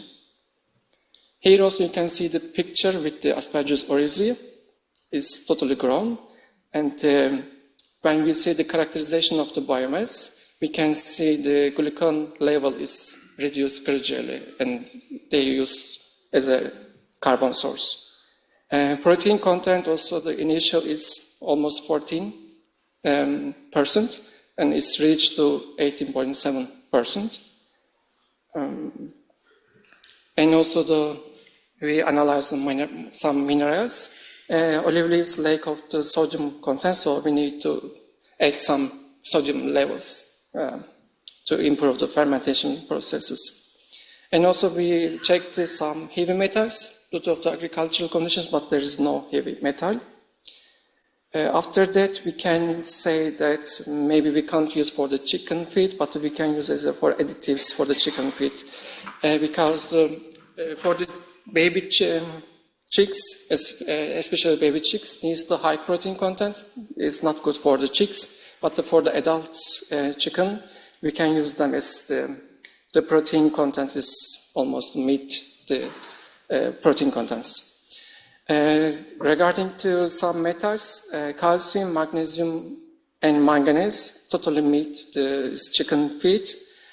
Copper is not necessary, but is needed for some enzymatic activities. It also meets, but the potassium content is a bit high for the chicken feed, and the sodium and iron also is low. So if we use this material for the chicken feed, it can be mixed with the other products. So I think my presentation is a bit faster. So thank you, and you can see the more detail in our published article.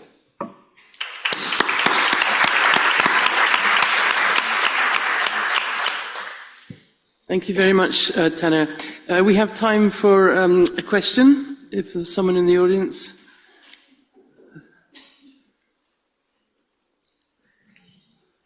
No questions? Okay, let's proceed then. I invite Ismail Tontul, Associate Professor in Nakmetin Erbakan University in Turkey, who will present his work on upcycled pomegranate byproducts for juice bioactive enrichment, a green extraction approach. Hello everyone. I also would like to thank organizing committee and also cost management committee for giving me the opportunity to present my results. This study is a result of a PhD study of my student. In this study we use pomegranate byproduct as a source for bioactive compounds to enrich pomegranate juice with bioactive compounds. Functional foods has gained importance because of consumer demand. Generally, functional foods are produced by addition of different bioactive compounds or probiotic bacteria to enrich the product with new functions. Generally, minerals, vitamins, antioxidants, and proteins is added, and they can be sourced from different byproducts. Pomegranate is an interesting example of this. It contains too many bioactive compounds, from anthocyanins to essential oils like phenolic acid, and it is an important product of Turkey. Turkey is one of the major pomegranate producer. Because of its bioactive compounds, it has different health beneficial effects. It is good for teeth. It alleviates arthritis, keeps Alzheimer's at bay, etc. So these functional properties are generally related with the phenolic compounds and other polyphenolic structures.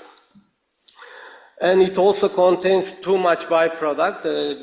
Producing pomegranate generally results in 40 to 50% of byproducts, which consist from calyxes, albedo, membrane, rind, seeds, etc. So when we think about Turkey processed about 300,000 tons of pomegranate each year, we can say that huge amount of pomegranate byproducts are also produced as well. But I have to say that this huge amount, 100 tons of pomegranate byproducts, generally produced in a very short time, from 4 weeks to 8 weeks. So we have to process them into different products in a very short time because they are highly fermentable state. So this fermentation changes the nature of product. and therefore we need both efficient and also rapid techniques. The other reason why we choose pomegranate byproducts, it also contains too much bounded phenolics. Bounded phenolics are generally found in the cell wall structure to be chemically bounded with different molecules. So we need to degrade these bonds to obtain more phenolics. So for this reason, we tested two different approaches. One of them is enzymatic assisted extraction. As you can see, phenolics are found in two states. One fraction is cytosolic polyphenolic compounds. They can be extracted by solvent, but the bounded phenolic compounds need to be pre-processing. So we use different enzyme mixtures to release these bounded compounds from structure and get them using different solvents. The second approach is using mechanical energy. Homogenizator assisted extraction is a novel technique. It is a rapid technique. Generally, in several minutes, you can degrade the cell wall structure and release the bounded phenolics as well using this mechanic energy. So to show the method we applied, we produced 5 different extracts. One is control with solvent extraction. The second is homogenizer assisted extraction. We just applied homogenizer assisted extraction in 1 minute. Then we applied enzymatic extraction at 2 different extents. In one of them, we used a low amount of enzymes at 2.5 hours. And at the second one, we use high amount of enzymes and a longer incubation time to make the structure totally liquefied. And also we applied combined approach. In the second step, when we get the extract from different extraction steps, we added them to the pomegranate juice and characterize chemical properties of the juice as well as the sensorial properties. But since, you will see the next slide, since the extract has different composition and different phenolic content, we couldn't add them in the same amount because of the sensorial acceptance. And we make a preliminary sensorial evaluation to determine the maximum extract added for each extract in each case. So we added the extract until it is sensorially acceptable. So when we look at the result and discussion, extraction yield can be increased about 60% using enzymatic extraction, and addition of homogenizer assisted extraction to enzymatic extraction decreases the extraction yield, probably because of the homogenization cause air intake of extract, and this cause the oxidation of phenolics and other compounds. So we saw a relatively slight decrease in the extraction yield.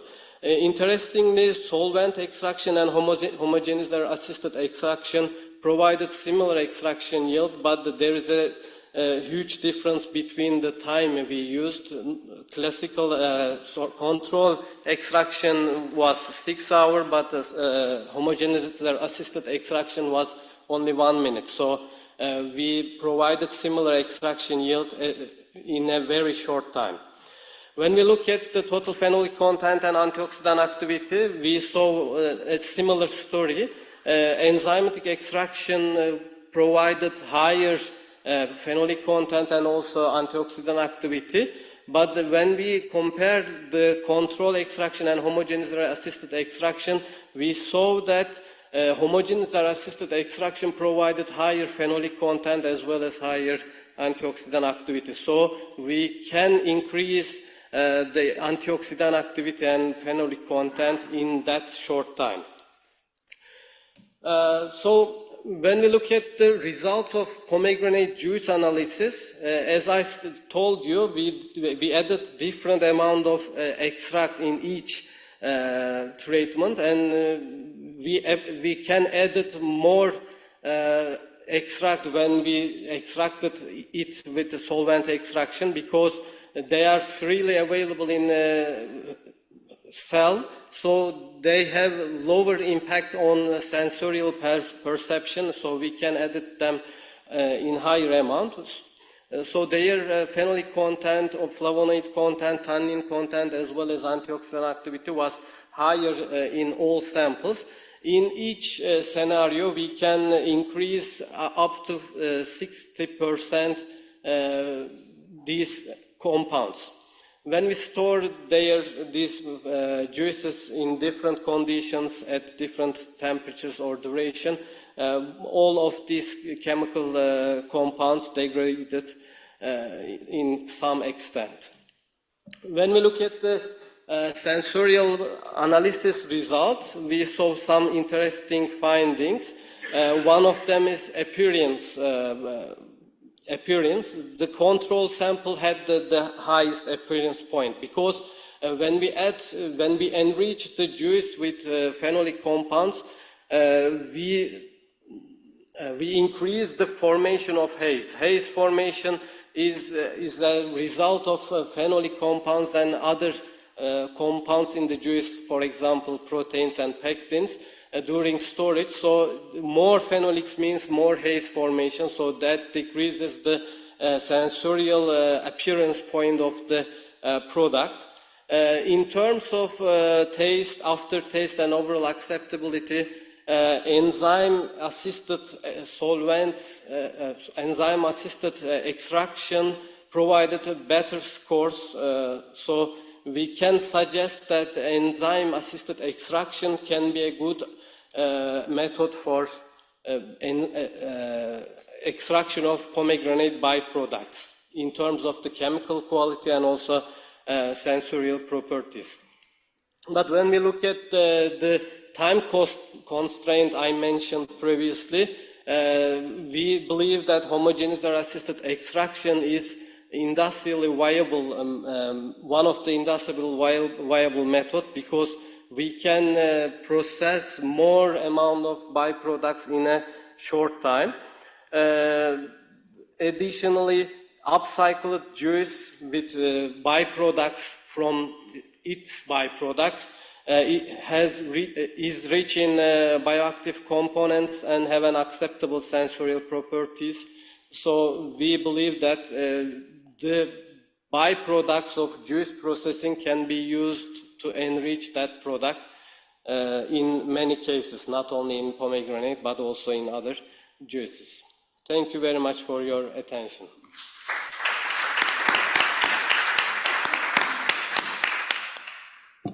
Thank you for the presentation and for keeping the time. We have time for one question, if anyone from the audience has.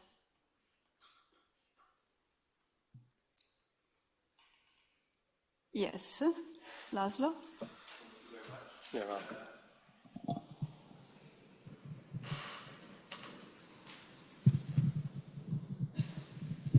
Thank you very much. I was just wondering, when you showed the extraction yield, which one had better extraction yield? What was the approach I mean, not the comparison, but what do you think of the 100%? What was your reference for 100%? The 100% was the total amount of phenolics in terms of free and bound phenolics in the raw material to the extract. So we analyzed both of them, free and bounded phenolics, in extracts and as well as raw material, and the ratio is the extraction yield. Okay, and what kind of extraction technique you used for that to obtain the 100%? Yeah, I couldn't remember the exact technique, but I can share you the details. Okay, thank you very much.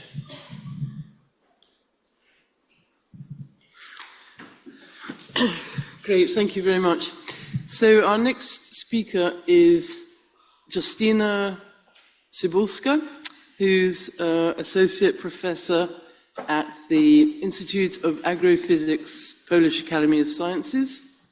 And she's going to be talking to us about stone and berry fruits as alternative sources of pectin.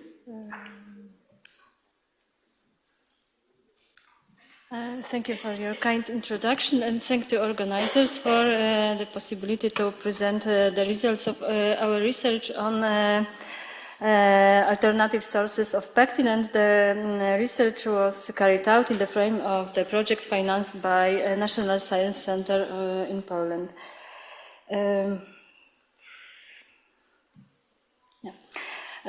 So it was mentioned before, in Europe, a large amount of food waste is generated.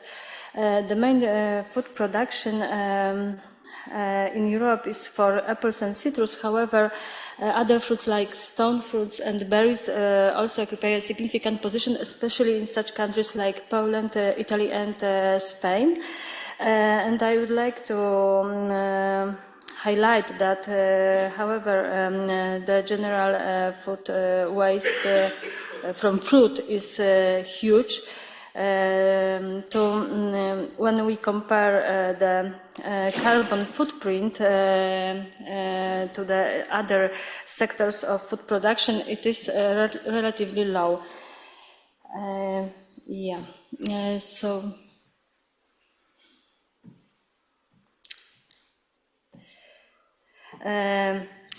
Pectin are used mainly as a food additive due to their properties of gelling. So they are used as food thickener and stabilizer, and they are also used in pharmaceutical and packaging industry. Pectin has also a unique pro-healthy properties, and health claims were published for pectin due to their ability to maintain of normal blood cholesterol concentration, normal body weight, and the ability to reduction of postprandial glycemic responses. And commercially, pectin are produced mainly from apples and citrus. That's why we decided to carry out this research to justify if pectin can be produced from other sources.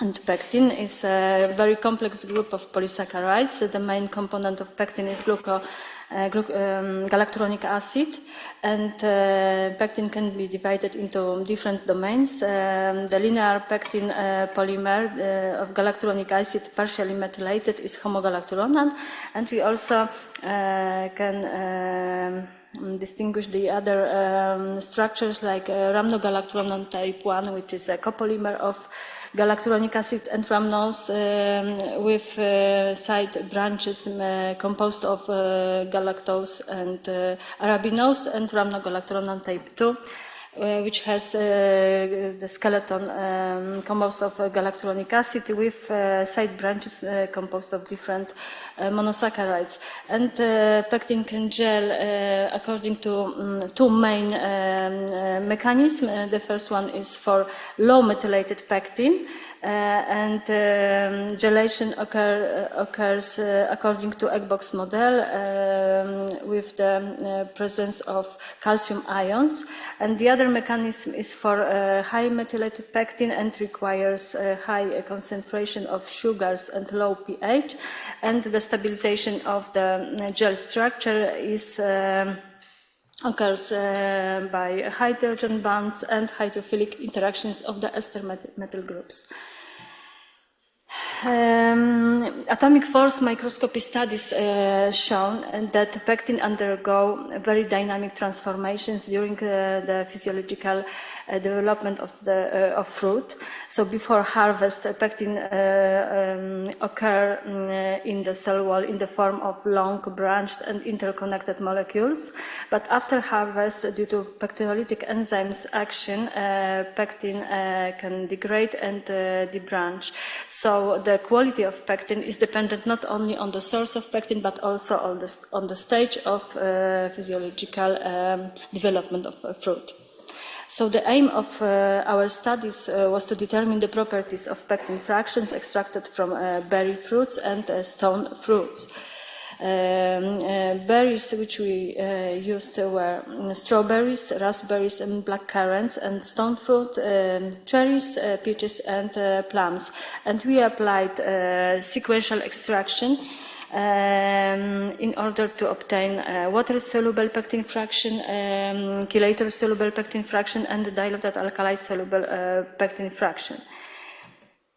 We characterize chemical structure, rheological properties, and nanostructure of extracted pectin fractions. And in order to determine monosaccharide composition, we used HPLC after the derivatization of samples. We also determined molecular weight distribution using size exclusion chromatography and pullulant standards.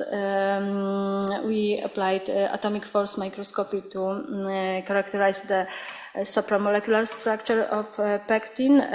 We used scan assess mode, which is a kind of tapping mode, and the pectin were deposited on the mica sheets and then dried, and we observe dry samples in air.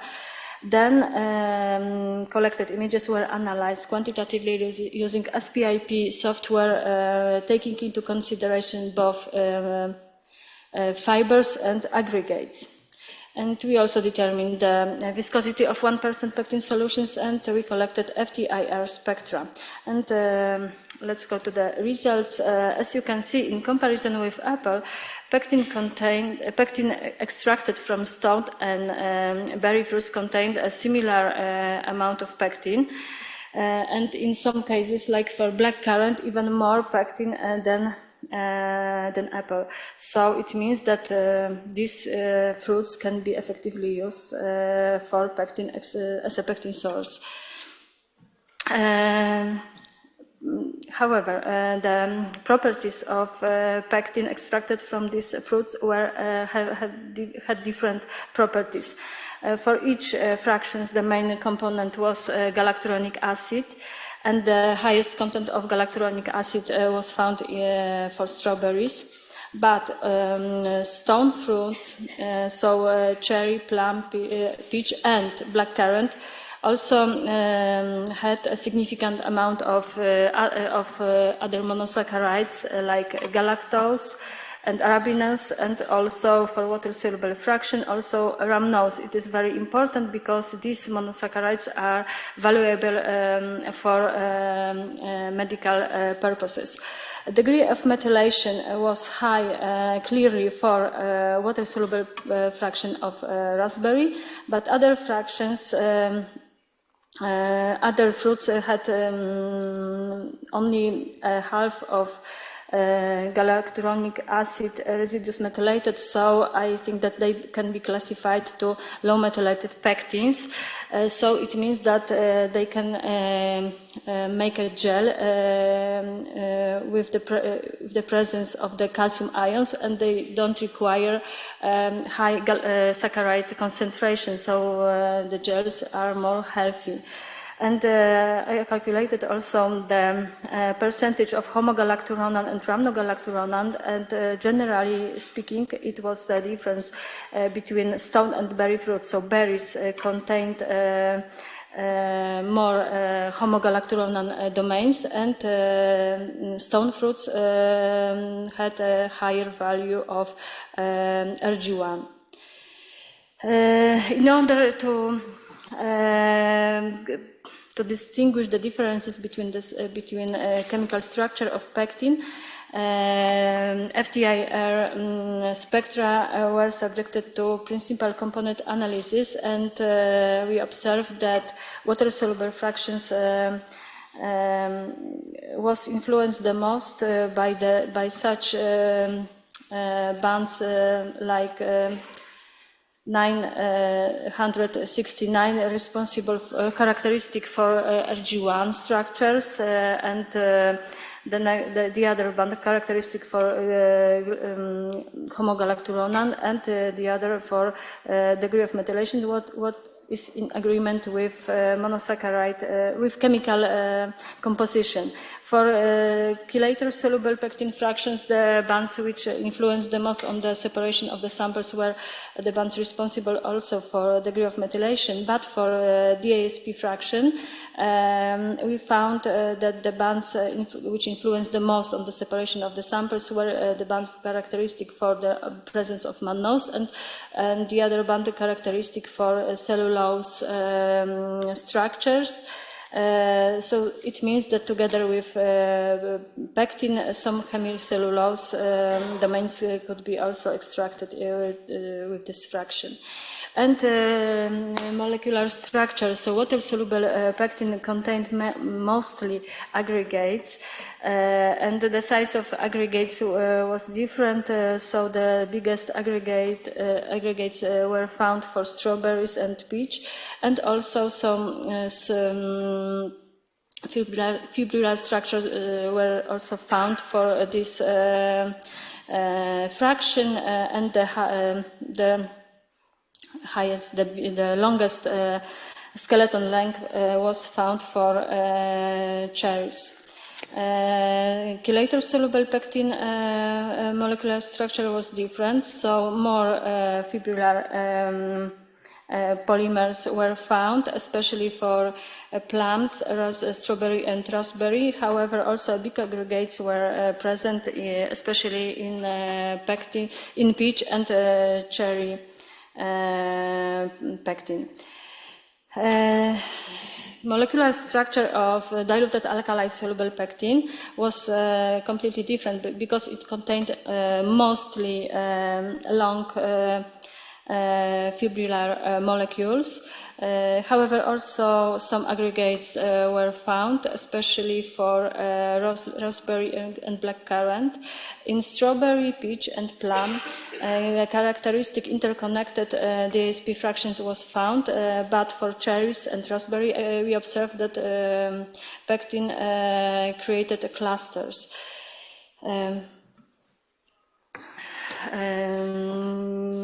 Determination of molecular weight by size exclusion chromatography confirmed the observations which we made on the basis of atomic force microscopy images.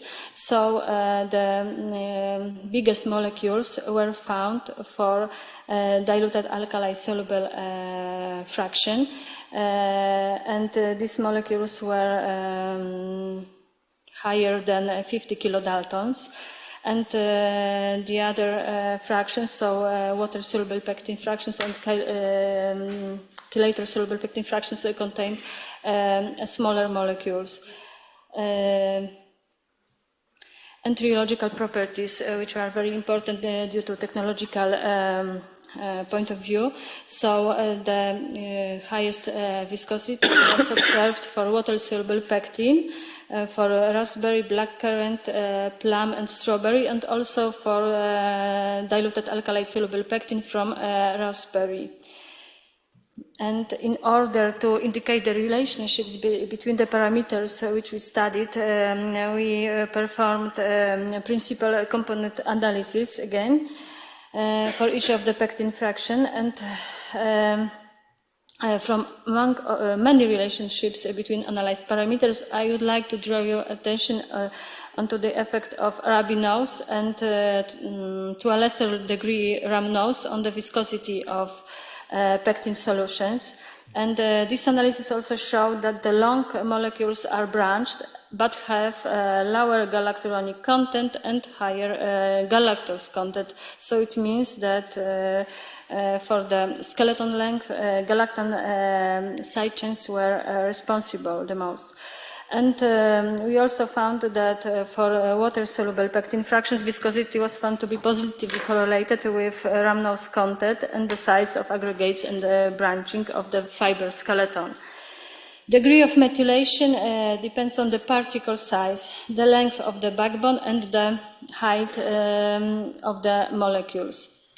and strong aggregation of DASP raspberry fraction may be associated with rhamnose content much more than in the other fractions. And to conclude, I would like to show maybe the most important conclusions.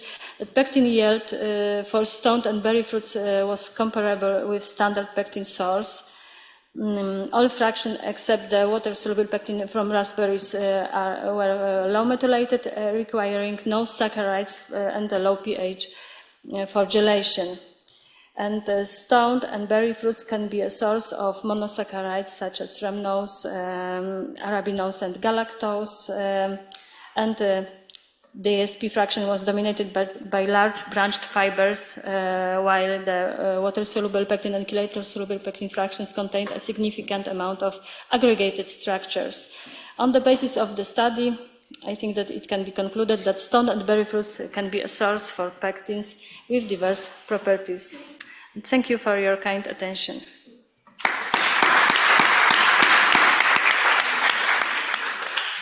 Thank you very much, Justina. Unfortunately, we have no time for questions because we've got to move on to the last talk. But if people want to catch up with Justina later, that would be great.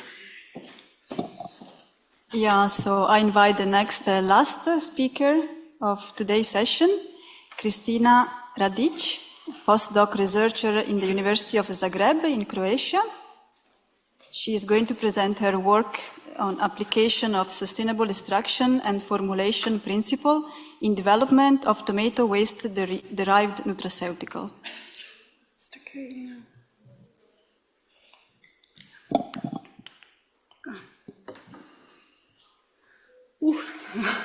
I don't know to whom is harder, to you or for me.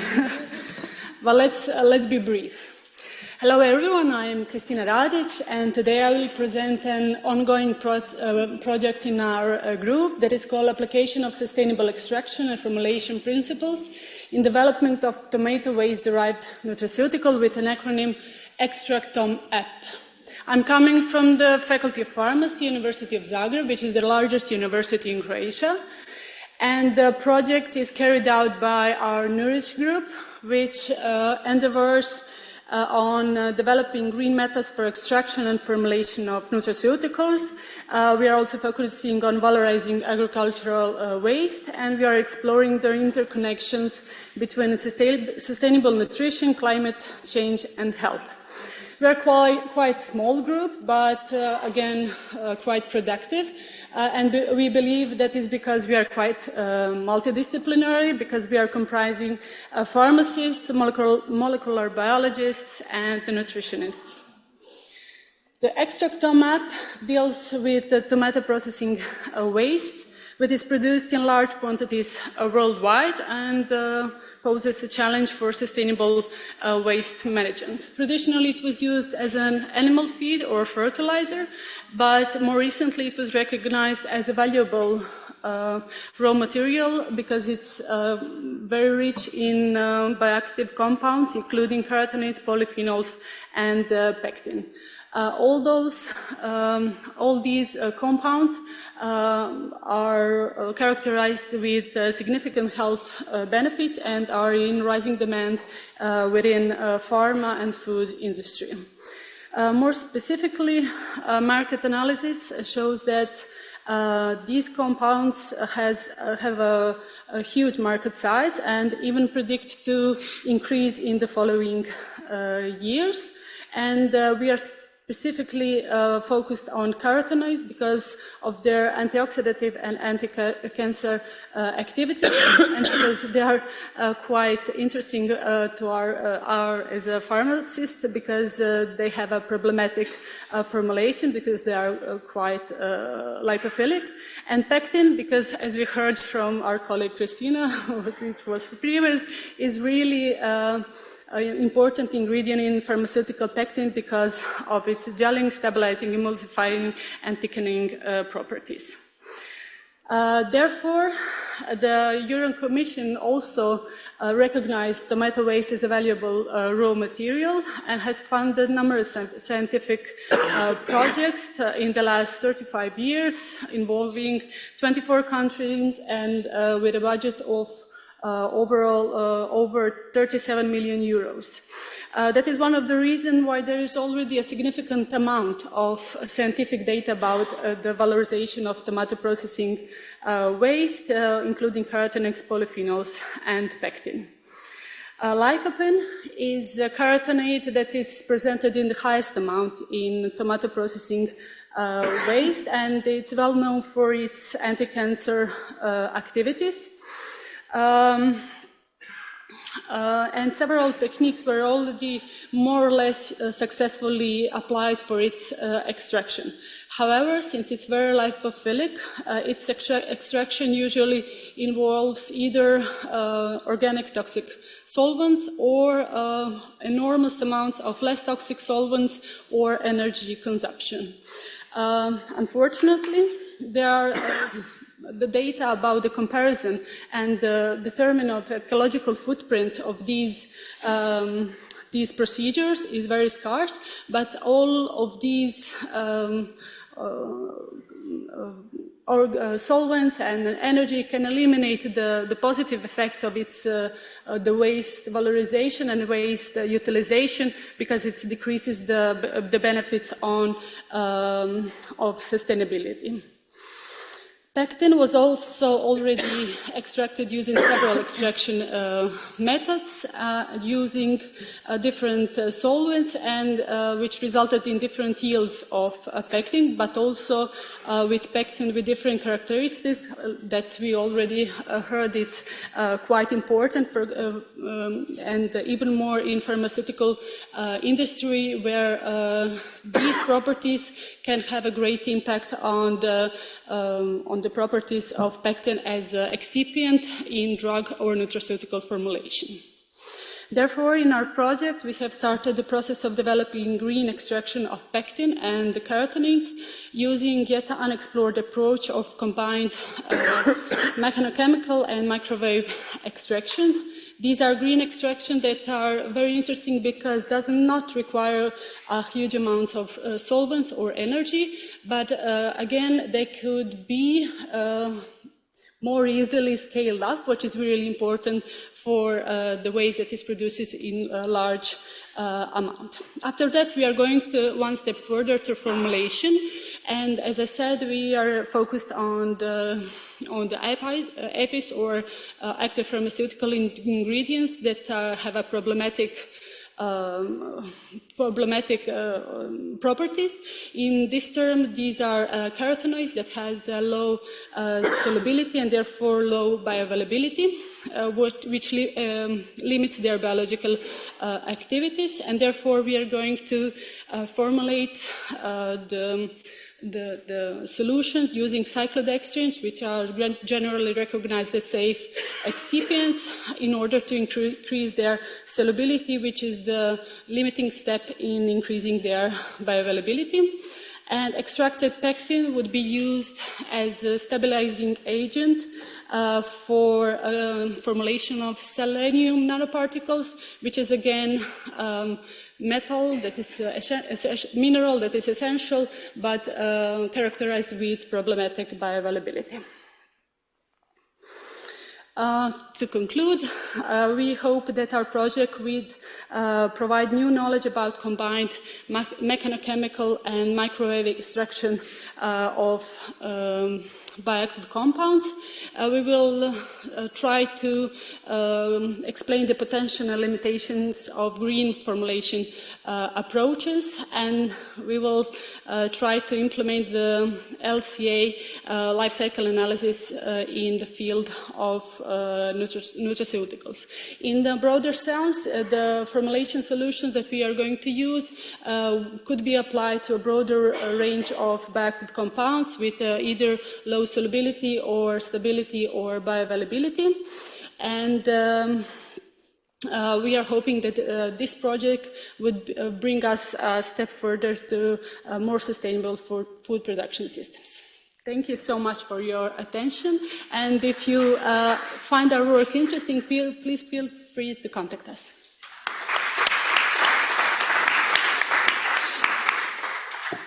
Thank you, Christina, very much for keeping the time and very interesting presentation. And we have time for a few questions, actually. So if anyone wants to ask something about this work, there are a few minutes for that. It seems no. I have a question. Seems yes. Thank you. I don't know if you're able to answer this, but in relation to the life cycle assessment, do you know what functional unit you're going to be looking at? Functional unit. So, is it a kilo of what, or a... Well, that's not something, I'm a pharmacist, that's something I'm not really familiar with completely, but I forgot to mention here, sorry, to mention that we are going to use the analysis through all these processes in order to determine their ecological footprint, and we are going to take all the either in formulation or extraction, all the steps we are going to make and try to find the number. So it would be in extraction, the amount of solution, the type of solution, the duration, the energy consumption, and so on. Yeah, it was more a question about what you're comparing at the end. We are comparing different methods. Yeah, but to get what? A kilo of something. Okay. You understand? Yeah. Sorry, I didn't get a question. The yields, for sure, for the pectin, the characteristics of the pectin, because even if we get a lot of pectin and it's not of, let's say, good quality, that wouldn't mean much. That's why we are going to test it on formulation of selenium nanoparticles. Thank you. Okay, thank you again. I think we are concluding here today's session. I want to thank all the speakers within the Working Group 4 and in general all the speakers of today.